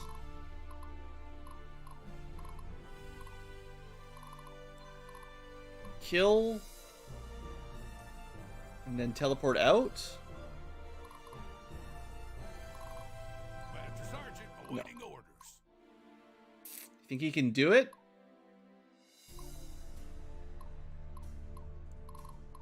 Because Barnabas can canto out. That's his thing.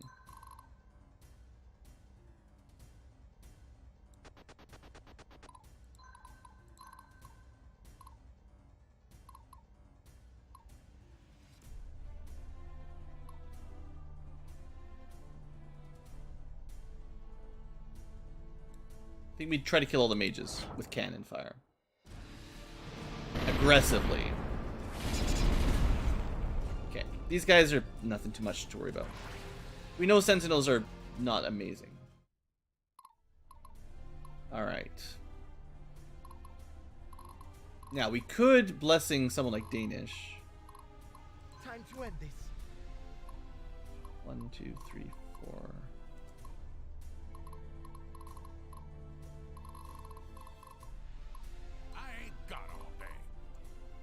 Yeah, the biggest question over here is who attacks who. Trouble is they do have sentinels up front, which makes it a bit harder to charge. I think we charge Wyatt and then dragon the archer and teleport Lazarus out.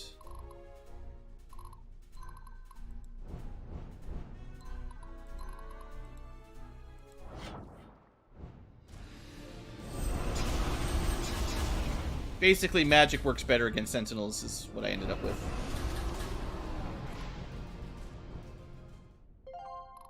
Oh, good.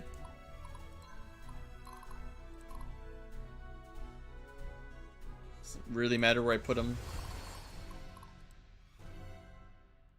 Well, there is always cannons we haven't dealt with either.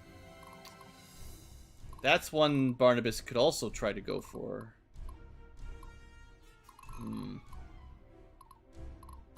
But we have to deal with the guns, right? They just move over and shoot you.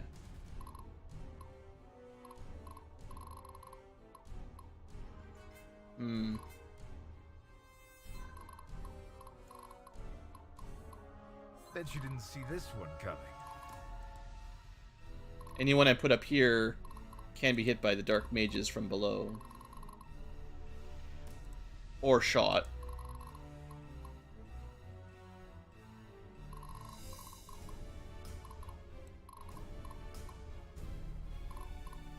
Six cannons. That seems pretty bad.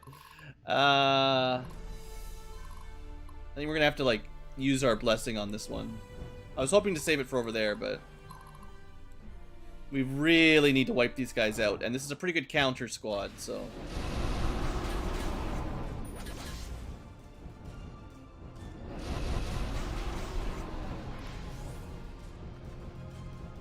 But that does mean... Well, I either need to charge up another teleport or I have to use the blessing on Lord Karnith to get him out of there.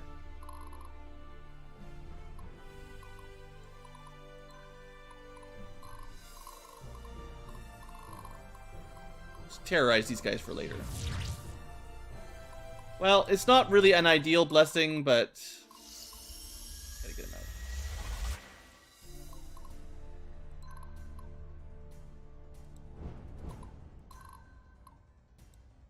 And then Barnabas. Let's see if this works. Probably need to be aggressive to... Well, these at least guys aren't spearmen, so as long as we kill the first 2 rows with shock, we should be okay.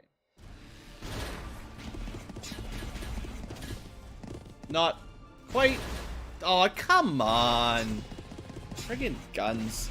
This is all, what's his name's fault? I blame it entirely on Tariq, who barely did any damage. School is in And then session. the guns just wiped out 2 units instantly. Ugh, I hate it. Alright, well... This seems like some... I don't know if it's RNG exactly, but the layout is really rough, this map, so far. Blame gunpowder, exactly.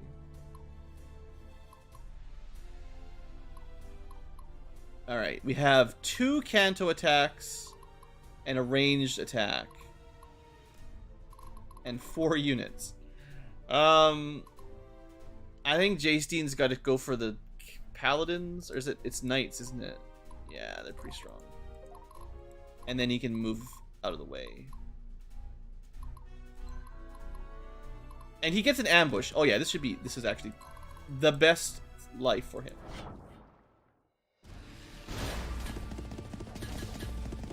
Yeah, this should be fine.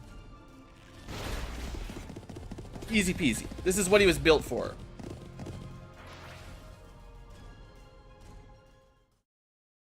So that part was good. And then we just need to be out of his attack range, still in light or rough terrain. That was good. Sorry, Barnabas. We'll try to res him For my people. eventually. For my homeland. As long as his squad doesn't die, we can technically run him back. Now, I think we need to get rid of the assassin. It must be done. Drive by, I guess.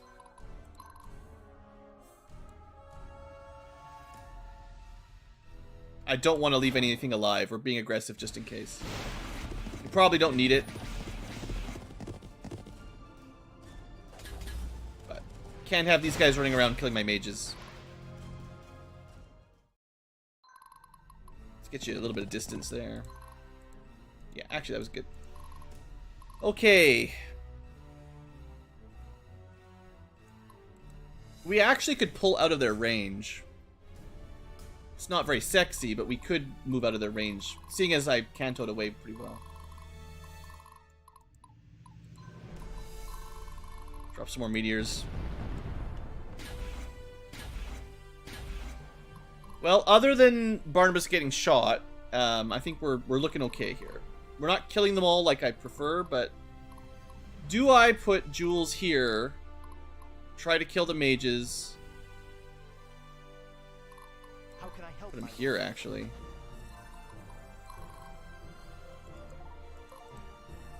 Actually, yeah, we can be aggressive from this spot. Find a way.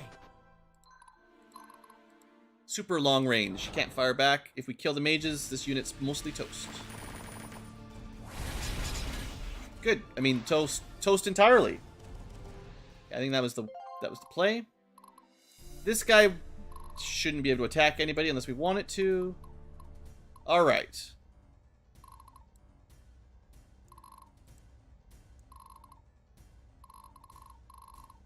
We don't really want it to attack anybody. These units don't really count, at least not much. Oh, yeah.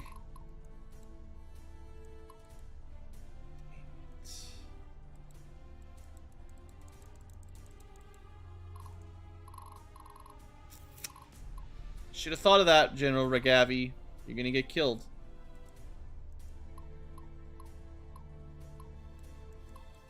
I don't think there's anything we can do to help now. It's too late. Final battle. Balmont hungers.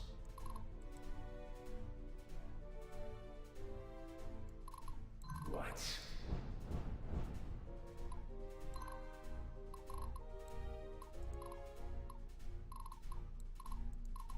Ready for the barbecue.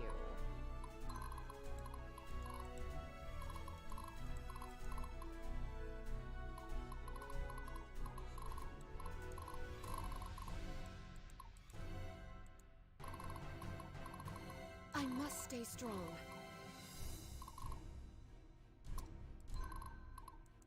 Yeah. I could.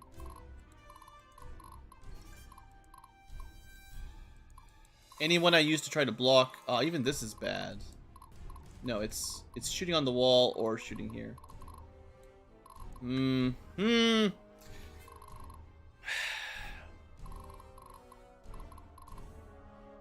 I love this part. There's just no space up here. They'll notice this one for sure.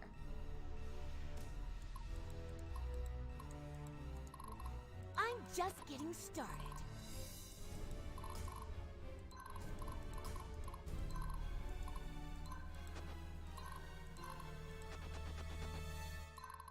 The battle lies before me. Well, we're gonna need some resurrections over here. A paladin never surrenders. I can do this. I must not fail. The time to act is now. Donar be with us. Is that safe? Totally safe. Repent before the righteous. Alright. Mostly in position. Getting real thirsty here.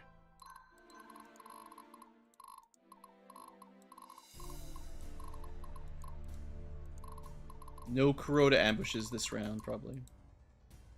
He can still make it there, but he's attacking from the low grounds. Only the guns can fire. Heh. I wonder if they'll survive. Break their resolve.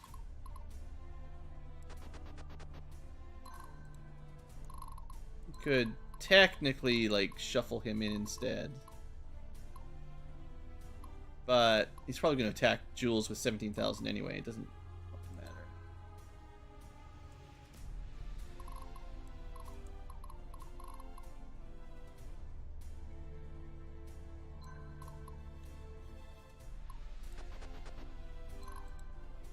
Alright, well, we'll see. Basically what matters is, what does this gun guy do? And if someone dies, I'll be salty. Otherwise, I give this turn a rank of C.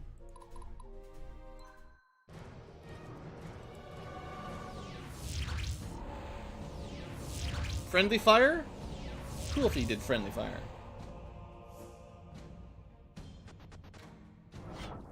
Surely this is fine. We can take that once.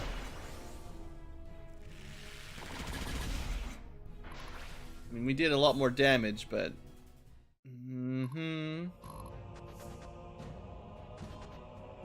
Alright, here goes. She's in rough terrain. She gets first strike. Dodges. Wow. Alright. This is a good unit. Better than Jules. Okay, that was the one I was worried about, and I didn't need to worry about it. This doesn't matter. This also doesn't matter. Speed through the obviously non-important fights. Okay, so current problems. Barnabas down 2. Regavi doing amazing. Shield still up. But I think it's up until we kill all the minions. This is the rule, I believe. Jules, 1 death. Someone's got to kill Salem. He's almost dead. Lysander. The army is ready. Fire away.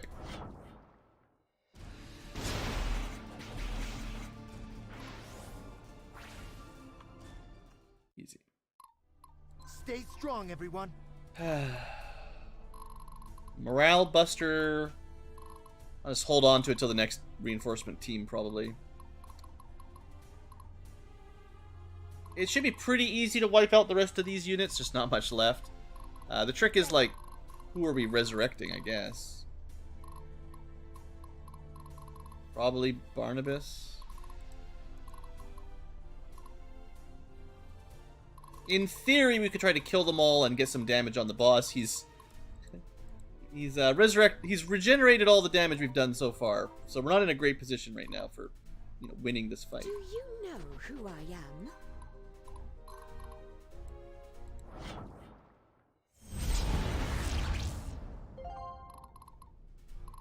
For my people, for my homeland, I must stay strong. All right, Barnabas, you're back. Blue Ankylas won't let you stay dead. So remember last time, Tariq, where you really let everybody down? Come on, buddy.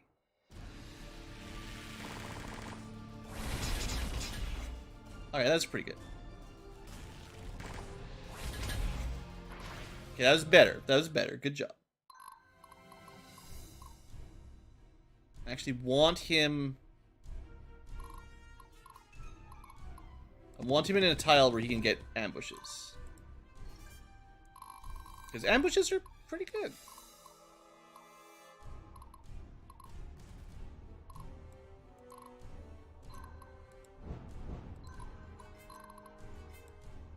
Probably can get a sweep here with a bit of luck.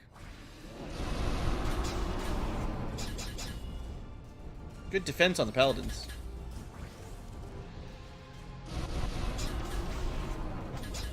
That regeneration is starting to work pretty good, though. That legendary bloodstone. Oh wait, no. How did he heal? Oh, right. How did he heal? Ah. Clever Ankylo. Here comes Sybil, ready or not. It doesn't really matter if we're cautious or aggressive. And one last unit. Oh, sorry. Did you need something?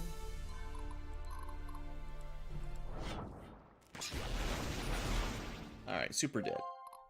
Oh good, we can go to the arena. Okay, it looks like it doesn't actually go down till next turn. So...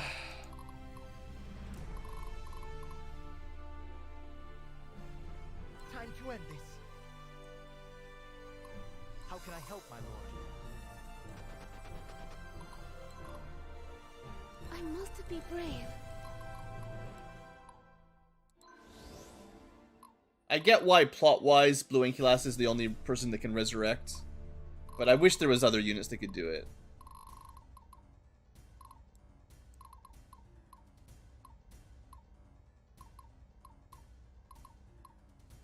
Okay, so Barnabas, there's 2 deaths right now, one of his knights and one of my archers. Everyone else is looking pretty healthy, right? Yeah, it would have been really nice to kill all the enemy units last turn, so that this turn we could have attacked the boss, but... Unless I missed... I didn't miss anybody sneakily in here, did I? There's no secret enemy units that I didn't kill. You never know. Pretty sure we got them. There is a squad list, right? Bunch of Xanatus. Bunch of Xanatus tiles. That's all there is in the squad list. Alright, we can end the turn here, I suppose. We could have Barnabas run down to get rezzed, but I don't think we need to.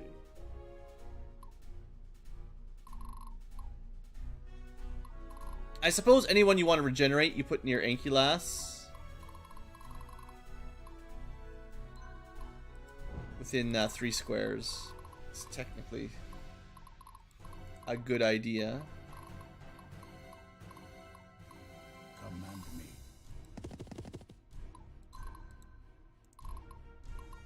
Sure, enough micromanagement. Let's just do this. Hopefully the barrier goes down like I remember.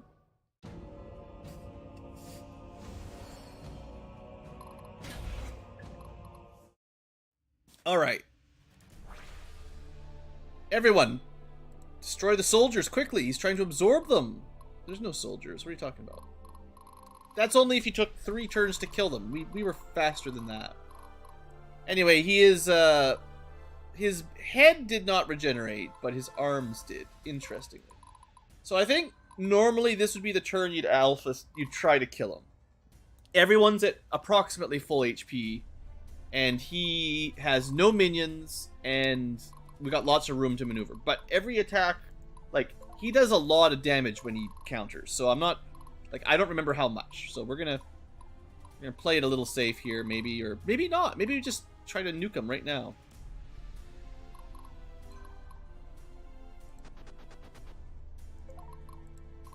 Right, range 3. We just send the blue Ankylas down. Oh, excuse me, Yanni.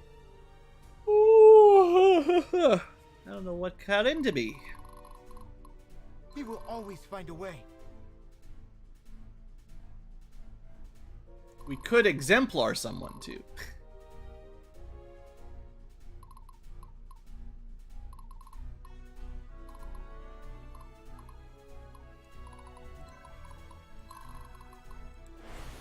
The battle lies before me. What do you think? Blue Ankylas versus Demon? He's only got 265,000 threat.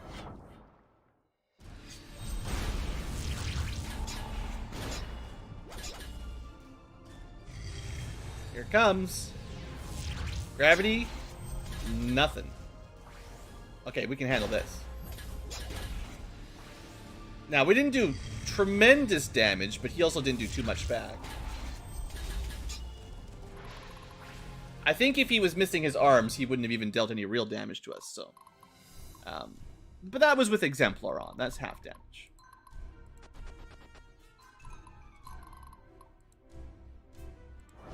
Let's outrange him for a turn.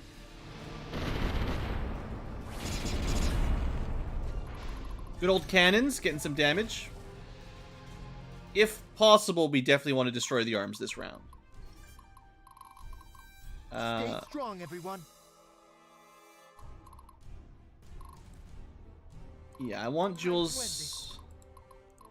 How can I help, my lord? If I was really clever, I'd be working on some good support bonuses and stuff for We will morale. always find a way.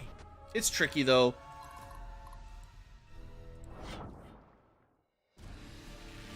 I have to play a little bit slower and think a little bit more.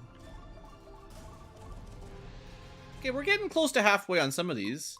And that was basically Blue Ankylas plus Cannon plus Jules. And I think we can check exactly. Yeah, not quite halfway. But getting there. Alright, well... what's next? Nephilim?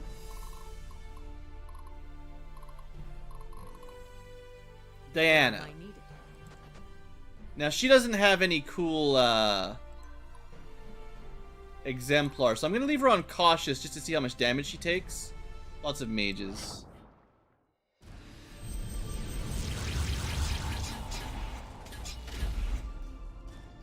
Dazed, I can't remember what that does. I think it lowers their strength or something.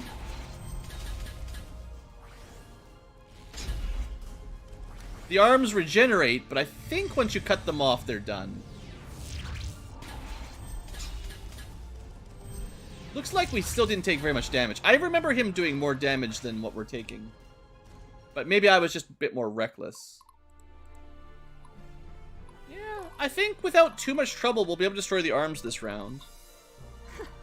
You make this too easy. Tempted to go aggressive, but let's be smart. By smart, like, literally, it might be better to be aggressive, but...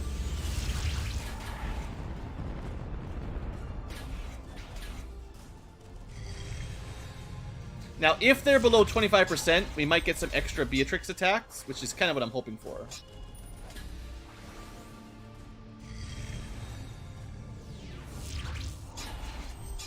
Yeah, he's really not doing too much to this group either.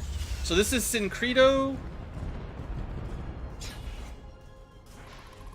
No, we don't seem to get... Maybe Syncredo and Executioner don't actually stack together. Not sure I've ever seen her do 3 meteors, even though theoretically she should be able to get 3 sometimes. But maybe that's too much. One thing is, Blunculus will cause regeneration nearby as long as they don't die. You know, if anyone's going to attack twice, it's the person with Exemplar. The time to act is now. Be aggressive. Be aggressive. Yeah, these arms are going down. If not this attack, next one.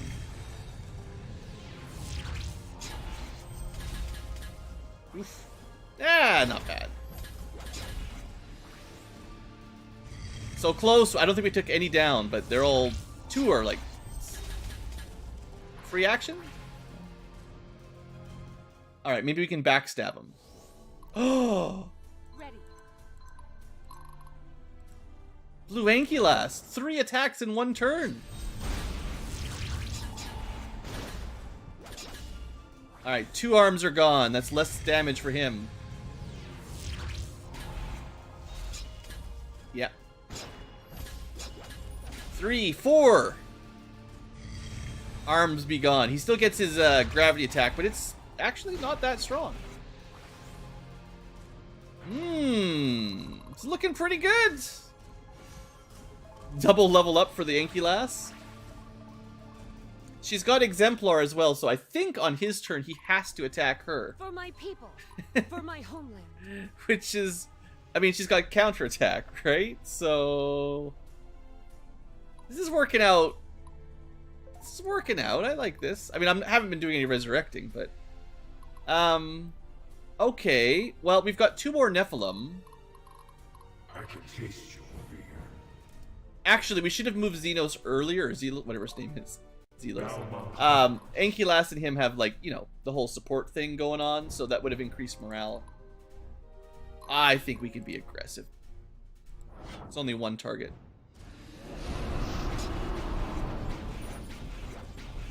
Starting to chomp away at him. Let's see how much damage we take. Not too bad. Oh yeah. Oh yeah.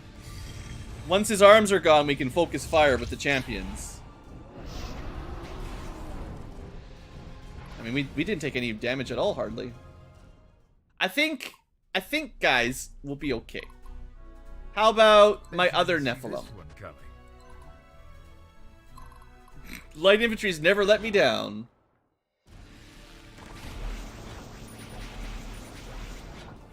$760, was that? That's a new record, I think. And it was against the boss. 738 again. Stefan is doing a lot of damage here. I think Stefan on his own did like 2,000 damage. Or, well, at least nearly 2,000 damage just himself. I love this part. Now, we took some serious damage here. That's dangerous. But I think we'll be okay, guys. Don't suppose you could spook him now that he's that'd be kind of funny if you could just drop meteors on him and kill him. All right, who we got left? Well, awesome. Dragons. These are not champions. These are AoE style.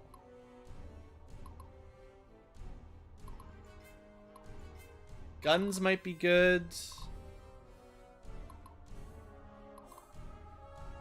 Awesome guy might be good. Battle formations. And if Lysander dies, we don't even care.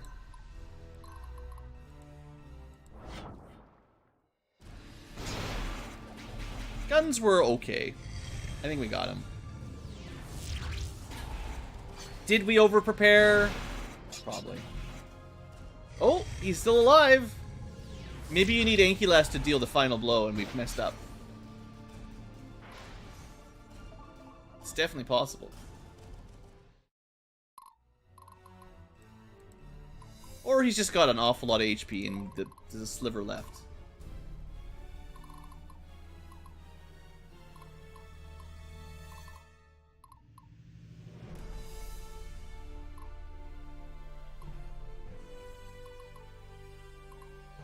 You knew who it was going to be.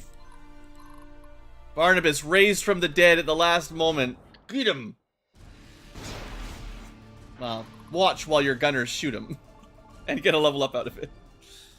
He's our new Nephilim. The best beard. Ankylas! I imagined you foresaw this. In the end, I have served my purpose. And to a far, far greater power I will be of use. Then, the races of this little realm will understand the meaning of humility. So technically, one archer and one cavalry died, but nah. Even with that, permadeath doesn't matter on the last map, you know. Once you win, you win.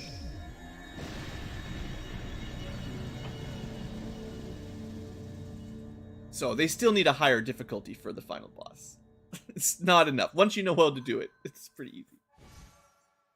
I know the first time I fought him, he was regenerating, more enemies were reinforcing.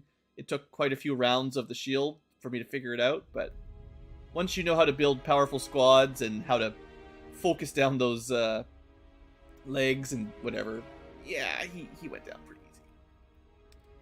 Is he dead? Almost. Oh, there used to be a choice here when I first played it. Because there's technically a good and a bad ending. It's gone. They removed it, unfortunately. Stay here. With my power, I'll bury this threat forever. I think it was right there. Or somewhere around here. You had a choice to get in the way. Thank you, Les. I'm sorry. I can't let this happen. Do you think you can stop me? Now, he's pretty tough. Yes, but not by crossing blades. I've felt what's coming for a long time. This is the end of a story that you've sought to make true. If you want to take Xanatus's power, you'll have to kill me. Ankylas, there is no other path for me. Not in this world. Not in this life. The people of our country could not and should not tolerate my existence. Then we have something in common. For me, it's only a matter of time. What? Our whole lives, in these moments, you've always told me to wait and watch while you handle it. Now I'm asking you to return the favor. Let me handle this one, Zealous. It's time for us to disappear. You really have surpassed me, as I always predicted. But you know, I'll never forget this. What you asked me to sacrifice. The way I see it, we'll have plenty of time to get over it. Here, or in hell. Alright then, do what you came to do. Yeah, he would try if you didn't get in the way. And you would get a different ending, but I guess people complained and the developer removed it or something. I don't know.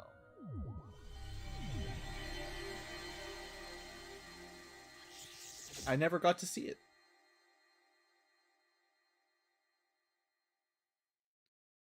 Viridia. During the interregnum, 2 months later. I guess we defeated Dark God, but what happened to us?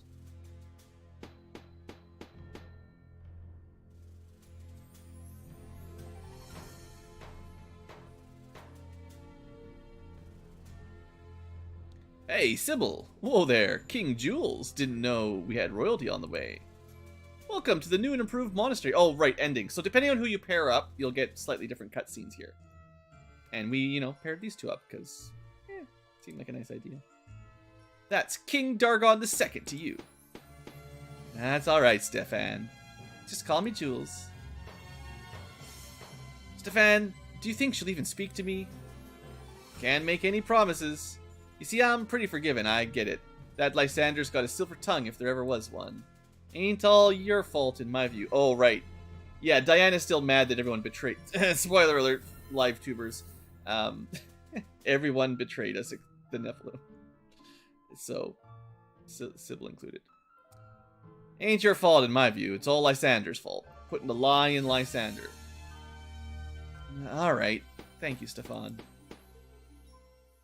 You bet. Well, best not keep her waiting. Pretty hard to be a paladin when you decide to side with the cultists and attack your Nephilim goddess.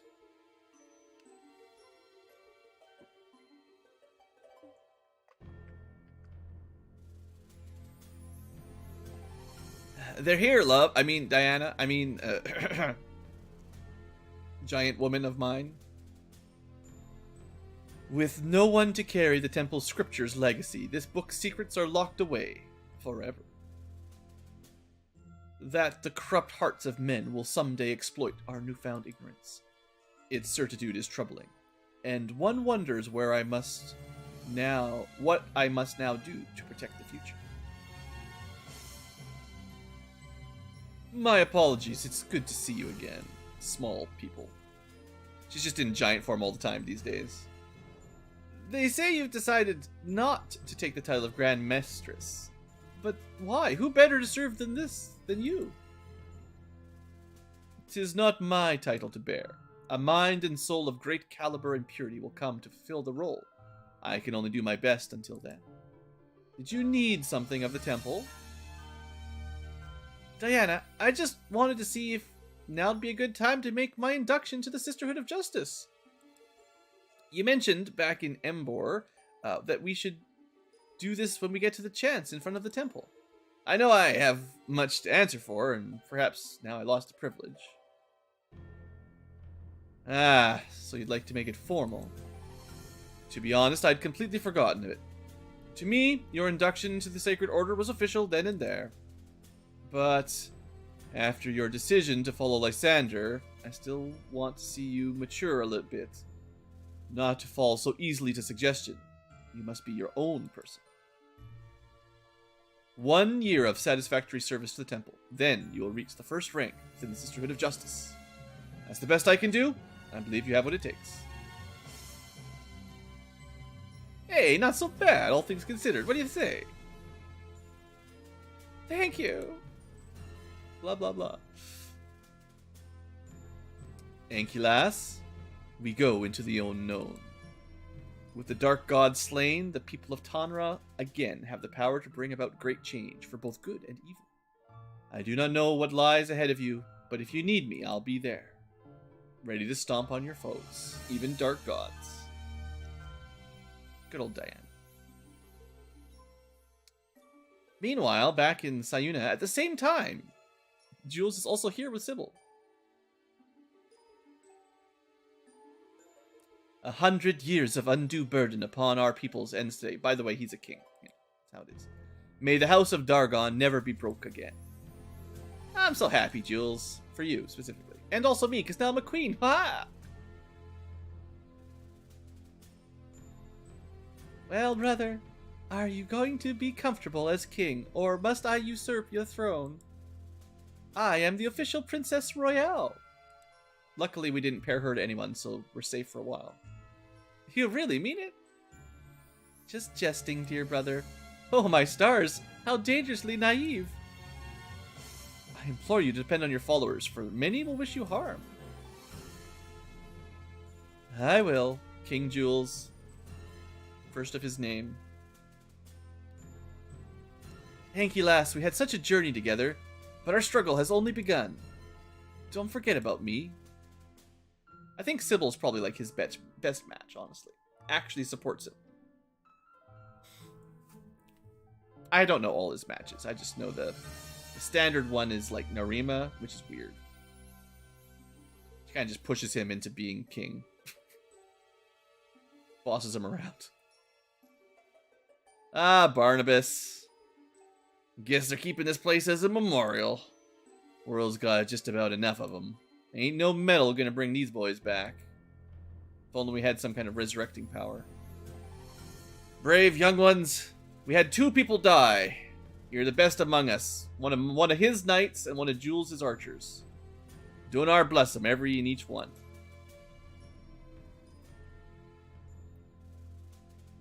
Thank you, lass. I ain't got much left in me.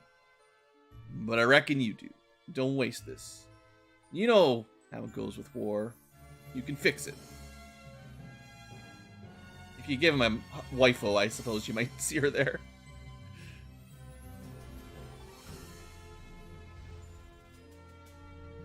Over 2 years passed since Enki last first saw battle. Beatrix continues to burn everything. And Diana continues to eat everything.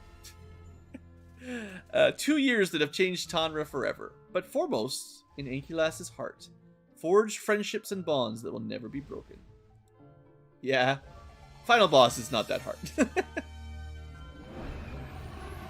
little bit of RNG on some red tile positions, but actually killing the boss, not too difficult. The families of Rydia, once torn apart and deprived of what matters most, are finally reunited.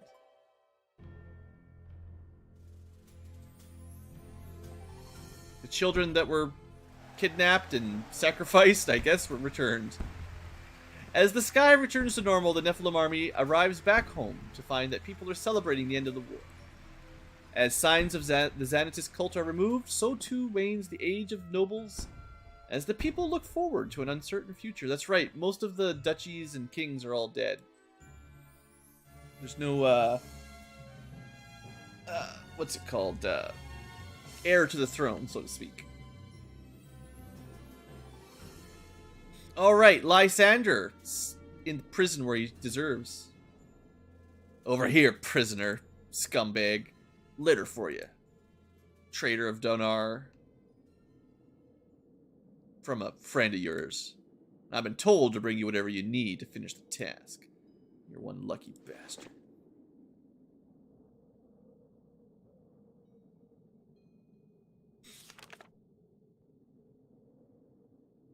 Who gave him his glasses and his regalia? Should be in his prison gear. Ankylas.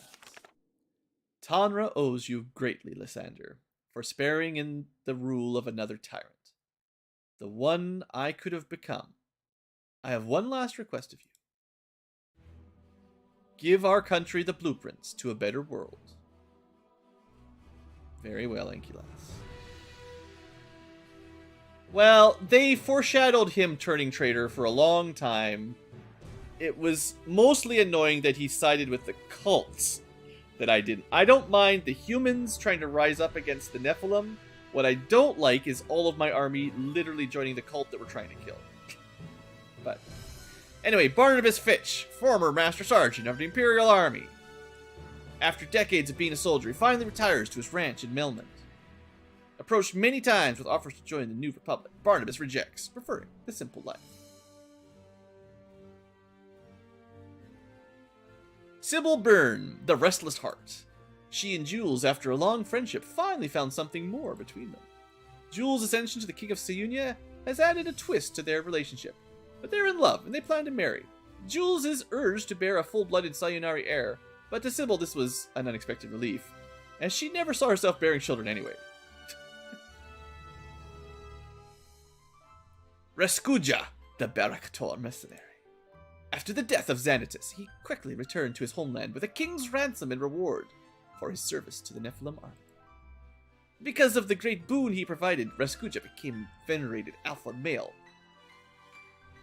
renowned on all message boards and internet forums as King Cat, to bear a small offspring of internet offspring. Raskuja lived to a ripe old age of 43 and passed away from diabetes and overeating, surrounded by all his internet friends. Can't say alpha male, guys. Idalia Hogan of the Sisterhood of Mercy and Diana's bonded. With Alex back in her custody, Idalia returns to her duties as Diana's support. Although it's much more difficult to clean up after a gigantic titan of a whatever she's called, of a Nephilim. Her example and conduct have been held up as the exemplary priestess of Sisterhood of Mercy, which defined the ancient order for many years to come. You just remember, if you do pair her with Lysander, that is definitely not what happens. That is illegal. But she got the good ending, which is no marriage for her. Karl Jaromir XIII, Duke of the Duchy of Embor of the North. He had committed his duchy and his life to the Nephilim army from its very inception all the way to the end. I wish he had a bigger role in the story, honestly. As the last major nobleman of a bygone era, Jaromir found himself alone in a new world, one that had looked past the time of lords. The founders of the Republic proposed Jaromir become a proconsul, the highest rank of government under the consul, and to function as a representative of the Embor region. Jaromir, putting his people first, accepted the role and abandoned the idea of noble lineage. No New Game Plus yet. Maybe later. Maybe soon. The astounding act of humility served the New Republic well, setting the stage for new traditions and institutions that would create a lasting peace. Yeah, go Jaromir. Remember this guy? Antares Bergen?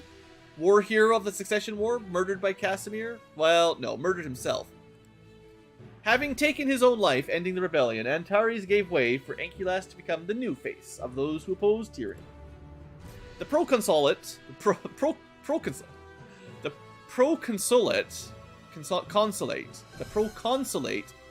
how often do you say that word in real life, has ordered a monument to General Antares, not only for his service in the Succession War, but also being the spark that lit a fire in the people's hearts. He should have had a bigger role too. Beatrix Pendergast, adopted daughter of Edmund Pendergast.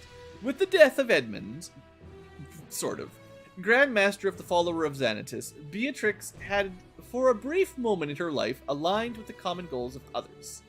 In the aftermath of the Nephilim War, the Pendergast financial empire was left in shambles. But Beatrix managed to sell the scraps for a respectable sum. She founded a magic university in the city of Sandrika, which would become the main hub of magical hopefuls across the world. And if they didn't, she'd throw them off a tower and target practice with her meteors. Due to the effects of her divine bloodline, Beatrix lives another 120 years, completely defining the world of academic magic for generations. Beatrix and Lysander's whirlwind infatuation remained spicy as ever. Ooh, even after all the preceding events. All the more shocking when they managed to keep it under wraps long enough to see Lysander take the highest office in Viridia. It was all a plan for her to take over anyway. Lysander Bradford, definitely not related to Terra. Former general of the Imperial Army and former chief advisor to the Nephilim Army. After the Nephilim War, Lysander served time in prison for mutiny.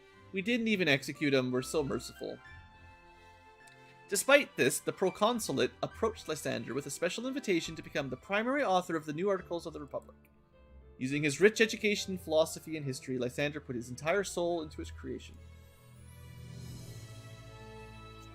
Something, be sure to set up a helpful government that would be just, blah, blah, blah, blah, blah. I don't care, screw this guy. Eventually, he became the head of state, because of course he did. He never speaks with Ankylas again. We never forgive him. I'm not a big Lysander fan, as you can probably tell. Abigail Kasim Dargon, priestess of the Sisters of Mercy. Her time with the temple had passed in her heart, and she left the sisterhood to she said sayonara to the Sister of Mercyhood and traveled to Sayuna. Became the darling, right? Yeah. She is, I believe, the canonical male protagonist romance. And she's got a few others, I suppose, that she could pick with. But she didn't get to settle down, so now she just Has dragons and everyone flirts with her, because, sure. Abigail committed to the study of draconology. Draconology?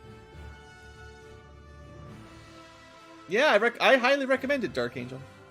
Though chased by a gaggle of potential suitors, Abigail has put romance on hold for some time at the protest of many who wish to pass on bloodlines. Classic Fire Emblem. Narima Riza. Also technically possible to pair with Stefan, but tricky. Leader of the Scions of Dargon. Having proven a champion of the Sayonari people, King Jules asked her to lead the new Sayonari Defense Force to defend against aliens. Call it ESCOM. As an avid study of Sayonari history of the Dargon dynasty, Narima brought valuable knowledge and tradition to the new army, restoring the prestige of times past. Sayunya would be, for generations to come, a powerful force in the new order. I do remember if you pair Jules with her, he doesn't have a very good time as king, but we'll see here. Jules Qasim Dargon, former officer of the Imperial Army, heir to the blah blah blah blah blah. King Dargon's dynasty had vanished after Queen Soha's demise, blah blah blah, a long time ago. But, etc., he was children, the Game of Thrones, he wins. Sure. In his capacity as king, Jules advocated for the advancement of Sayonari quality of life, and was forever known as the golden-hearted King Cassie. Okay, that's way better than if you pair him with Narima. Looks like Sybil's the best match for him for sure. Casimir, former Prime Minister and Emperor of Viridia. The scheming politician made a lot of enemies, leading to his demise. Pulpification. By the time of his death, his empire was in a state of collapse as the Nephilim army reigned supreme, and even his cultists turned their backs on it. Now, possibly residing in the deepest hell, hopefully, history sees Casimir as one of its most hated figures. Diana Ebengard, Arch-Paladin of the Denari Temple. I've never seen an Arch-Paladin before, but that's pretty cool. Known forever as the Goddess of War. Though the war and the burden Diana carried throughout took its toll on her psyche, the world has changed for the better, that she may come to see the world she worked tirelessly to defend. She rejected calls for her to take the title of Grandmistress, knowing hers is the path of the warrior. In time, she will again hear the call for a champion to rise and defend the innocence of Tama. Also, what happened to her son? They don't really get into it very much, but definitely after she goes all Nephilim and bloody, she kind of just gives her son to Stefan. Because she can't handle him, I guess. Kid's probably going to have a rough childhood. Stefan Dunny, former spy of the Denari Temple, enjoys his life with Diana, choosing to serve as a facilitator for the temple's many new challenges. It almost seemed inevitable that the two would fall in love, despite their profound personal differences. Stefan leaves behind his former life of whimsy to walk steadfast with Diana for the rest of their days. I couldn't bear to not pair them. Yeah, the Sayonari, they didn't have a king for a long time, so I guess they just really want it. But, I don't know. I guess it's the Empire with the Emperor is bad. Sand Kings are fine. I don't know. Zelos, former Imperial Army officer, the man behind the Hand of Xanatus. Having lost his path during the Nephilim War, Zelos committed incredible war crimes, slaughtering dissidents and assisting with the kidnapping of children. But one thing remained, his loyalty to Ankylas. Unable to watch his best friend of decades fall into a deadly trap, Zelos nearly gave his life to pave the way for the ultimate downfall of Xanatus and end the Nephilim War.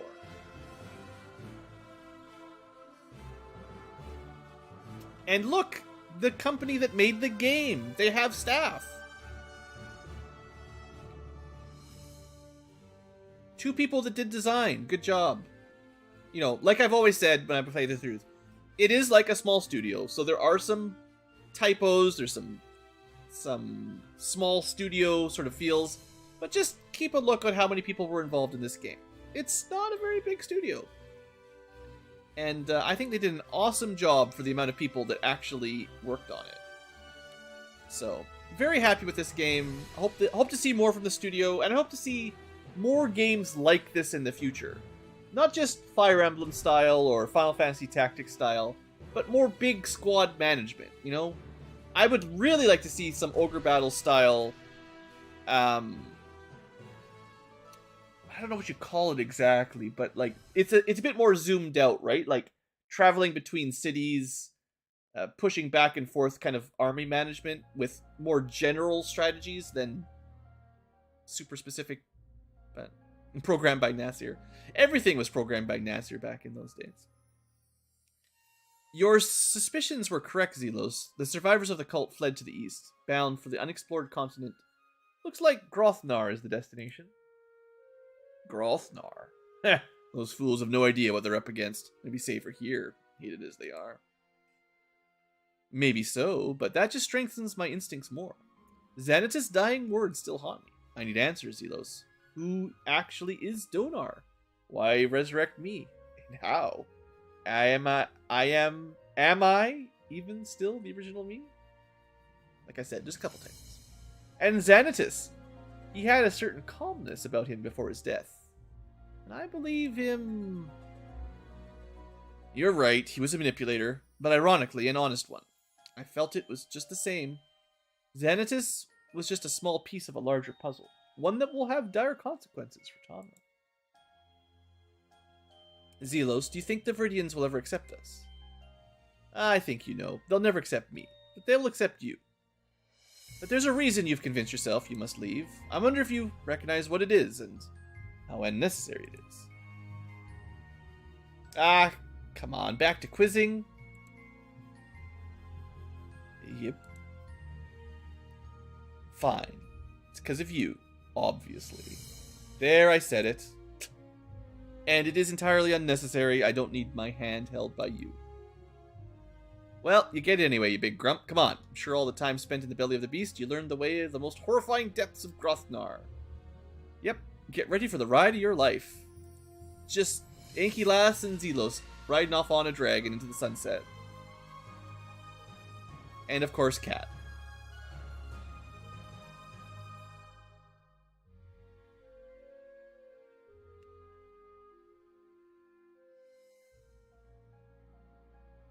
So, special message from the creator. I won't read it, because it's from the creator. It's not for me. But yes, highly recommend if you enjoyed the Let's Play, you consider picking it up. Pretty good game. This is 1.03. I do hear the patch is on the way with localizations and stuff. Maybe a higher level of difficulty. If I replay it again, I'll probably skip the story and just speed through it. Maybe just stream it or something. But yeah, I think it would do well to have one level higher of difficulty and post-game, new game plus, I don't know, whatever they want to do. When I first played this in summer when it came out, I just wanted more, basically. So, yeah, good stuff. Anyway, that's Symphony of War.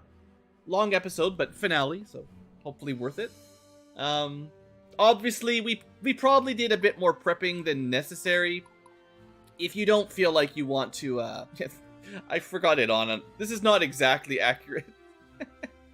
I think I left it on overnight a couple times accidentally. Well, I was trying to plan out my preps and then I fell asleep. I came back the other day, next day, I'm like, oh, dang. But we still spent a lot of time, no doubt. But, yeah, we did more preps than necessary and more arenas than necessary. But, yeah, that's pretty good. I do have a win on... Unless I overrid it. Yeah, I do have a win with Warlord and Permadeath in half the time. So, you know, it's not that hard. Anyone can do it if Blue Ankylo can do it. But I'll load it up just for fun to show you guys what it totally differently looked like. Yeah, we didn't match them up. What did my army look like this time? How much changed? Did I change anything? Guns instead of archers. I did jewels the same. Sybil had dragons. That's cool. Barnabas was about the same. Stefan, he had some girls with him. Diana. My units were smaller. I didn't do as much leadership growth.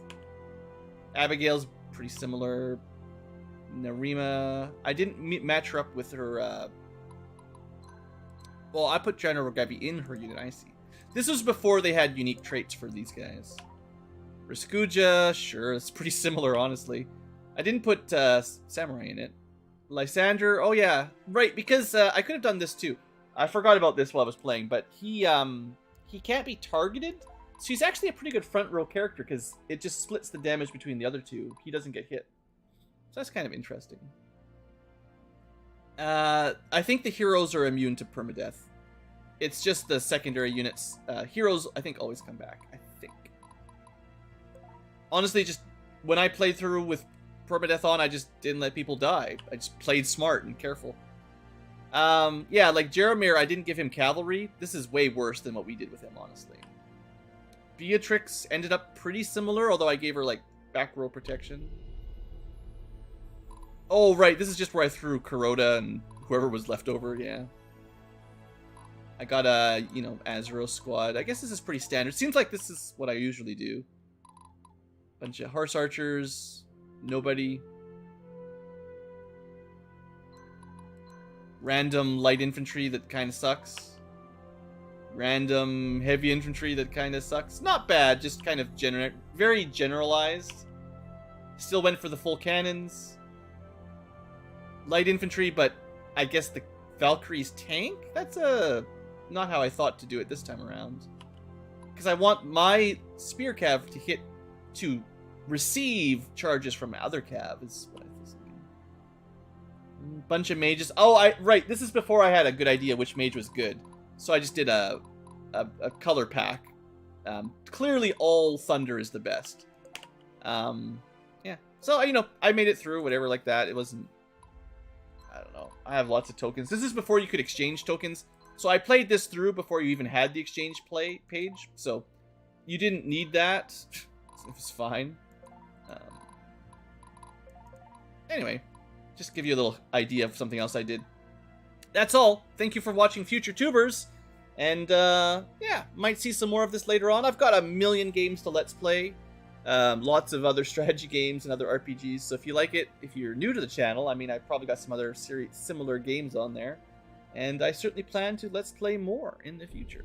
So thanks for watching. Hope you guys have enjoyed. And see you next time. Alright, live tubers. Well, I was hoping we'd have time to get a little bit further today on, well, some other game or just something else. But I ended up spending like 3.5... I spent like almost 3 hours doing prepping, which was a little bit overkill, I will admit. And then we had like half hour of the vent men. And then sure, the last map took about as long as it normally takes. But yeah, that was fun. I think that's probably all for the stream. You can see, I don't know if I ever showed off this guy, but if you play as the male protagonist, he ends up with the same attacks, but, you know, he looks slightly different. He's not at, this is not chapter 30, but, yeah, Devoa it's Lindy and Devoa as their canonical names. If I play again, I really need to mix up my squads, because some of these squads always end up about the same. I've played through the game, I don't know, 3 times now, I think, 3 or 4 times. I need to come up with some different styles. Like, you know, sure, Diana, I threw in some sword masters, but that didn't work all that well. Abigail always ends up with 3 dragons and 2 paladins, you know. I'll have to try to think of, like, different mixes. Because once you've got a couple squads that work well... Actually, the healer in Lysandra's group is a definitely better build. I'm glad we did heavy cav. This squad sucks. Don't do this. This does not work. This is, of course, fine. Lots of blended squads. I really like the overkill magic. Like 5 fire mages, 5 thunder mages seems really strong. You can always ask. I haven't played Engage yet. I've talked about it a little bit, either last stream or the stream before. Basically, the aesthetic, like the visual design from the trailers and videos, I hate it. I really hate. It's like I use anime sometimes as both a negative or a positive, depending on the framing. Sometimes an anime game is great, because I mean, I've certainly watched some anime, I'll admit it, but I'm not an anime nerd that is like pushes sunglasses, whatever. So sometimes things get like too anime-ish, let's say. And I would say the artistic design of the new Fire Emblem Engage with toothpaste hair and whatever other nonsense. Also, just kind of like the, I don't know how to explain it exactly, but just sort of the, like the brightness of the color or something. I prefer the Three Houses aesthetic a lot. I prefer the genealogy aesthetic back in Super Nintendo. I think actually that's like peak Fire Emblem aesthetic was genealogy style. Yeah, actually, I stand by that. So graphically, not a good start. I also think, even if it's fun mechanically, I think the concept of pulling in heroes from past games is stupid. Like, they can build the lore for it if they want.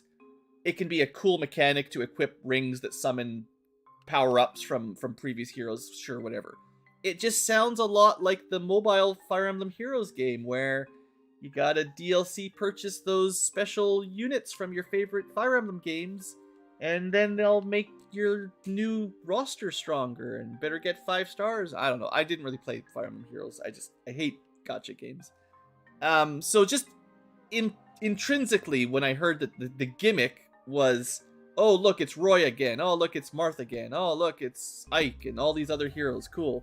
I'm like, now make your own game. Make a new game with new heroes. I don't want to play the third coming of Marth. Personally, I just, you know, that's my feel. So I have heard that Engage has a pretty good map design, combat mechanics, you know, all that kind of stuff. So that's good. You know, most Fire Emblem games seem to do pretty well on mechanics. But aesthetics, kind of gamey style nostalgia by our characters feel advertised for Fire Emblem Heroes, kind of like, that's not feeling good. I've heard the story's pretty bad, but I mean, that's pretty subjective. All these things are subjective, but some are more subjective than others. And I mean, Fire Emblem stories have been up and down over the years. There's been some pretty bad FE stories, like Fates. Especially Fates. Well, you could also say Fire Emblem games have definitely been way easier ever since the 3DS era.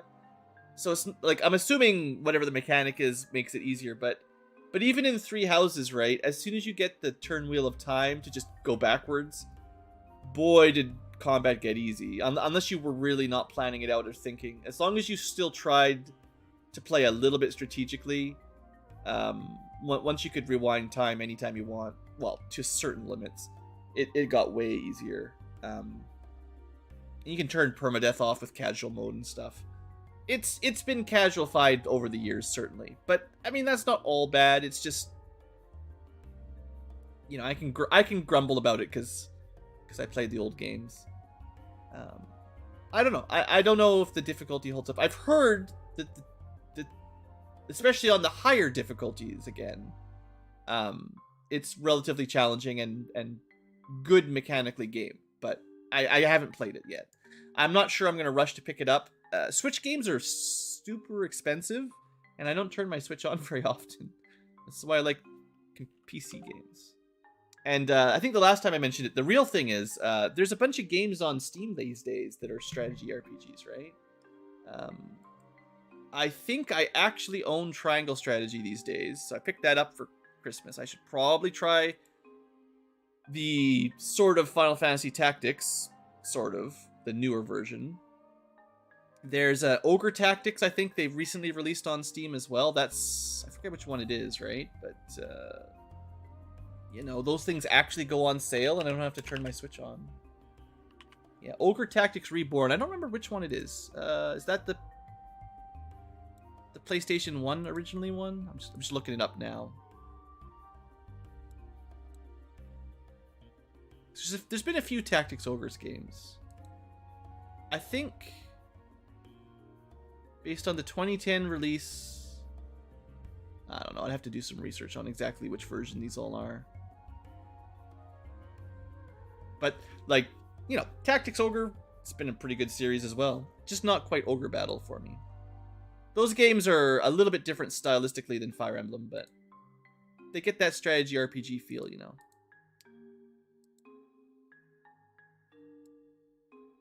Yeah, they look pretty good. Other than that, yeah, I think that's it for today. That's our stream. I think that's the end of Symphony of War. Like I said, if there does release a harder difficulty mode in the next week, I think, actually, one more thing before I close the stream. Let me check library. I believe it's been advertised that there is a big patch coming pretty soon. Just sort of convenient. News. Okay, 1.03, which is what we're playing, came out in November. Somewhere I heard an announcement. I don't know where I read it. Doesn't seem to be. Oh, maybe it was on the message board?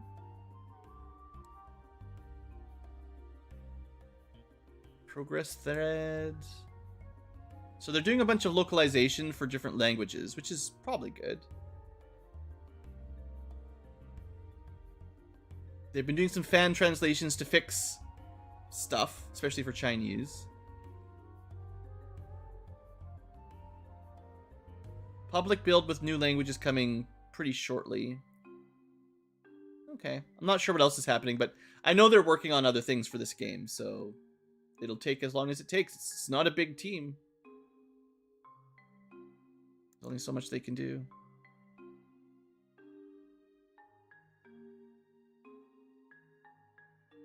Alright, anyway, I think that's it. Let's call that a stream for today. Hopefully you guys had a good time. Finished up the game. Thanks for watching, as always, and see you for the next stream, whatever it is. Have a great day.